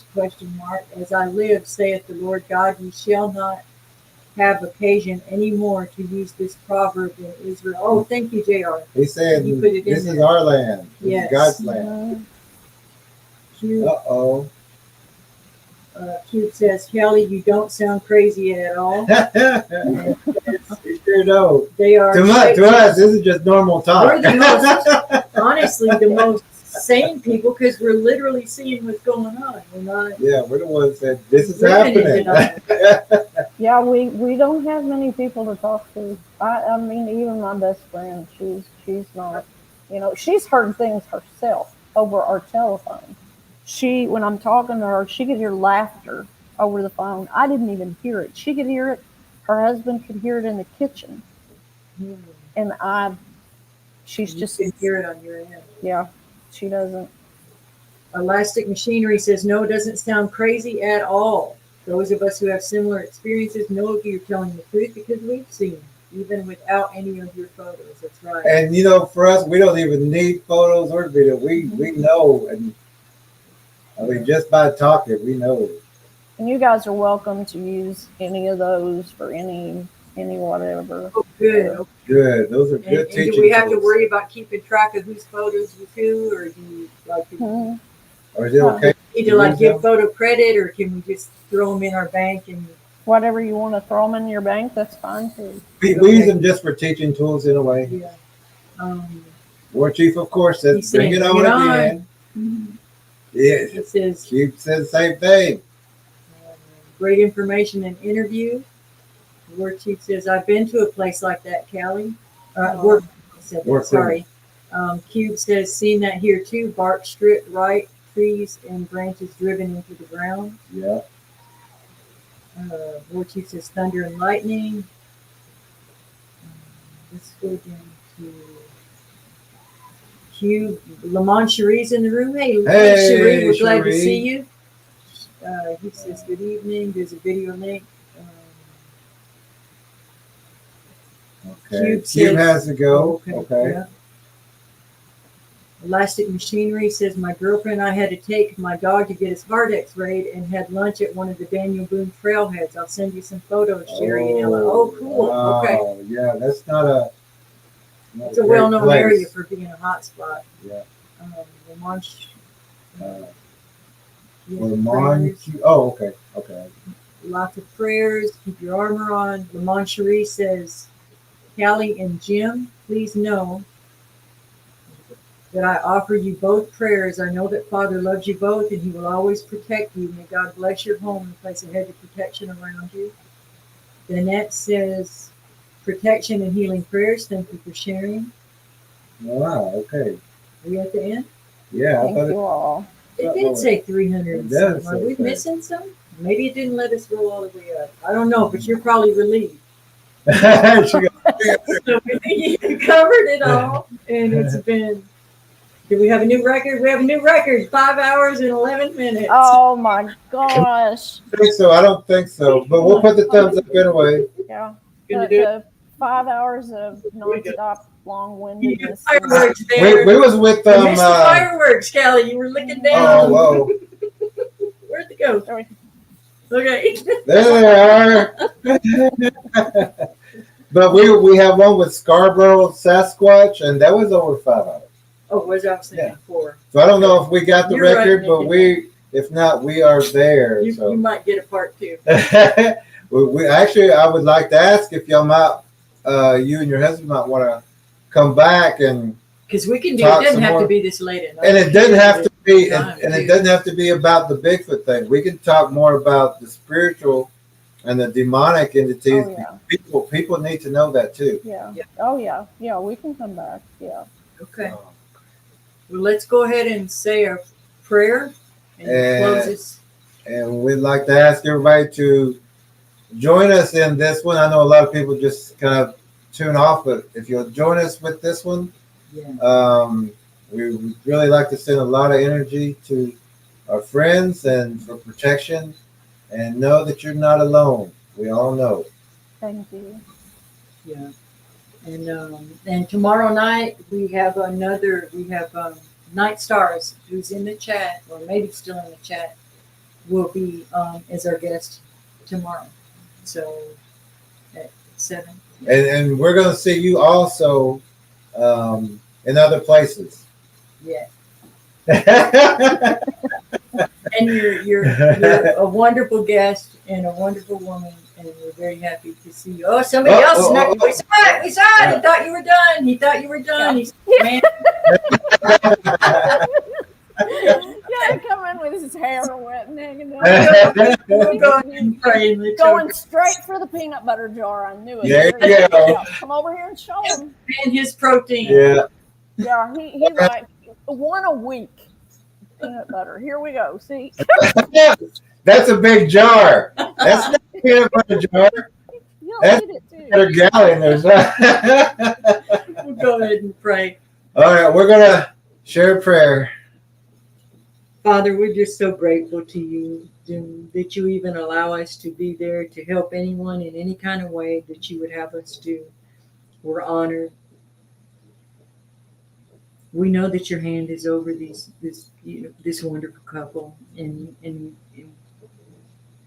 we trust you that every bit of it's going to get cleaned up and healed and sorted out, and we thank you for the progress that has already been made, and we thank you for clearly the protection that's already been there. We thank you for that, Father, and we pray for the Holy Spirit discernment to be able to root out absolutely every single cause and to leave no stone unturned. Lord, we pray that you will just expose that so that we can get rid of it, Lord, and a completely new, fresh start, so that there doesn't have to be any concerns and any fear and any worries and no backtracking, Lord. We move forward from here, and we just thank you.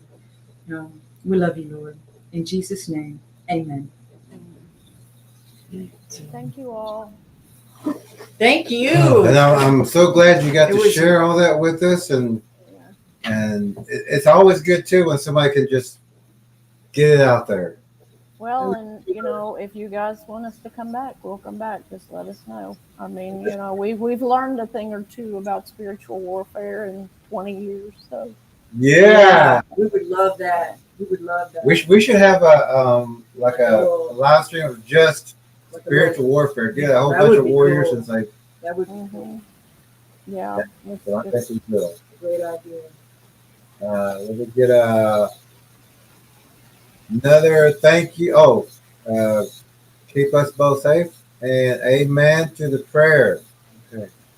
Callie, we appreciate everything you shared with everybody, and you taught a lot of people just by your stories. that comment. It's so funny. It's so plastic machinery says it's funny when Jim walks by looking all blurry Bigfoot style. Yeah, I know you got his hair all hanging down, everything. Like, you didn't look the same way. Like. And go, you know, one of the things when I stupidly used to gift because I was told that was the thing to do, peanut butter was one of the things I was told. Oh, that was one of the things. I didn't think about that. You know, that was good. It said it's so funny when Jim walks by looking all blurry Bigfoot style. You first him, he's all nice and neat, and everything, and come out his hair all hanging down. Hug it or shoot it. Yeah, I didn't know he had long hair. Yeah, it's pretty long. It is. Oh, good. And thank you so much, Callie. Thank you. We'll see you very soon for sure. All right. Good Have- night, everybody. Thank you so much. You Bye-bye. did a great job. You did. Thank you. You're going to sleep awesome tonight. Yep, I'm going to. We got a lot of prayers for She's you. like, yeah, if you ever let me go, close this thing. Okay. Yeah. I'm just trying to hang on to you a little bit longer. That's all right. Let's see, what night was it? Night before last? I didn't sleep at all. Oh, that's Night not good. before last. Yeah, that happens sometimes. Yeah.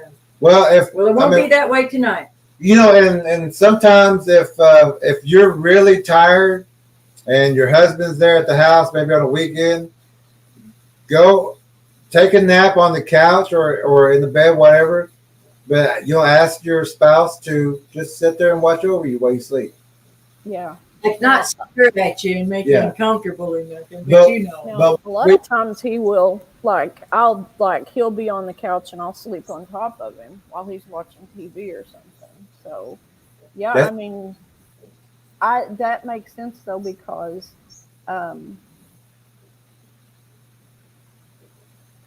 when he's asleep, I feel vulnerable, if that makes any sense.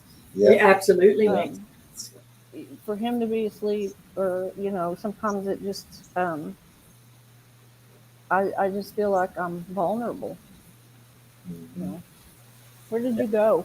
He's just gonna sit back here like the Bigfoot on that Big Journey commercial or something. You can come up here and talk again. They're not on live. You can. Yeah, Yeah, you're creeping on me from back there. Yeah. Playing with the cat. Got the noisy cat behind us. He's like, that's the cat watching the cats and dogs. I mean, he knows when something's around. The cat does, and he's watching.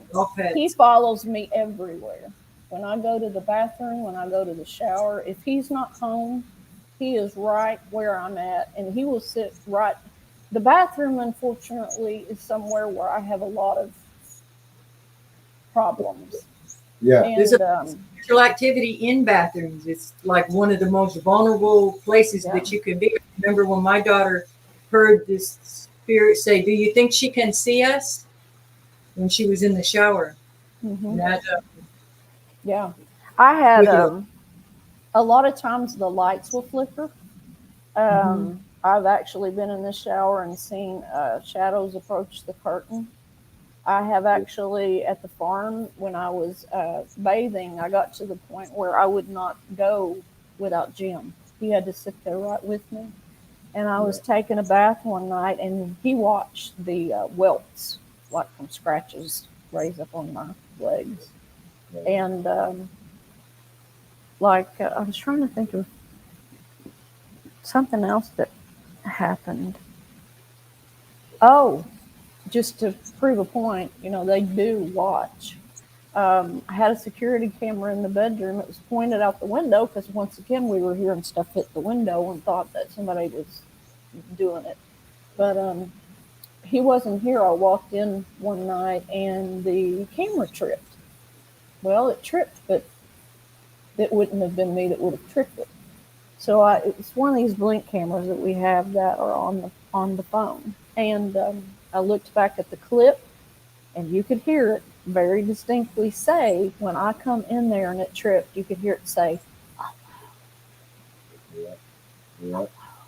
Yeah. It made the observation that was so creepy, just to know that, recognize or acknowledge that I'm alone.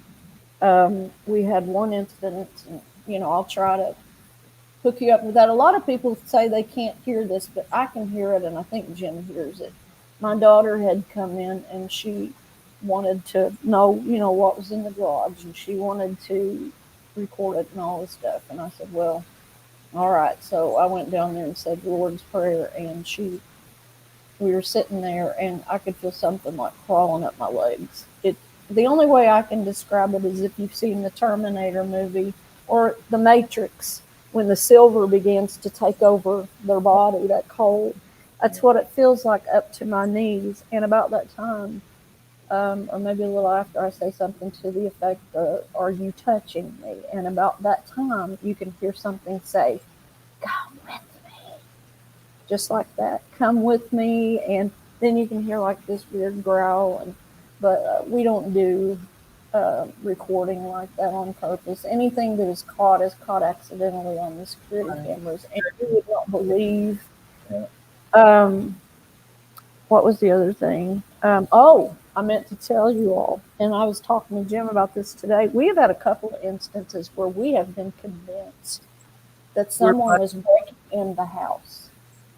It sounded like something was breaking in the house. We've been in bed and awake, and our doors are locked, everything is locked, secure, and it sounds just exactly like the calamity, like somebody is coming through the door and even coming in through our bedroom door. So much so that I jump up and grab the gun first thing because I think somebody's gotten in here.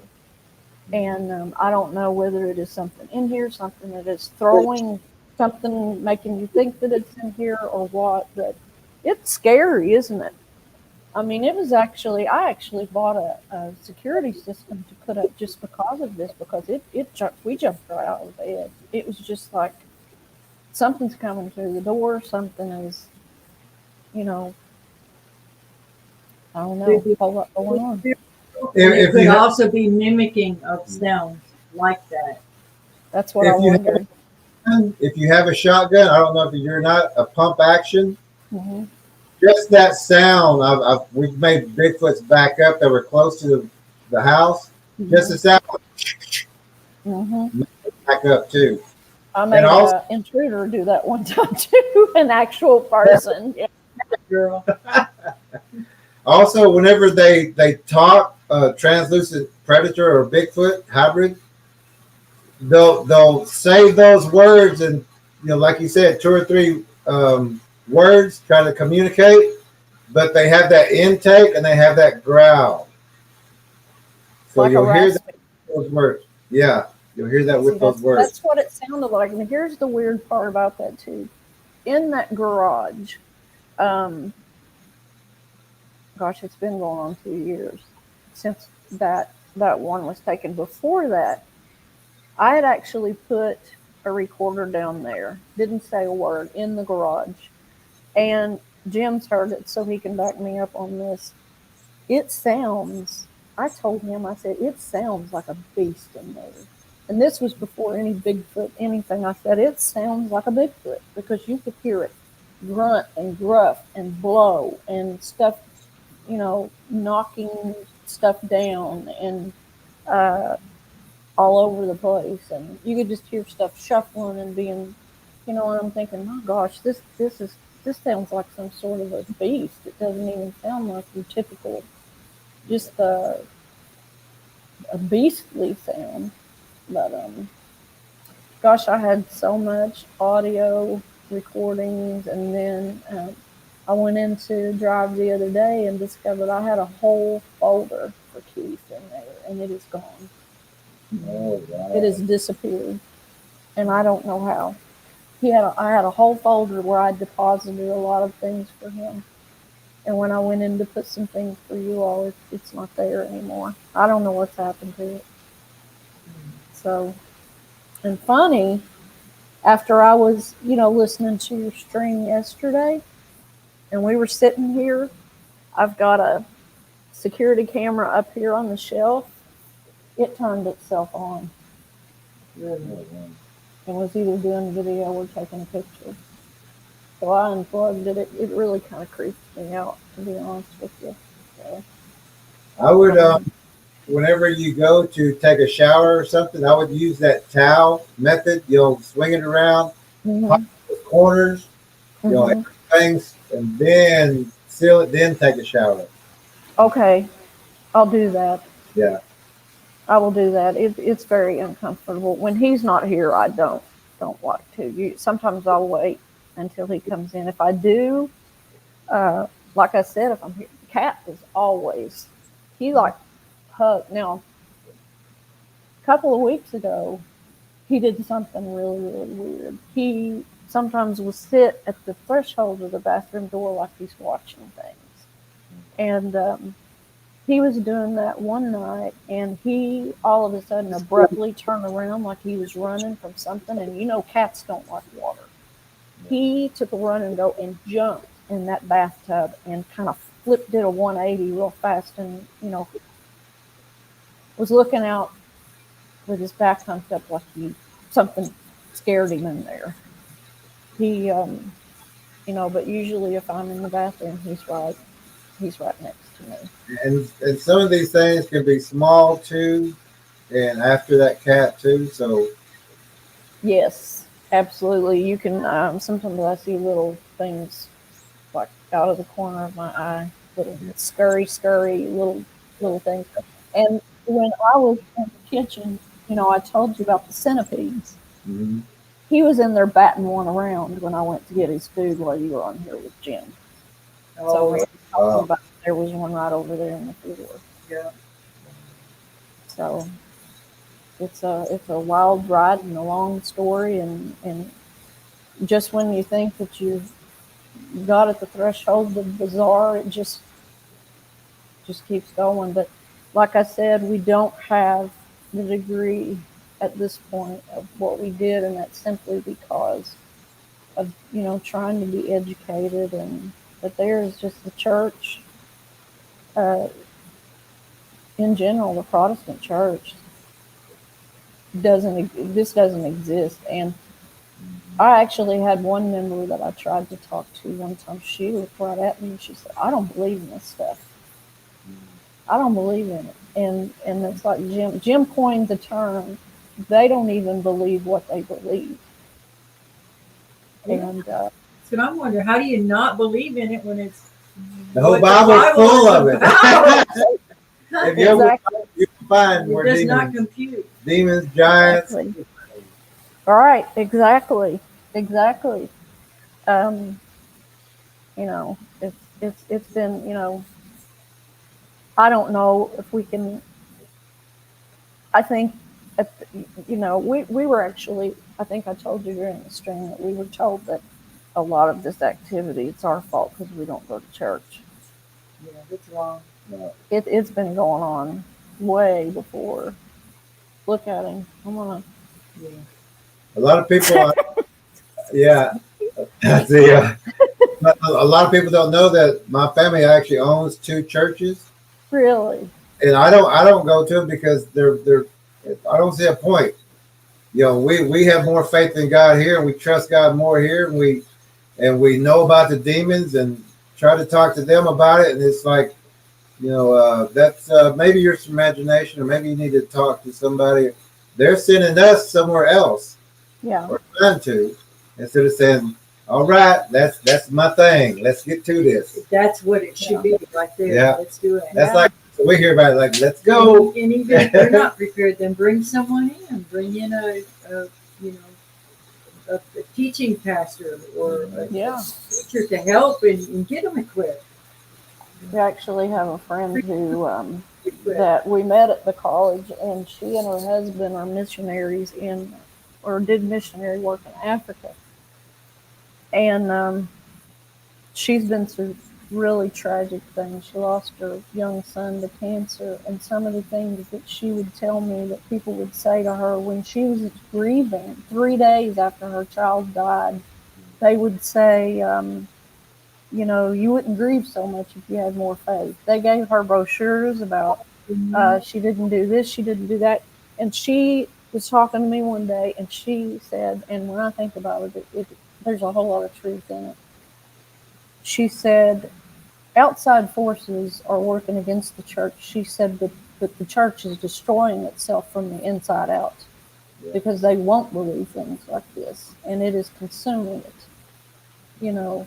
Just like a disease from the inside. They just kind of, not everybody, we do know really good people from the church that we were at, just really good people. In the churches. Mm-hmm. But individuals within the churches, you'll find stronger members, but as a whole, just a fully equipped, let's get out there and battle this. Mm-hmm. Yeah. It's been, I always told Jim, at that point, I said, I don't understand why I go in and come out feeling dead, more dead, but, and as you can see, he's let his hair grow out. He's, it used to be if he got like a hair over his ear, they were telling him to go home and cut his hair, but he decided, nope, I'm out of the ministry. I'm gonna let it grow down as far as I want to. Yeah. That's right. I'm pretty sure Jesus had long hair. That's the way it should be. And we're talking about long hair. I got long hair too, Jim. He said he's got long hair too.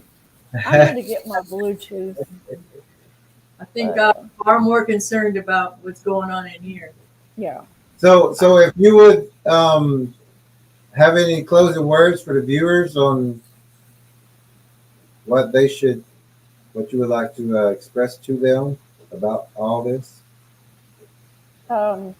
Be aware, educate yourself, find people who know what they're talking about, who care. Be open to things that maybe you wouldn't consider, as far as things that you've never considered before. And as in the book, Jerry and Dr. E's book, and just don't be complacent. I think probably our biggest problem was is that because we were in denial and people were telling us to just ignore it. That was one of the biggest pieces of advice that we just ignore it, it'll go away. No, it doesn't. It just gets a foothold and it gets worse. It just like entrenches itself. But ignoring it will not make it go away. So I think we lost him. Oh my gosh, I've talked him to death. I mean, I have literally talked him right off the screen.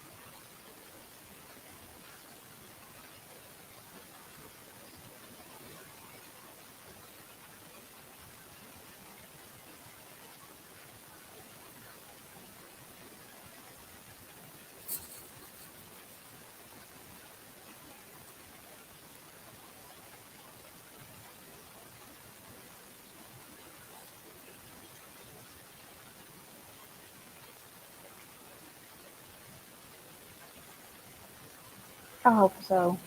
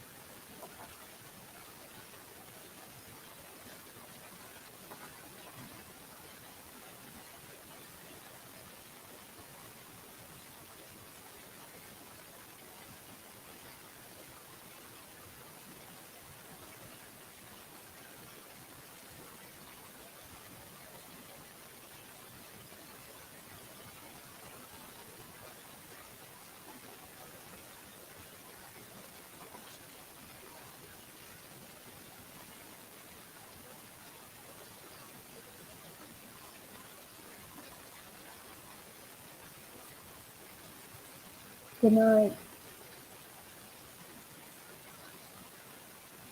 Guys, I'm gonna, yeah, he wants to close, so everybody, good night.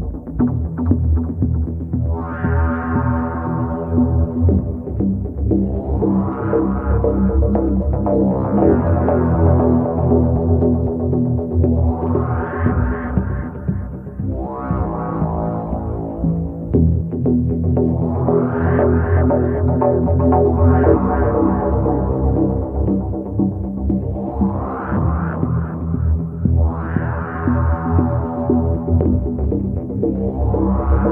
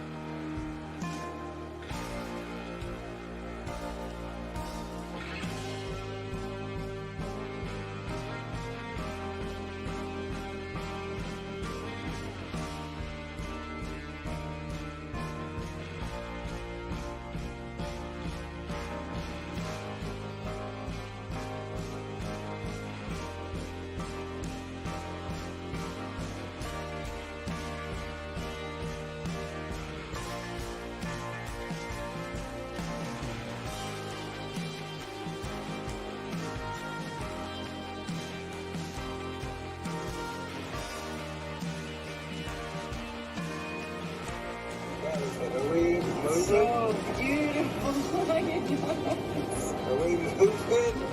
So weird. The effect's not quite the same on film. So we're on our way in a snowstorm to go try to find someone who's lost in the woods. You gotta say a prayer.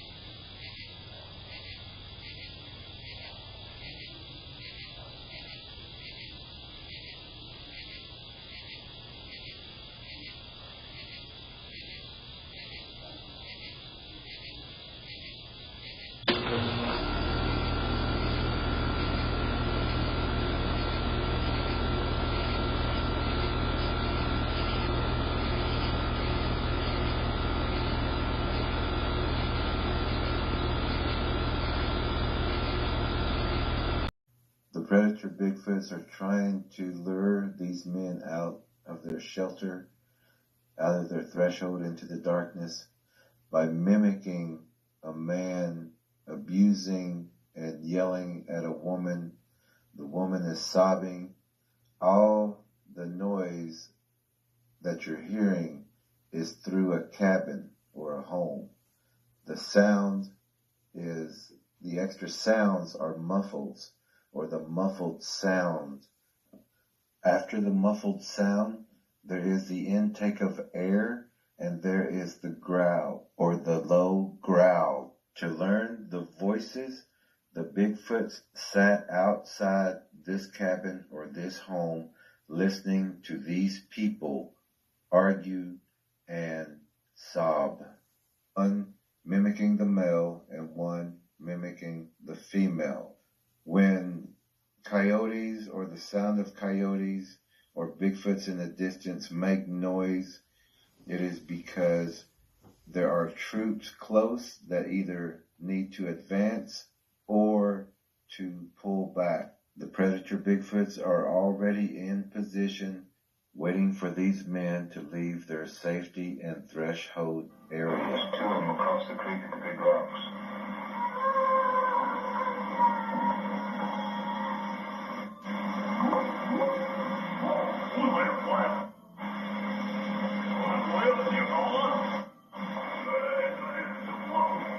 That is not a human being.